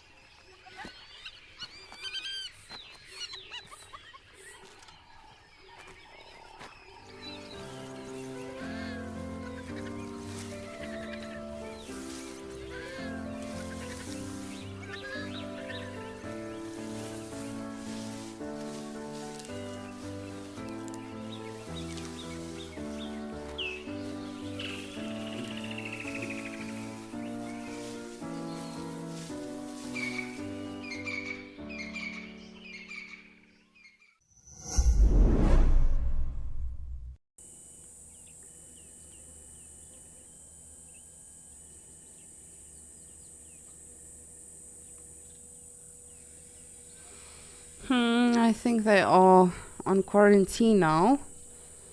but that's all right.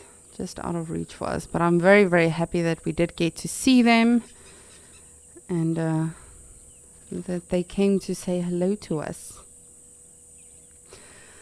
Now, of course, last night we paid tribute to the life of Tingana, and that was with Tristan and Cedric.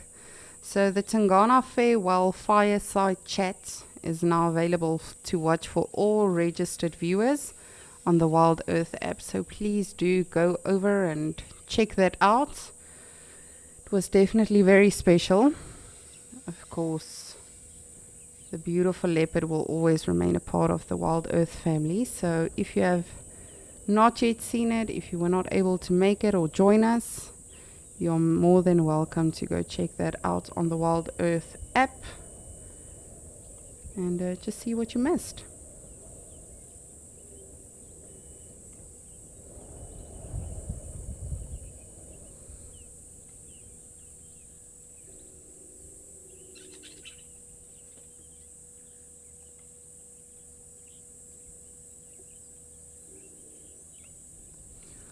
Alright, so I'm going to take one last look around and then we'll see what's happening in one of our other locations.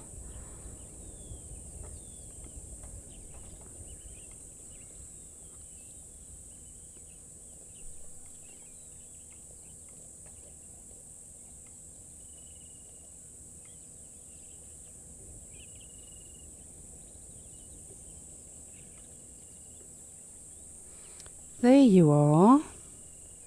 Coming back around the tree. Took a whole trip around the tree and come back come back this side.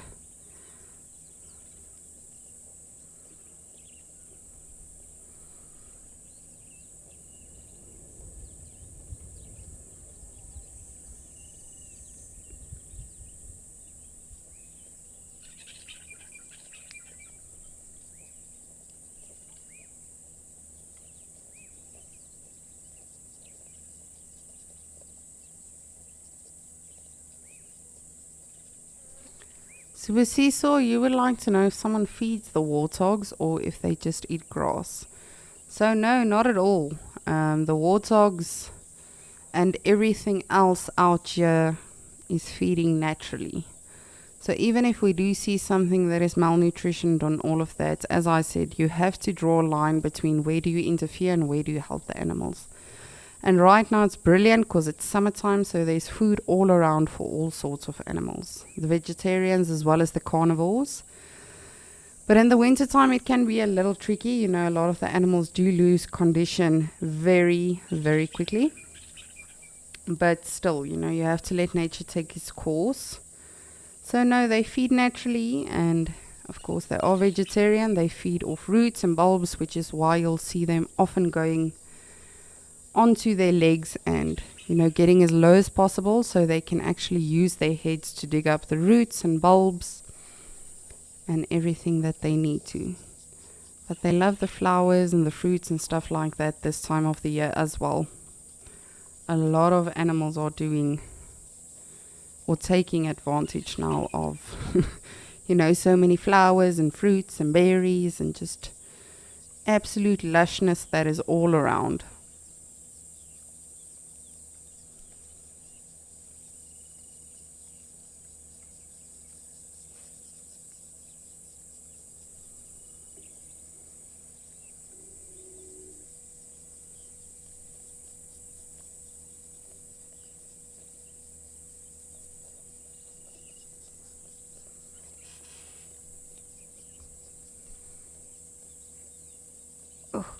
There we go.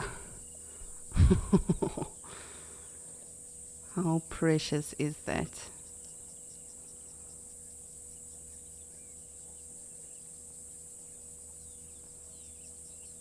Looks painful. Jeez. Can't you just move in a little bit, little one?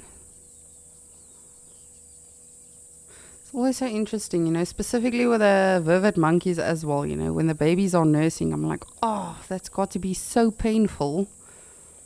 But it just shows you how resilient, how patient, you know, how much they sacrifice for the little ones, the mothers out here.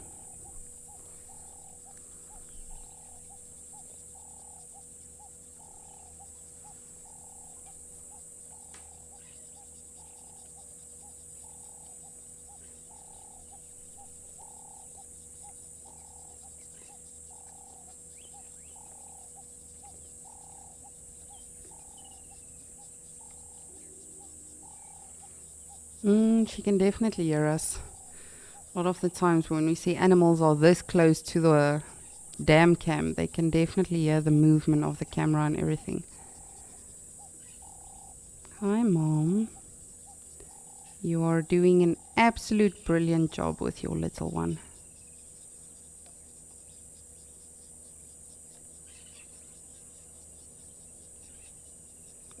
It's not a very pretty animal. It's not like a lion or an elephant or something that is very picturesque and iconic to photograph. But I love them. I absolutely love warthogs. It's very fascinating animals to just spend some time with.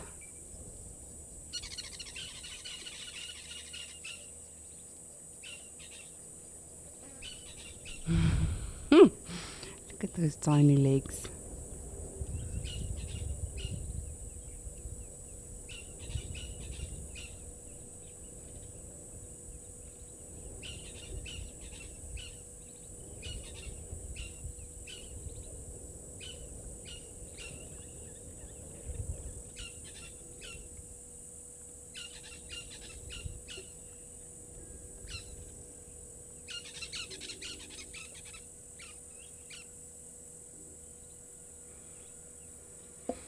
That's very interesting behavior you see there from the warthog. I don't know if you saw that. She almost like chewed the water first and then she, really started drinking. So much like elephants that will take a first sip and then splurge it out. That was the same effect, just stirring the water up a little bit and then getting to the fresh water, because it also creates a layer on top of the actual water. Whether it's a small puddle like this or an actual water hole, often you'll see animals just stirring it up or breaking that layer and then getting to the fresh water.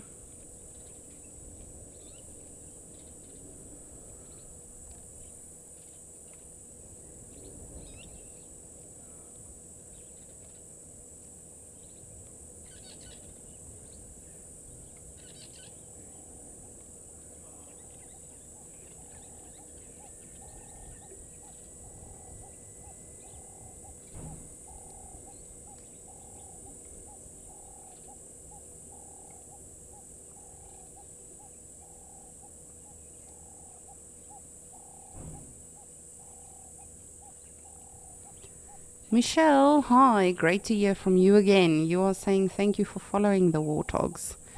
You're welcome. This has made my day too, honestly. They are so special. As I say, I'm just glad that we did in fact get to see them, because we haven't seen them for quite some time and I was beginning to worry about them.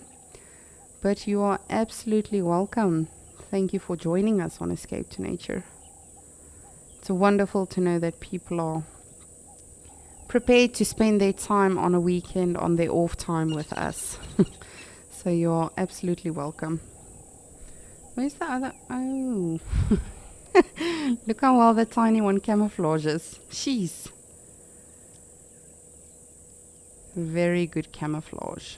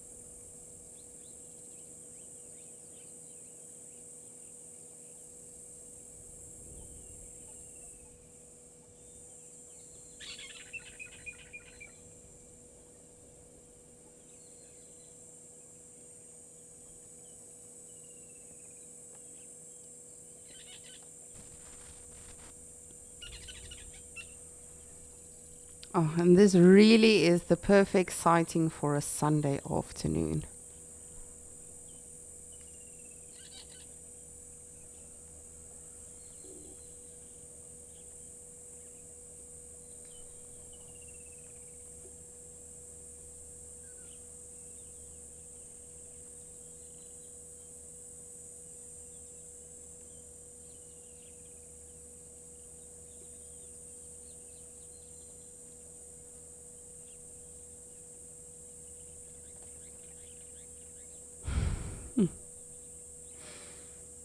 These tiny ones are really so precious. This has completely made my day too.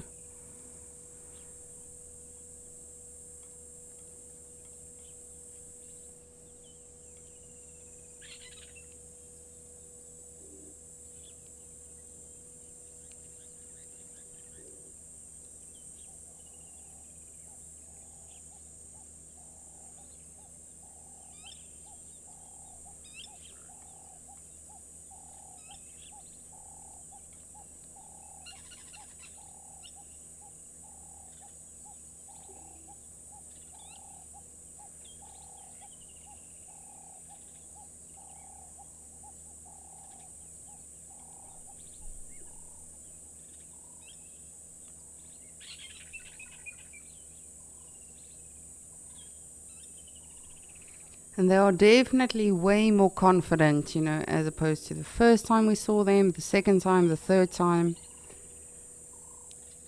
When we first initially saw them here on the Djuma Dam Cam, they were very unsure, much like the ones we saw this morning with Lauren.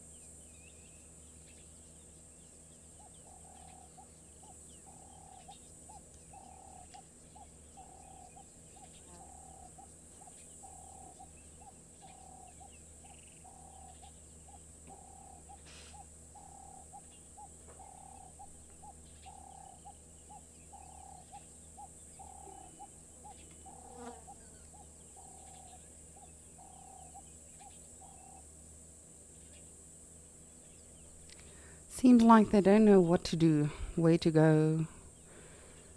Can't seem to make their minds up.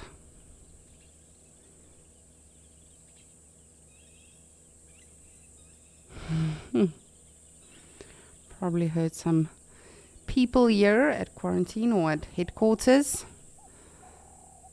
And because they don't necessarily know what it is, they'll just sort of get their distance. And again, you know, that begs the question, how do they know? I mean, you never see them alarm calling for a vehicle, or sometimes maybe if you're on a bushwalk, you know, the animals like impalas and other animals will alarm call. But I've seen, you know, the more habituated the animals are, they sort of get to know, okay, well, this is the loud Lisa, so we're not gonna pay too much attention. But as soon as a leopard or anything dangerous is around, they know immediately to make the alarm call. So just like these warthogs, they must know, okay, well, those are just the humans, but let's just trot away just for in case. But if there were to be a leopard or lion or anything like that around now, they would definitely, you know, let the predator know, and then they'll take off. Because you can't just run. As soon as you run, then you tell that predator to catch you. Only food runs in Africa.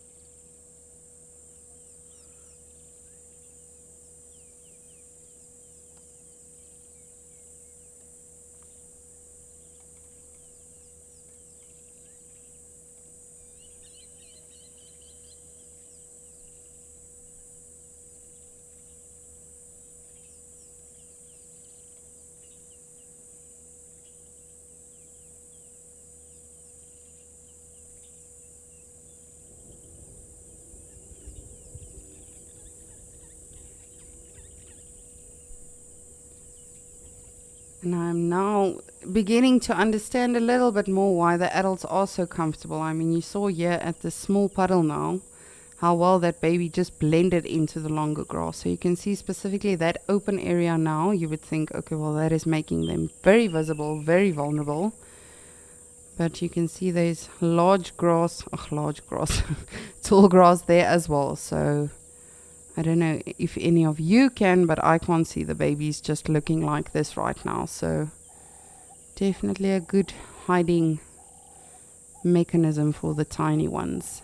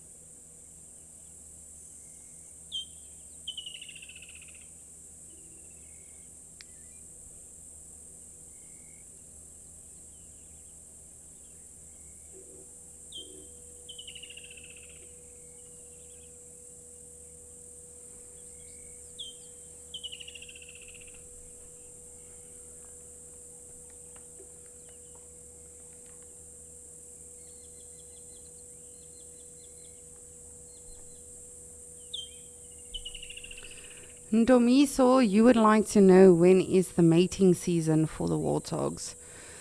So generally it's anything from the beginning to the year to the middle of the year, more or less. They gestate for about 165 days a year.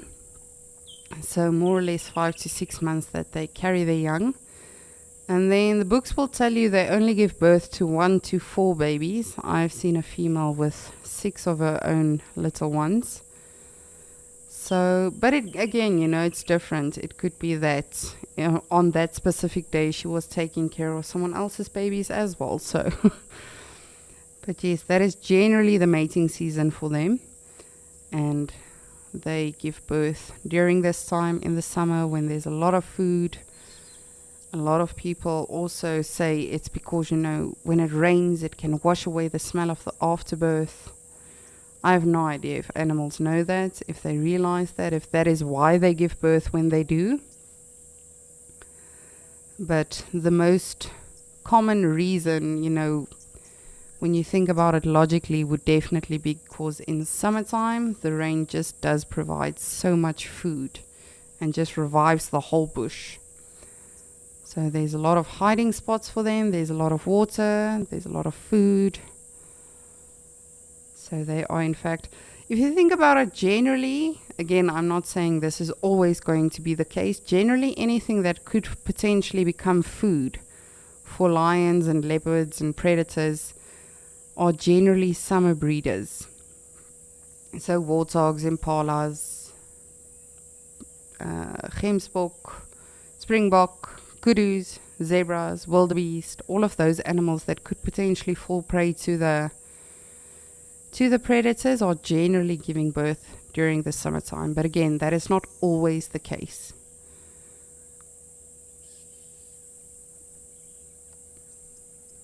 Oh, that's nice.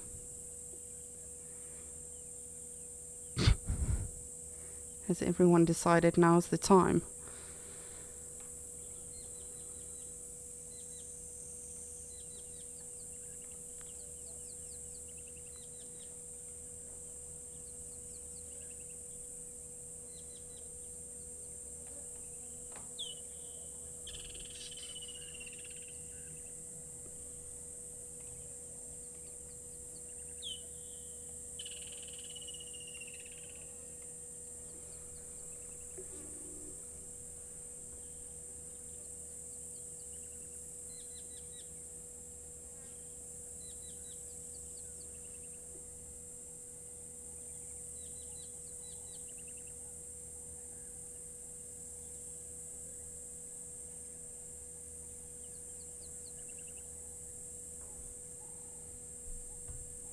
Just listening, making sure.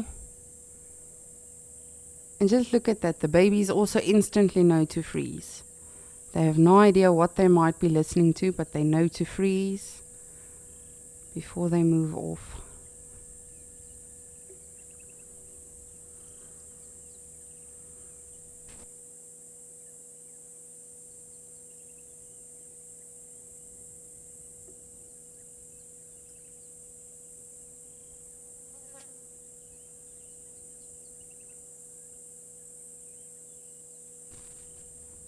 I think we'll just take one last look around, see what is happening.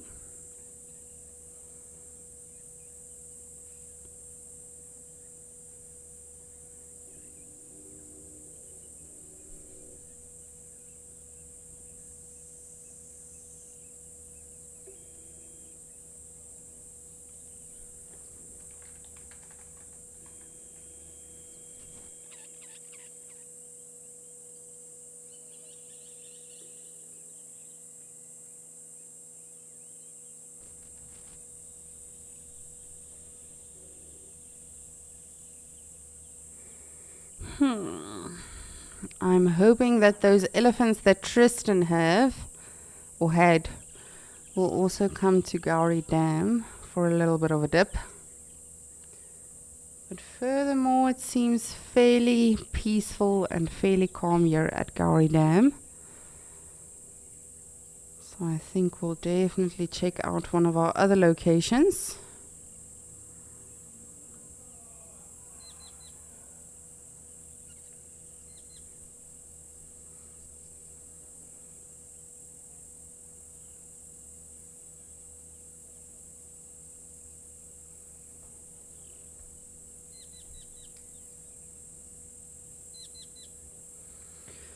Alrighty, it seems,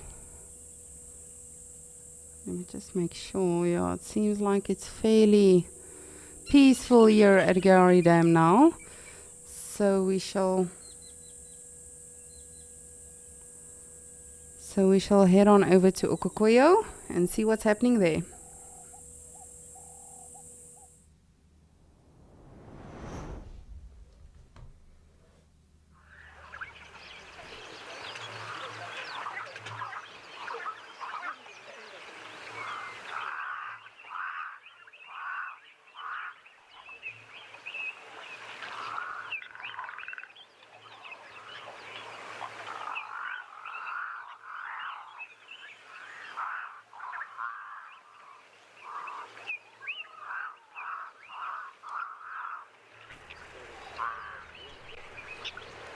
Let us see if we've got a baby zebra.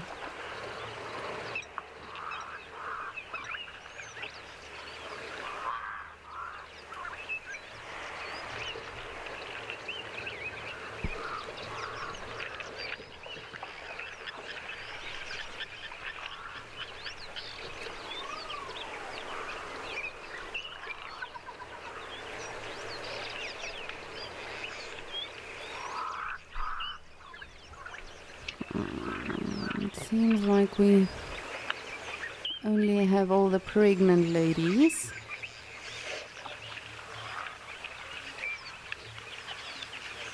Yes, we are talking about you.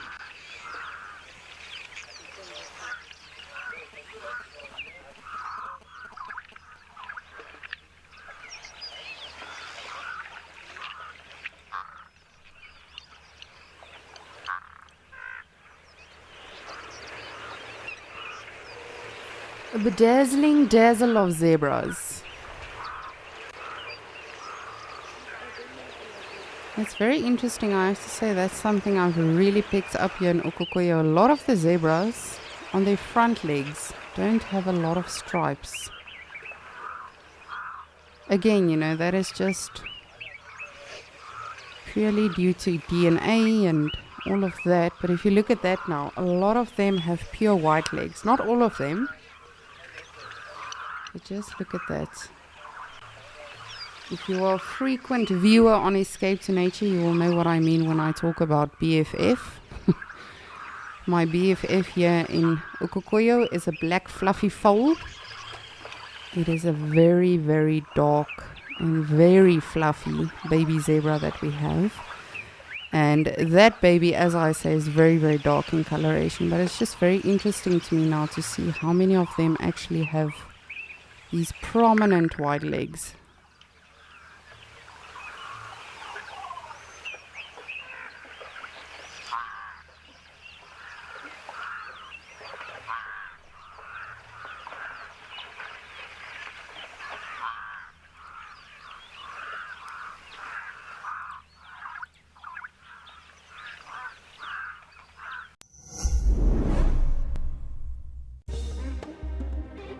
To sit down around a fire in conversation is a practice as old as mankind. There is an ancient sense of magic about sharing and learning as embers twirl into the night sky. Here at Wild Earth, we see the value of this practice and want to retain it in an age where so much divides us. If you sign up to be an explorer, you can join in this gathering and return to the ritual of connection with Wild Earth.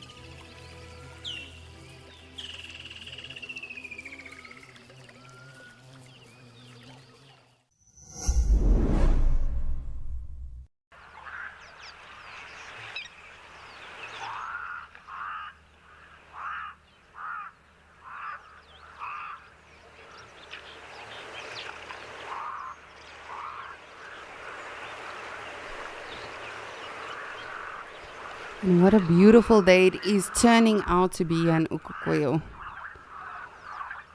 Beautiful puffy skies.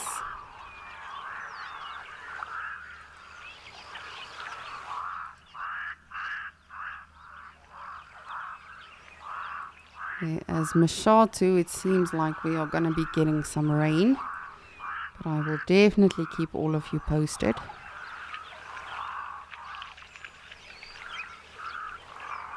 But let's just take a minute or two and just appreciate this beautiful scene we have right now.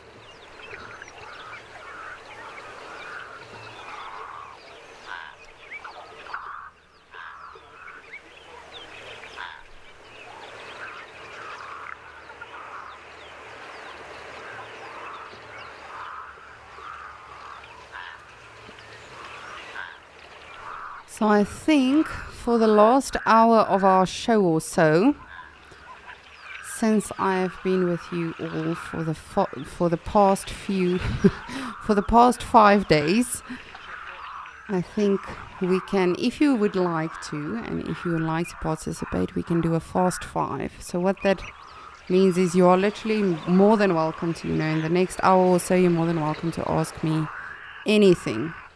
And it can literally be anything about the animals, about the trees, about the rocks, about the locations we find ourselves in, and of course about myself. You're more than welcome to ask me anything.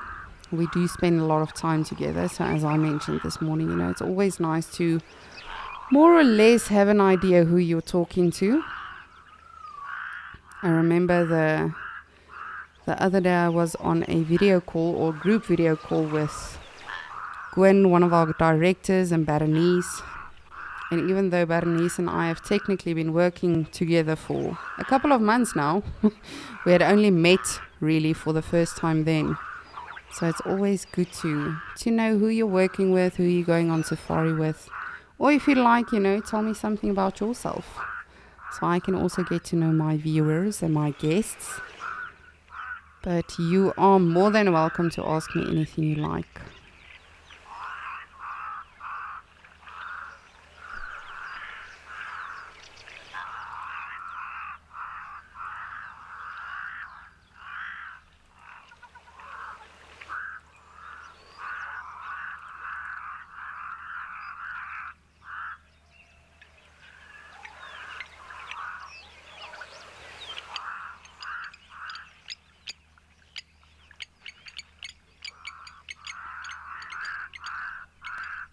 And we've got some more zebras coming.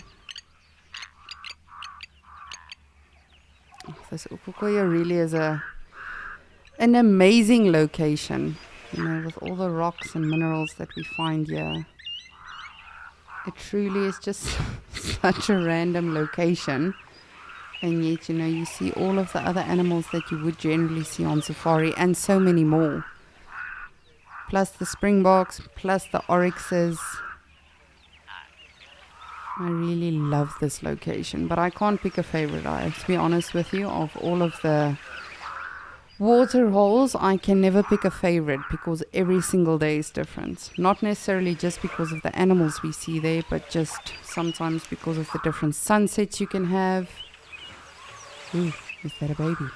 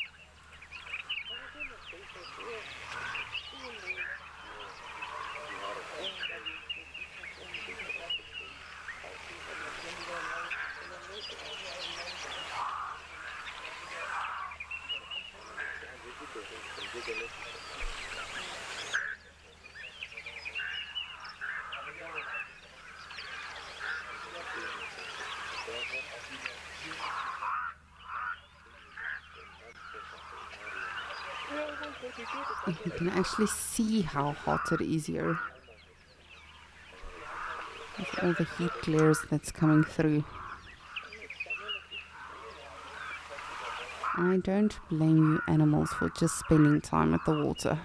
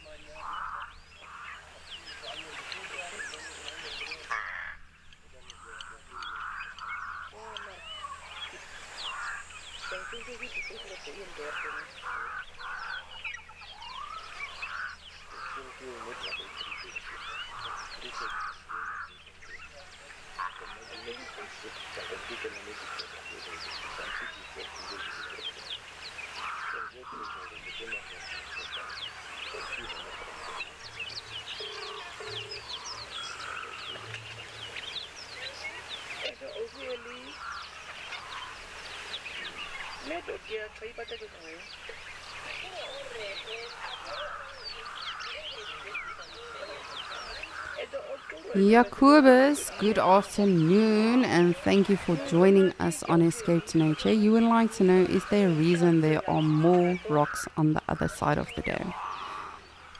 So I can't give you a scientific or factual answer for that. I can, however, provide you with an answer from from what I've been observing here in Okokoyo. So you can see there's also a lot of dung this side as well.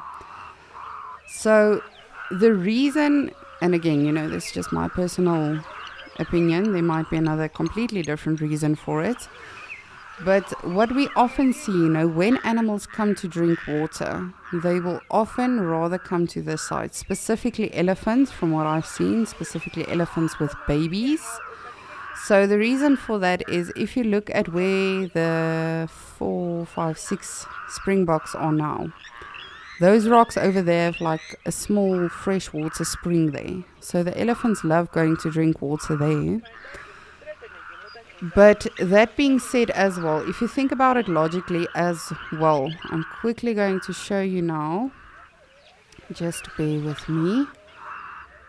I know it's not going to be aesthetically very pleasing, but just to give you an idea that what we are dealing with.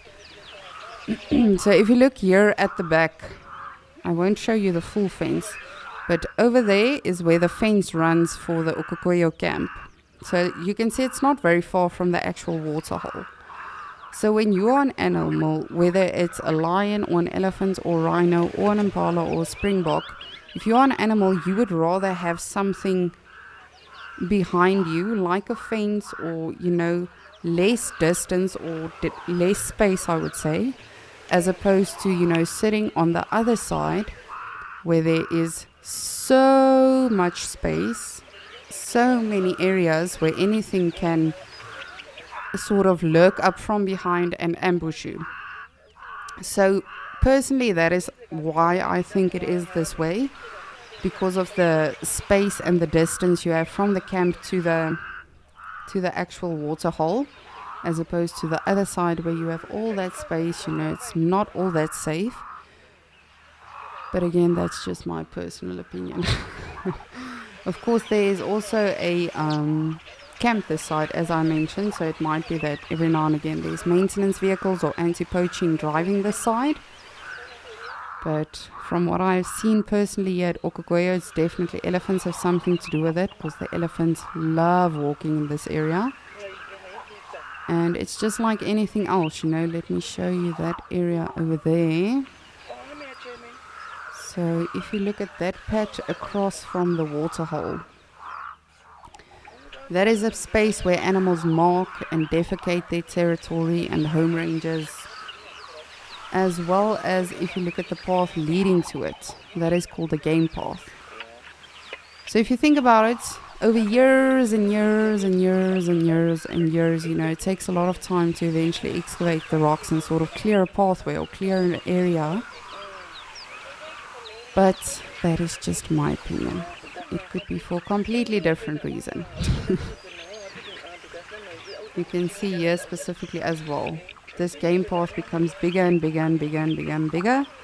As I say, that's often what I see with elephants approaching the water hole over here, is that they'll sort of split up and then they'll spread themselves out around the waterhole. So that is the logic explanation I can give you. Mother Nature might have a completely different reason for it. Just like everything else. We can think it's happening for this reason and because the animals need to do this, etc., etc. But we will never truly fully know. But yes, Jacobus, that is my very, very long answer to your question. That is what I am guessing.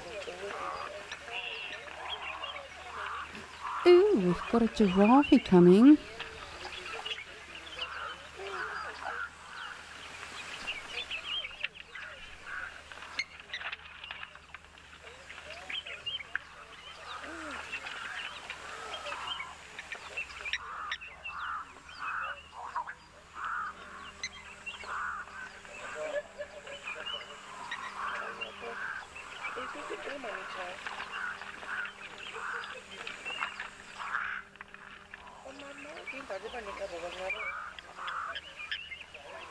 Come on, giraffe.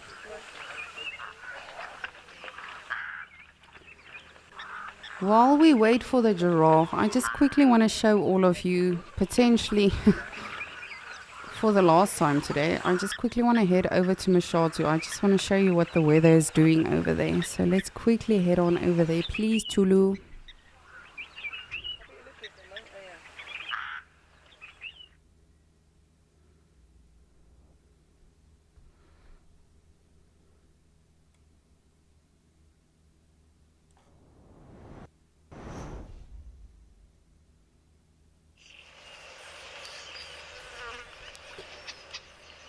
So I know it's not it's not very clear now, but I've literally been watching it changing probably in the last 10 minutes.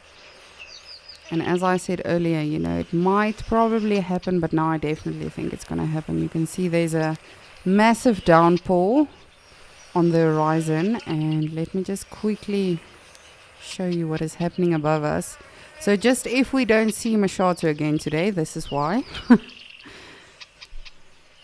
It is becoming rather heavy.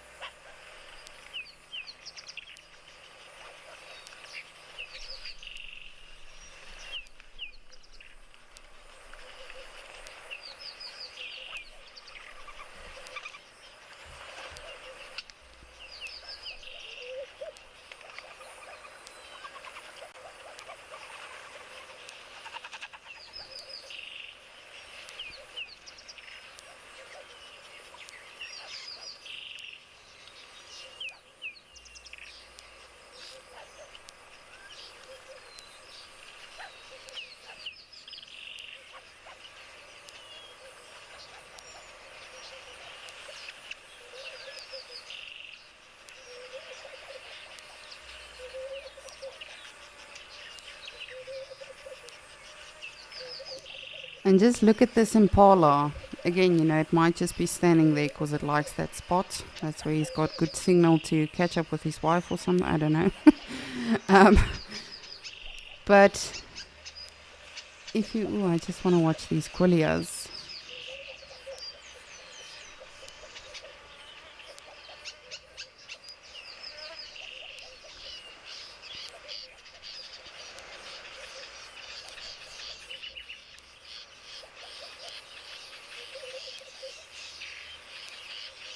Sorry, I'll get back to the impala and the weather now.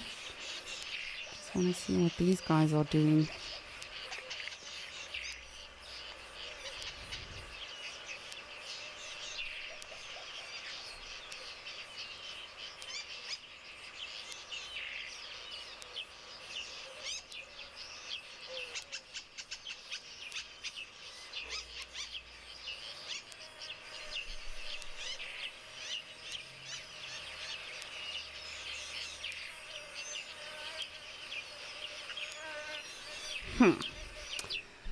But what I was saying about the impala, you can see it's already standing underneath a tree.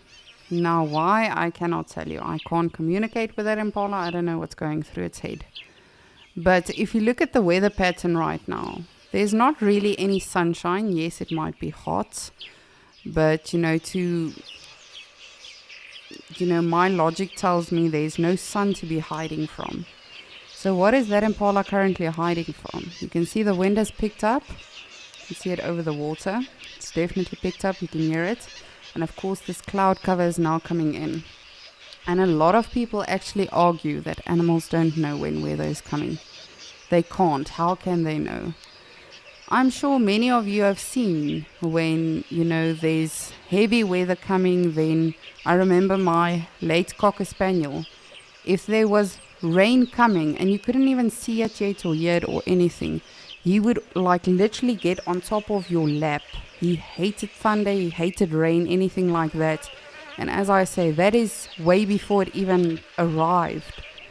And I definitely firmly believe that animals definitely know what rain, thunder, lightning, all of that means. Especially elephants. We've often seen, with elephants, they'll move out of the area. And I know a couple of years ago there was a massive fire that we had down in the Western Cape, and in that specific region there was also elephants in that area, and the elephants all evacuated the area, not evacuated but moved down before the fires actually started. So I definitely believe that animals can feel this weather, they can feel the change in the wind. I mean, if an animal can smell when another animal is ready to mate, surely they must be able to tell something as simple as, okay, well, there's thunder coming, there's lightning coming. And whether it be by them smelling it, whether it be by them hearing it, whether it be by them feeling it perhaps there's something that they feel in the ground, vibrations.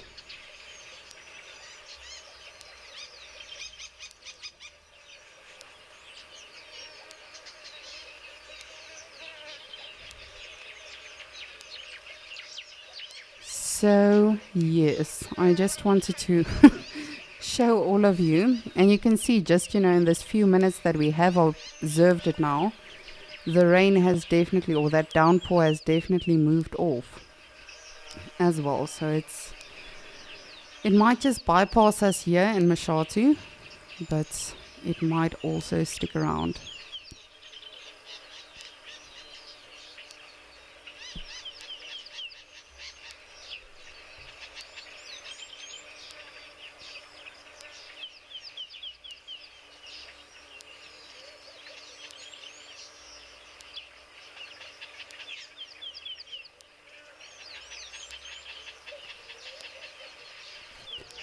Alwadi, you are saying that birds are also very good indicators of bad weather. Yes, absolutely, I agree with you. For me personally, I just believe that animals in general are just spectacular. Whether it's something as small as a cicada insect, whether it's something as huge as an elephant, or something as overlooked as birds, definitely very, very good indicators of weather. And as I say, that impala we just saw, it might be standing there for, might have been standing there for whatever reason. But definitely, of course, Mashatu has been a very quiet location the past few weeks. But just in terms of what we've seen today at the waterhole here, earlier on I did see some zebras here as well. I think I saw warthog. I'm not sure if it was a hyena or warthog. But just in comparison, the activity we've had today and with what's going on now, literally everything has disappeared. So definitely brilliant indicators. And isn't it just amazing, how do they know?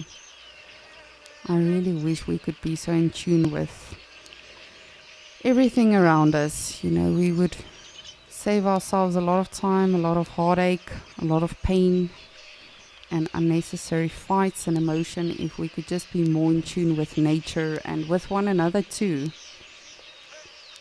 That would definitely help us a lot.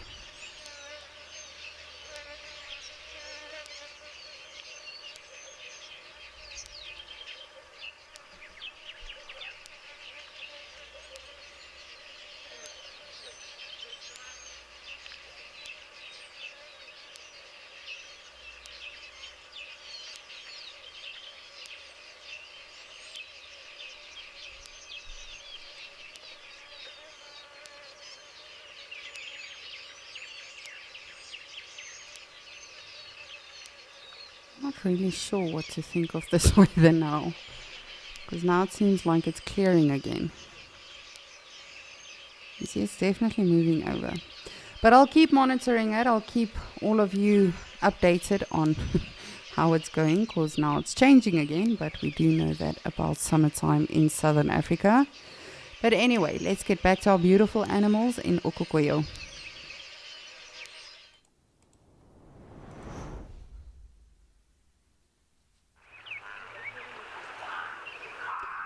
Our giraffe is still contemplating its life.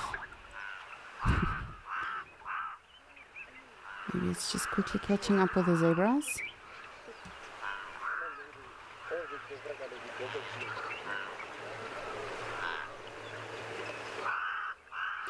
I wonder if the animals ever discuss that. You know, of course, as naturalists, we talk to each other and say, oh, we saw lions there, and we saw zebras there, and we saw this and that. I wonder if the zebras are saying to the giraffe, now, just don't go now. There are so many people, they are taking so many photographs, they are very annoying right now. But probably not. Again, that's the amazing thing with animals. They tolerate us so well. And again, I don't think they realize they are tolerating people, the creatures that are literally in charge of their destiny and their fate and their survival. They just do it, just because. Come, giraffe. We won't irritate you.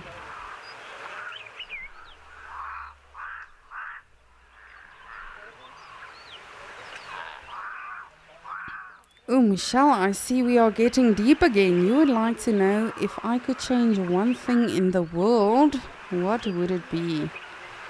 You are saying for you would make all humans love and respect all animals as they deserve to be loved and respected.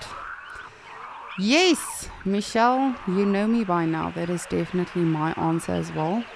I don't know, I just want to give people a wake-up call. And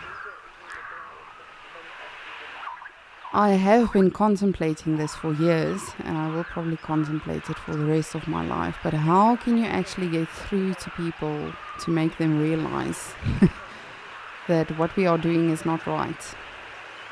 All of this that we are causing and creating, and it's a difficult thing, because I often just want to say to you, and this is going to sound very, very horrible, please do not crucify me for this. But I often just want to say to people, stop reproducing like rabbits, because we are really rapidly overtaking planet Earth, and the animals one of these days are not going to have anywhere to go. And I'm not saying, don't have children. Please don't get me wrong. I love children. I have a niece of 8 years old, and she is adorable. I would do anything for her. But I think it's just scary, the rate that we are going at, and it's something we don't think about often enough. So, Michelle, that's a very difficult question. It's something I go to bed with. It's something I wake up with. And yes, to come back to your question, definitely the same issue, just to make humans love and respect all animals. And that's not just the big animals, giraffes, springboks, lions. It's all animals, dogs, cats, birds, insects, snakes, all of the creepy crawlies too. I know last night my boyfriend, we had a huge spider on our, what is this stoop? MC, can you please help me out here? Stoop? On our outside area of where we live. A porch, there we go. Sorry, my Afrikaans got the better of me there. We were sitting on our porch, and there was, it's not huge in my opinion, but in his opinion it was apparently as big as the world. And, he just wanted to remove it and get it away, and it's going to come into the house. And I said to him, if you touch that thing, I'm not going to be very happy with you. And, ultimately that's the thing. And I know I preach about this so many times, and I sound like a broken record. But we have to wake up, and we have to start realizing what it does to us. And if we are not gonna start taking care of them. And when I say that, I'm not just referring to a spider or something gross that freaks you out. I'm referring to literally everything. You know, if you throw out poison for a rat, something's gonna eat that rat. And then something that ate the rat is gonna eat the something, and it carries on like that. So just to break it down, you know, let's say there's a rat, you poisoned it, the snake goes for the rat, the owl goes for the snake, and something else goes for the owl. Just a simple example. Now you've poisoned 4 animals just because you don't like that one animal. And I know it's freaky, I know they do create problems and they become pests, etc., etc., etc. But definitely, you know, look into way more eco-friendly ways that you can sort of try and help yourself. Because that is really what it is. We're just trying to help ourselves. We're just trying to make things convenient for us. What are we doing to make things convenient for the animals? What are we doing to help them, to take the pressure off of them? And it's a difficult... Oh, Michelle, I'm so sad you're only asking me this question now. We could have been talking about this the whole Escape to Nature. It's so sad that, you know, it's a difficult thing, because where do you draw the line? Because we are now here, animals are now here, we have to coexist. But where are we going to draw the line? Because as I say, as humans, if you compare us to animals, we are rapidly reproducing. And yes, I know that sounds silly because we see 1,000 impalas every day. Or, you know, hundreds of springbok here in Ukokoyo. But that's just one location. And those animals are generally fenced in. Whether it's a national park, whether it's a reserve. And in the bigger picture, yes, we had to do that because we have to conserve these animals, and we are now building highways and roads and everything. So we can't just let animals roam willy-nilly. But when is it going to end? Where are we going to draw the line and say, okay, well, we need to now, you know, really just let these animals be? Because for me personally, I think if we carry on the way that we are, these animals are all eventually going to have to be in confined spaces, whether it's a zoo or a rehabilitation center or, you know, stuff like that, because there's not going to be space for them anymore. We keep saying, no, but the elephants are overpopulating this, and the rhinos are this, and the lions are becoming a problem. I don't think we, as human beings, have any right to say that they are becoming a problem, that they are overpopulating, anything like that. So, but yes, that's just my 10 cents, Michelle. It's very difficult. I promise you, it's something I wake up asking myself every single day. How can I change the world? What changes can I myself make?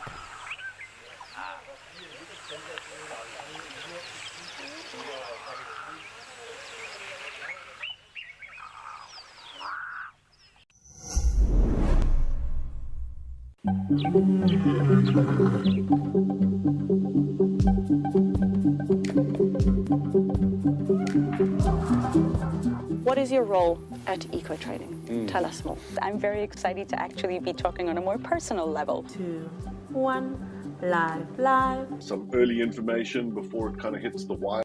General banter, you know, just connecting.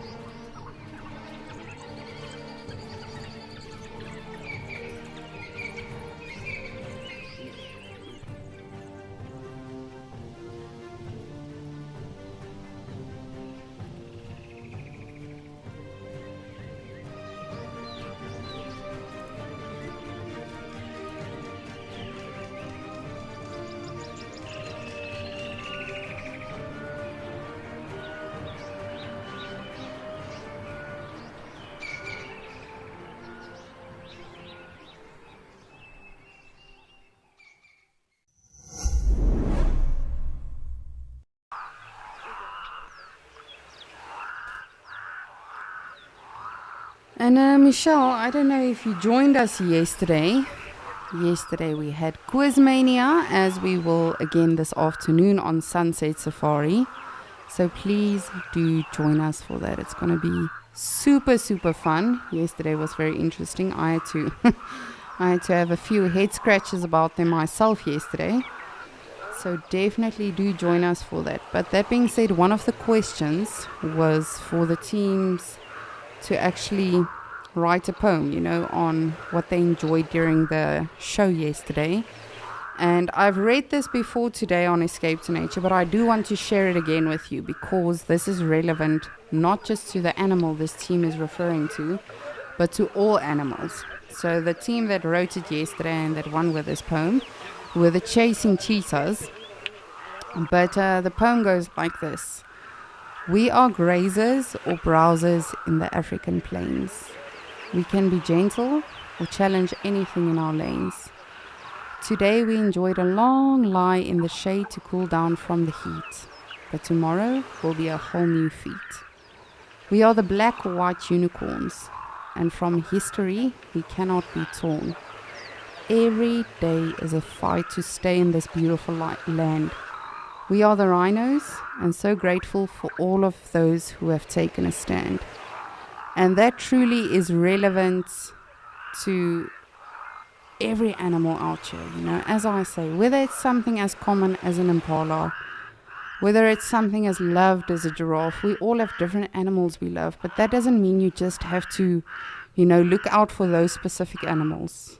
All of these animals have a very, very, very crucial role and a part that they play in the ecosystem. So we really do have to start taking a stand for all of them. For the lions, for the giraffes, for the impalas, for the springbok, even for the little grebes. Literally every single one of them are truly so, so important. And we really do have to do, try to think better and live better and just think of what we can do for them. But yes, I will stop preaching now. I just thought it's Sunday, I have to get a preach in. But we have had a beautiful day so far on Escape to Nature. It really has been awesome. No elephants in Mashatu yet. But I will keep you posted. The wind has definitely picked up, so I can't think that we will be seeing elephants in Mashatu. But you never know.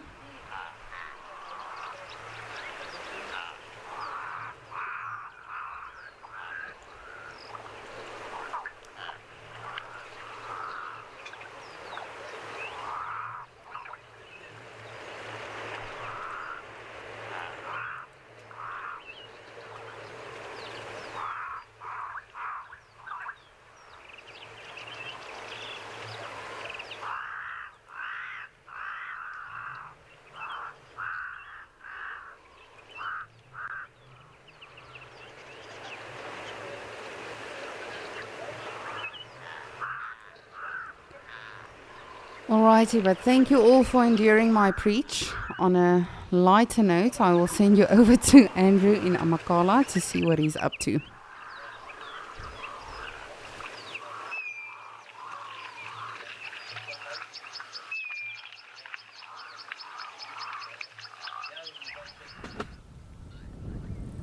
Hello again, everybody. Yeah, myself and BK, we are back.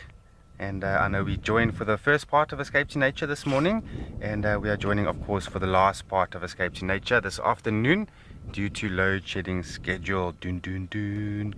I know it's a terrible one, but yeah, we've got a beautiful group of hartebeest over here, and most specifically this fine gentleman that is lying down here at Shelduck Pan, which is actually dry at the moment. Look at this.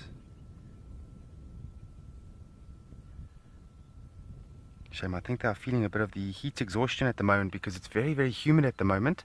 We had a little bit of rain this morning, and then at around, I would say about 12 o'clock or 11:30, the temperature started to pick up quite a bit, and now that's all evaporating, so it's causing quite a bit of humidity. as you can see by the heat waves around the hartebeest. This is a massive bull hartebeest,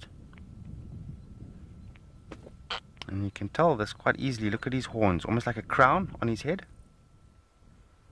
Females tend to have much thinner horns at the base, whereas the bulls are going to need to have very well formed horns so that they can defend their territory and also take over breeding rights for females.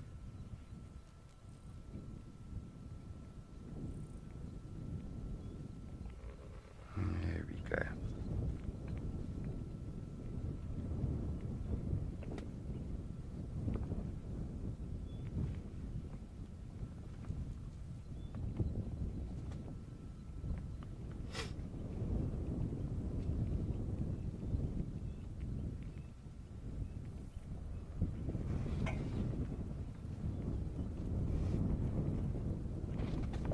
It's quite an interesting looking animal.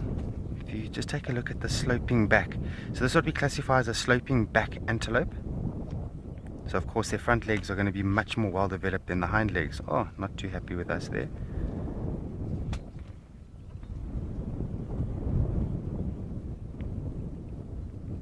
Okay, so wildebeest built in the same way in terms of anatomy. And tsetse antelope and red hartebeest.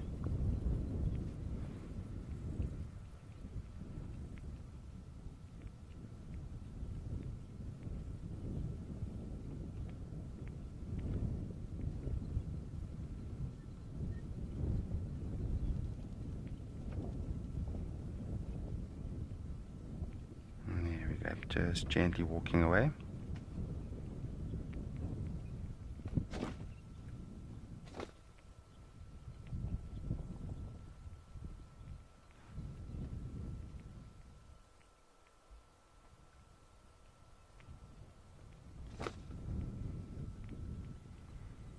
Wow, it is very warm. It's still very cloudy at the moment, and it's quite nice when the cloud blocks the sun out. But as soon as the gaps in the clouds open up and the sun pokes through, it's quite a hot day. I would imagine we are close to 30 degrees Celsius at the moment.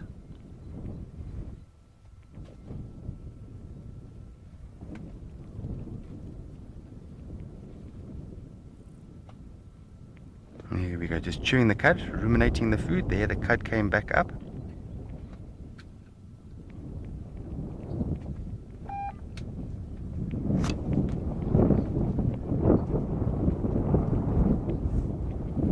Pumzile, thanks for your question. The black markings around the horn area. So I see some black markings sort of on the base of the ear there and behind the ear. Just trying to think. It's an interesting observation. I've never really thought of that. Let me just give it a think.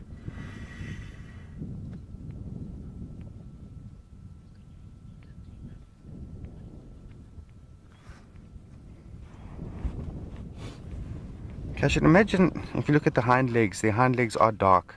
So we know that helps them with thermal regulation. So when it is quite hot, when it's quite cool in the mornings, you find that hartebeest do like to go onto elevated areas. They climb on top of dunes and sort of rocky areas just to get a bit of elevation. And then once they're at the top there, they tend to sort of angle their legs towards the sun, and this helps them to heat up in those colder temperatures. So I should imagine perhaps the face has also got to do with that as well.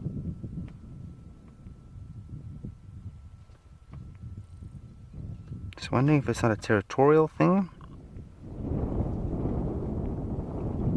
I think more for thermal regulation.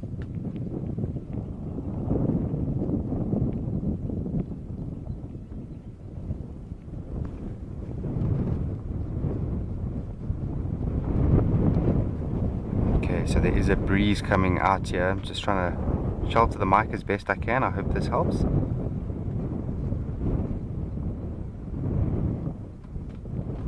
Now just watch this animal. It's chewing, it's chewing. When it stops chewing, just watch the bottom of the neck where the throat is.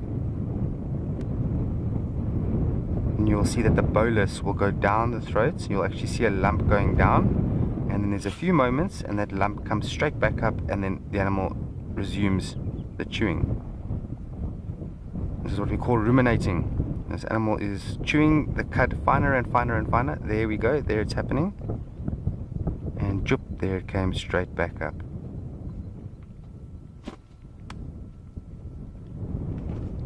So by doing this, it does chew down the grass finer and finer and finer, and also it gets digested much more well. And by the time this animal passes that food through the system in the form of their droppings or their dungs, you find that it's very fine in these tiny little pellets, which means that the animal has had maximum digestion out of everything that it's eaten. Now try compare them to an animal like a warthog or a zebra or an elephant or a hippopotamus that cannot do that. You take a look at their dung, and it's very coarse. There's still material within the dung that has not been touched by the digestive system. Often with elephant dung you can find berries and thorns and leaves that are still very whole.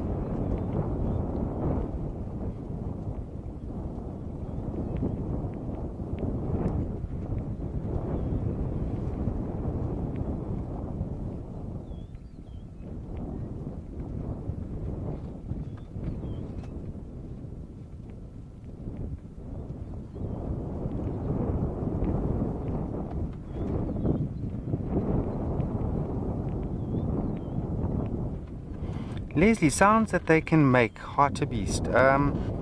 So you find with the lambs, often with the lambs you get this sort of sound.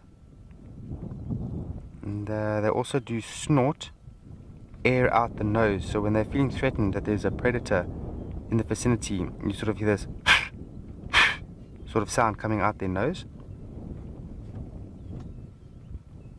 And that's almost it.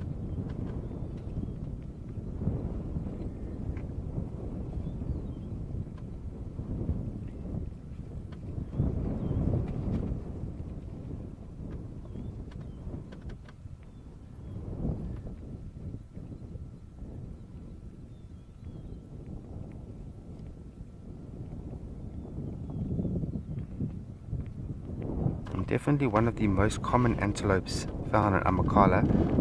So in numbers they do very well out here.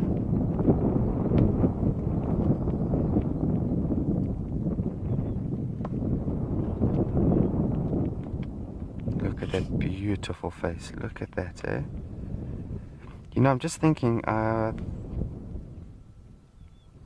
think, you know, the male, the bulls, from what I have seen, do have darker faces than the cows, the females.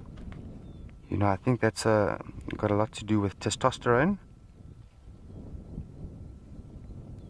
So just to answer that question again, I think the bulls have got very dark faces due to a dominant nature. I think a lot of testosterone is pushed through there.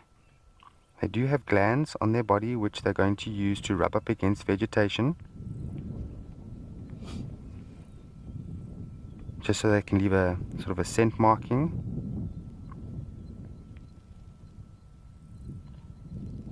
and advertise the fact that there is a territorial bull in the area, and that can be for other bulls, and they can also be for cows.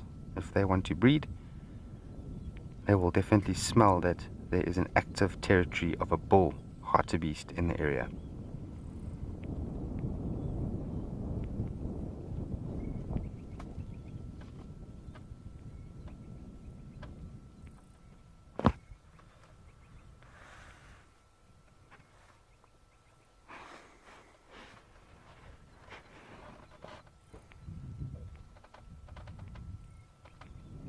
Right, look at this area. Isn't this just a beautiful environment?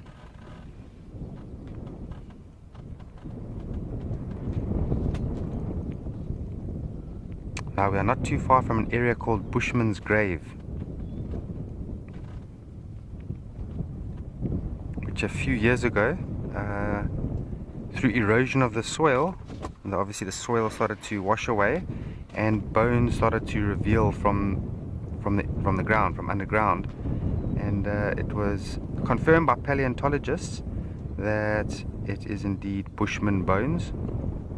So Khoisan Bushman. There were 2 skeletons found. What is interesting, and I don't know what sort of conclusion they got, but one of the skeletons was a short person, which is normal for the Bushman times. They were very short people. But then another skeleton was incredibly tall, which is very unlike what the Bushmen used to look like.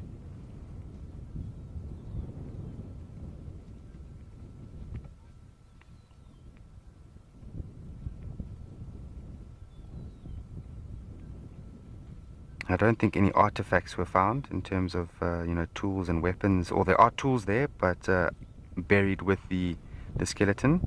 I think in the Bushman times, tools would have been inherited if one of the Bushman members passed away. But yeah, at Bushman's grave you can find artifacts such as arrowheads, axe heads and things like that. They're definitely a tool making spot, it seems.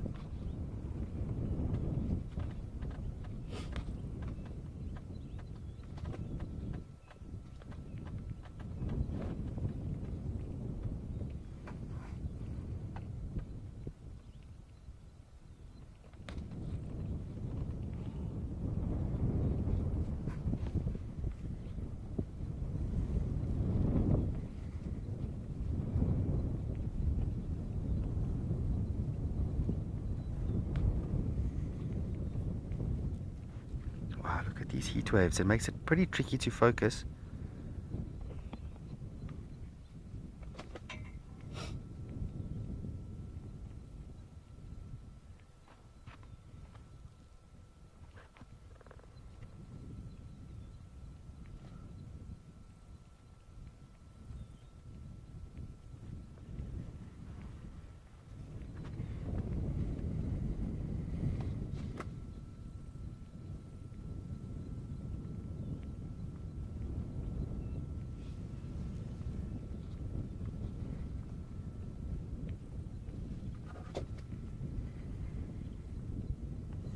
Beautiful animals, aren't they? Very tough, very strong.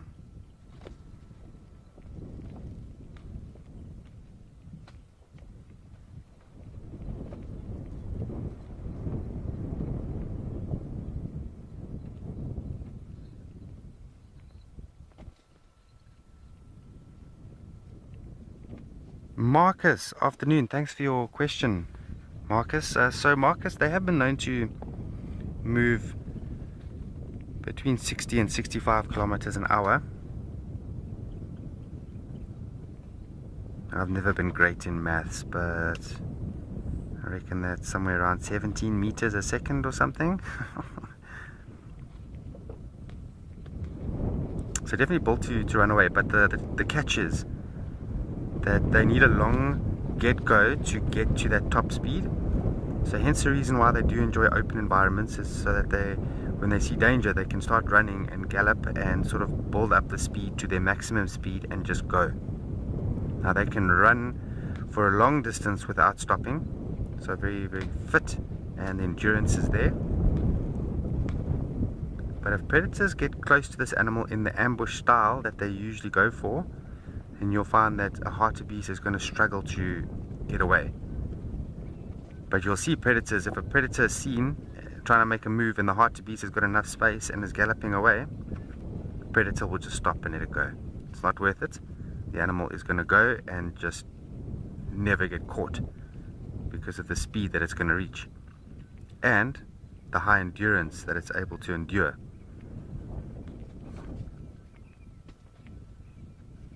So they like to hang around these open environments where it's not too bushy. They sleep in these open environments, they feed in these open environments, they do most of their activities out in the open plains.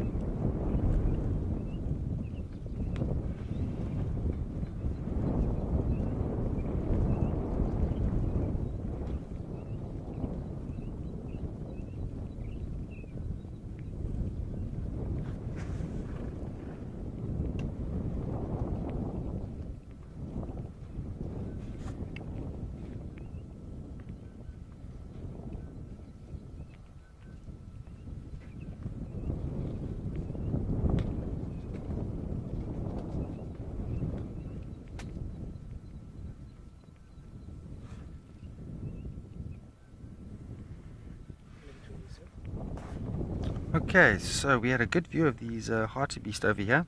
I'm going to send you back to Lisa and see what she's up to.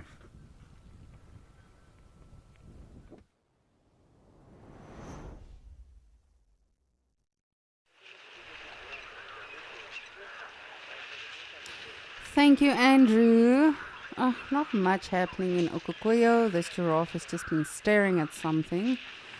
Not too sure what. Mashatu has a downpour of rain.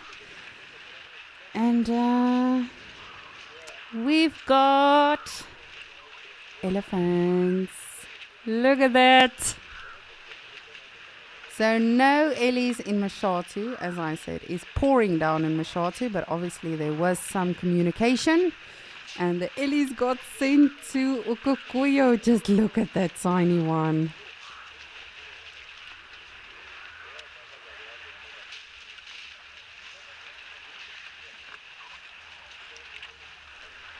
Oh, that is just very, very small. I'm so happy about this.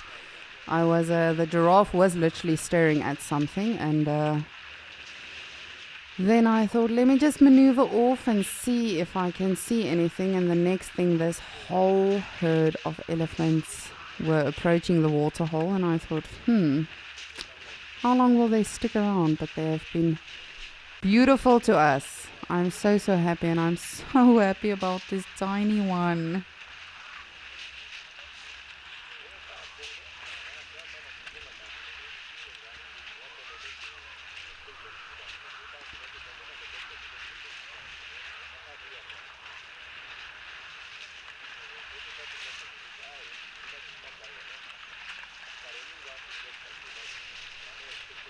Oh man, I'm just so happy right now. What a way to end our day. I could not be happier. Oh, and it is our bull that I was referring to earlier on today. That bull that stays by himself. Don't scare the little one, please. Oh guys, that baby is very small.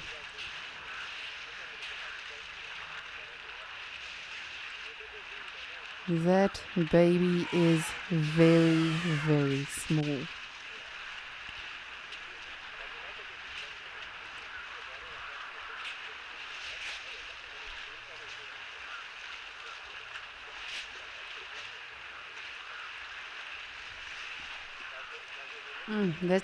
I would say that's not more than a couple of days old. Oh, hello.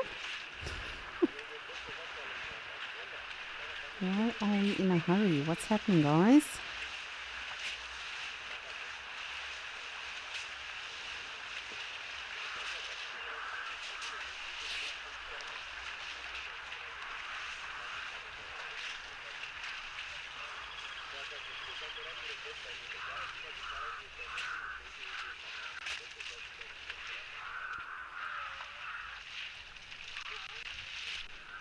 No, elephants. Oh, that was super short and brief. But so worth it. Thank you so much. That was so special, elephants. And thank you, Mom, for showing us your tiny baby.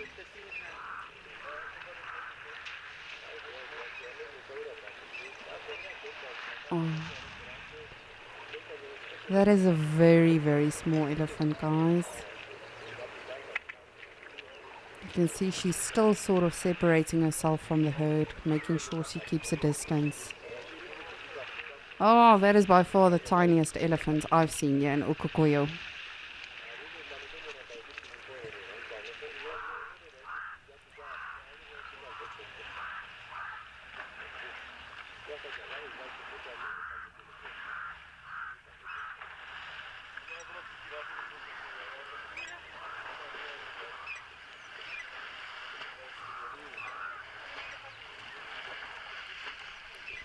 My day has officially been made. I don't know about all of you and what you've enjoyed seeing so far today, but this was definitely the highlight for me. We have not seen a big herd of elephants like this in quite some time in Okukuyo. For me personally, at least. And so this was really magnificent. When we started this morning, I said I hope we see some elephants today in Mashatu.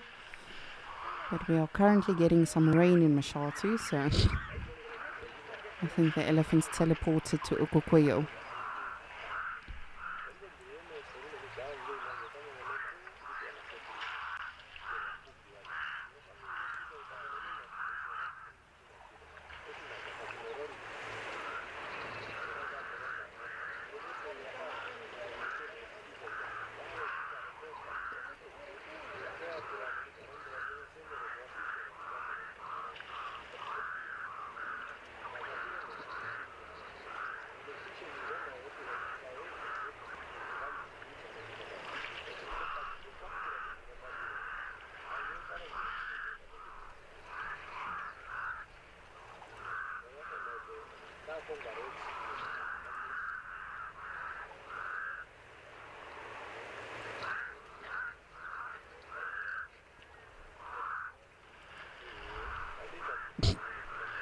That giraffe is like, oh, thank goodness. I thought you'd never leave.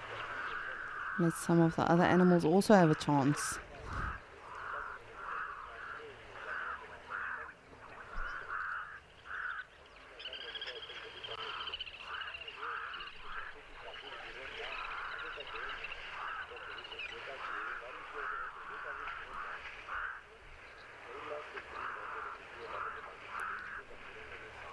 Day officially made. I just want to see if there's not another Ellie approaching. This giraffe still seems a little bit hesitant. Oh man, but that was by far the tiniest elephant I have ever seen in Ukukweyo. Absolutely brilliant. And such a brief sighting, but how amazing was that? Just want to see if this elephant is gonna try chase away the giraffe. The tallest and the largest living land mammals. And of course, even though they are both very, very big, both of them are vegetarian. Elephant being a mixed feeder, eating absolutely anything from the leaves to the roots of a tree, to grass, to flowers. And then the giraffe being a browser.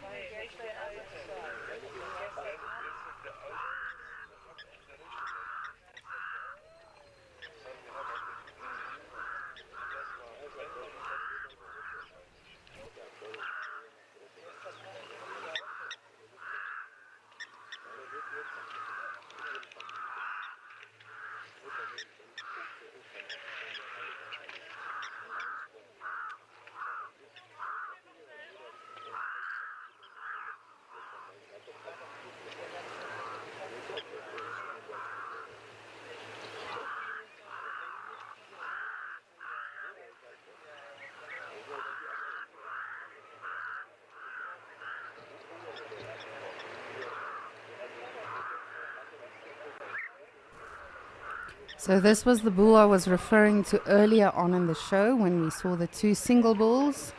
Sometimes this bull does hang out with them, but for the most part he seems like a solitary male just doing his own thing. Sometimes you'll see him joining up with the other two bulls and other times he'll be by himself. But I do also think that is why the whole herd of elephants left now, is because of this guy. He's not part of their herd. So I don't think they were too happy with his presence.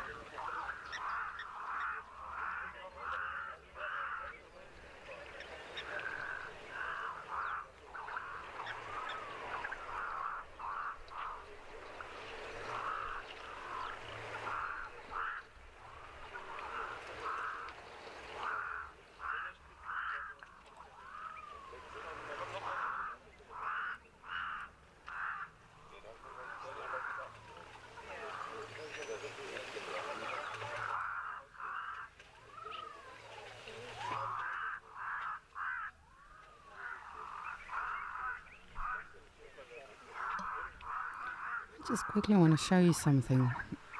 How quickly that whole herd of elephants disappeared now.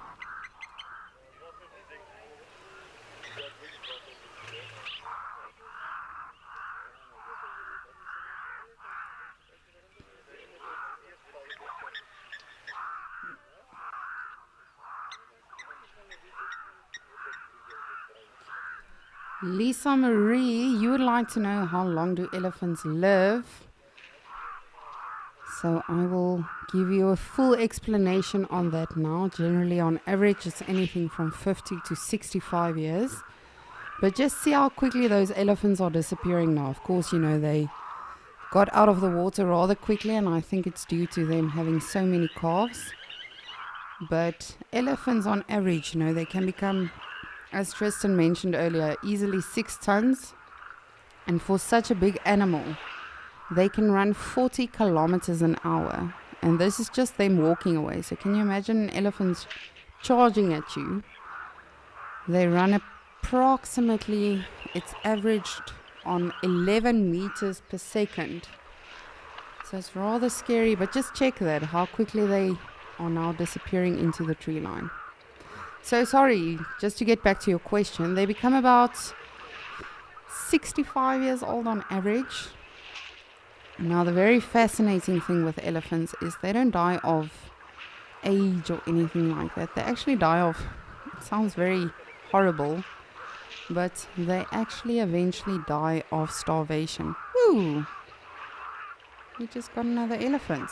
I don't know where you came from. That's odd. Okay, well, we've got an extra elephant that just apparently came out of nowhere. So elephants have, during their lifetime, of course, you know, they've got the one set of tusks, which is a modified tooth. So they've got 2 tusks, and then elephants actually have 4 molars in their mouth, and it's actually quite magnificent if you see it up close. So it's literally a very, very, very big tooth, and they've got 4 of them. So 2 at the top, 1 on each side, and 2 at the bottom, 1 on each side. Now you can imagine if you are eating bark and roots and branches and thorns and stuff like that, your teeth are going to eventually weigh down a little bit. So as they weigh down, elephants get a new set of molars. So during their lifetime, they will actually get 6 sets of molars. And when the last set has worn down, they will actually sadly die of starvation, because they can no longer eat properly. And elephants, we know, already digest so poorly. They only digest about 30% of what they're eating. So then eventually, you know, when the time comes, generally it's here by 50 to 60 years old, which, you know, the last set wears down. And then they will sadly die.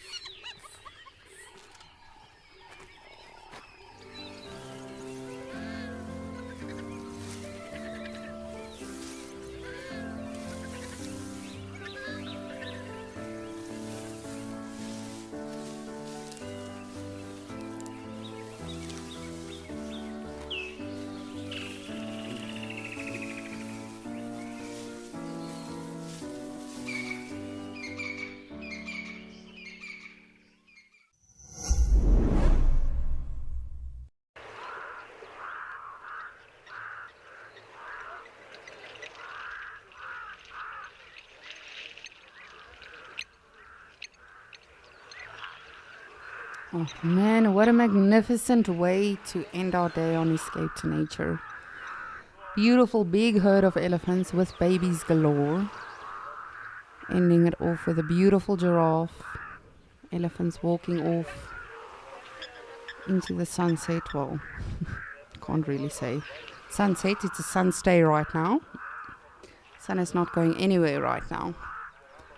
But it has been awesome today. We've had Tristan join us too with some swimming elephants in Juma.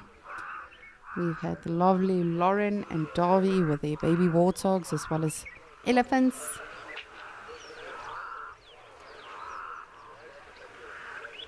And Liam and Andrew as well. And then, of course, as always, our various waterholes have been good to us with some wonderful sightings. And for the next 3 days, you will have Alex again on Escape to Nature. Then I will be back on Thursday to spend some time with all of you. But again, thank you so much for an awesome week on Escape to Nature. I really have loved it. I always love spending time with all of you. And I appreciate all of you spending time with us. But please do stay tuned for Penguin Beach straight after Escape to Nature, and do join us again tomorrow on Escape to Nature for the same time, same place. And remember, this afternoon is Quiz Mania again, so do join us for that on Sunset Safari. Definitely gonna be a lot of fun. But again, thank you so much for an awesome week. Brilliant sightings. Thank you to all of you. Thank you to MC and all of our other wonderful naturalists. But I will see you again this afternoon for Sunset Safari. And I hope everyone has a beautiful, beautiful Sunday. And I hope we'll see lots this afternoon on Sunset Safari. I'm very excited to hear who's going to be participating, to see what we'll see, and to see, of course, what the questions will be. But thank you so much. I hope everyone has a beautiful Sunday. Thank you for an awesome Escape to Nature.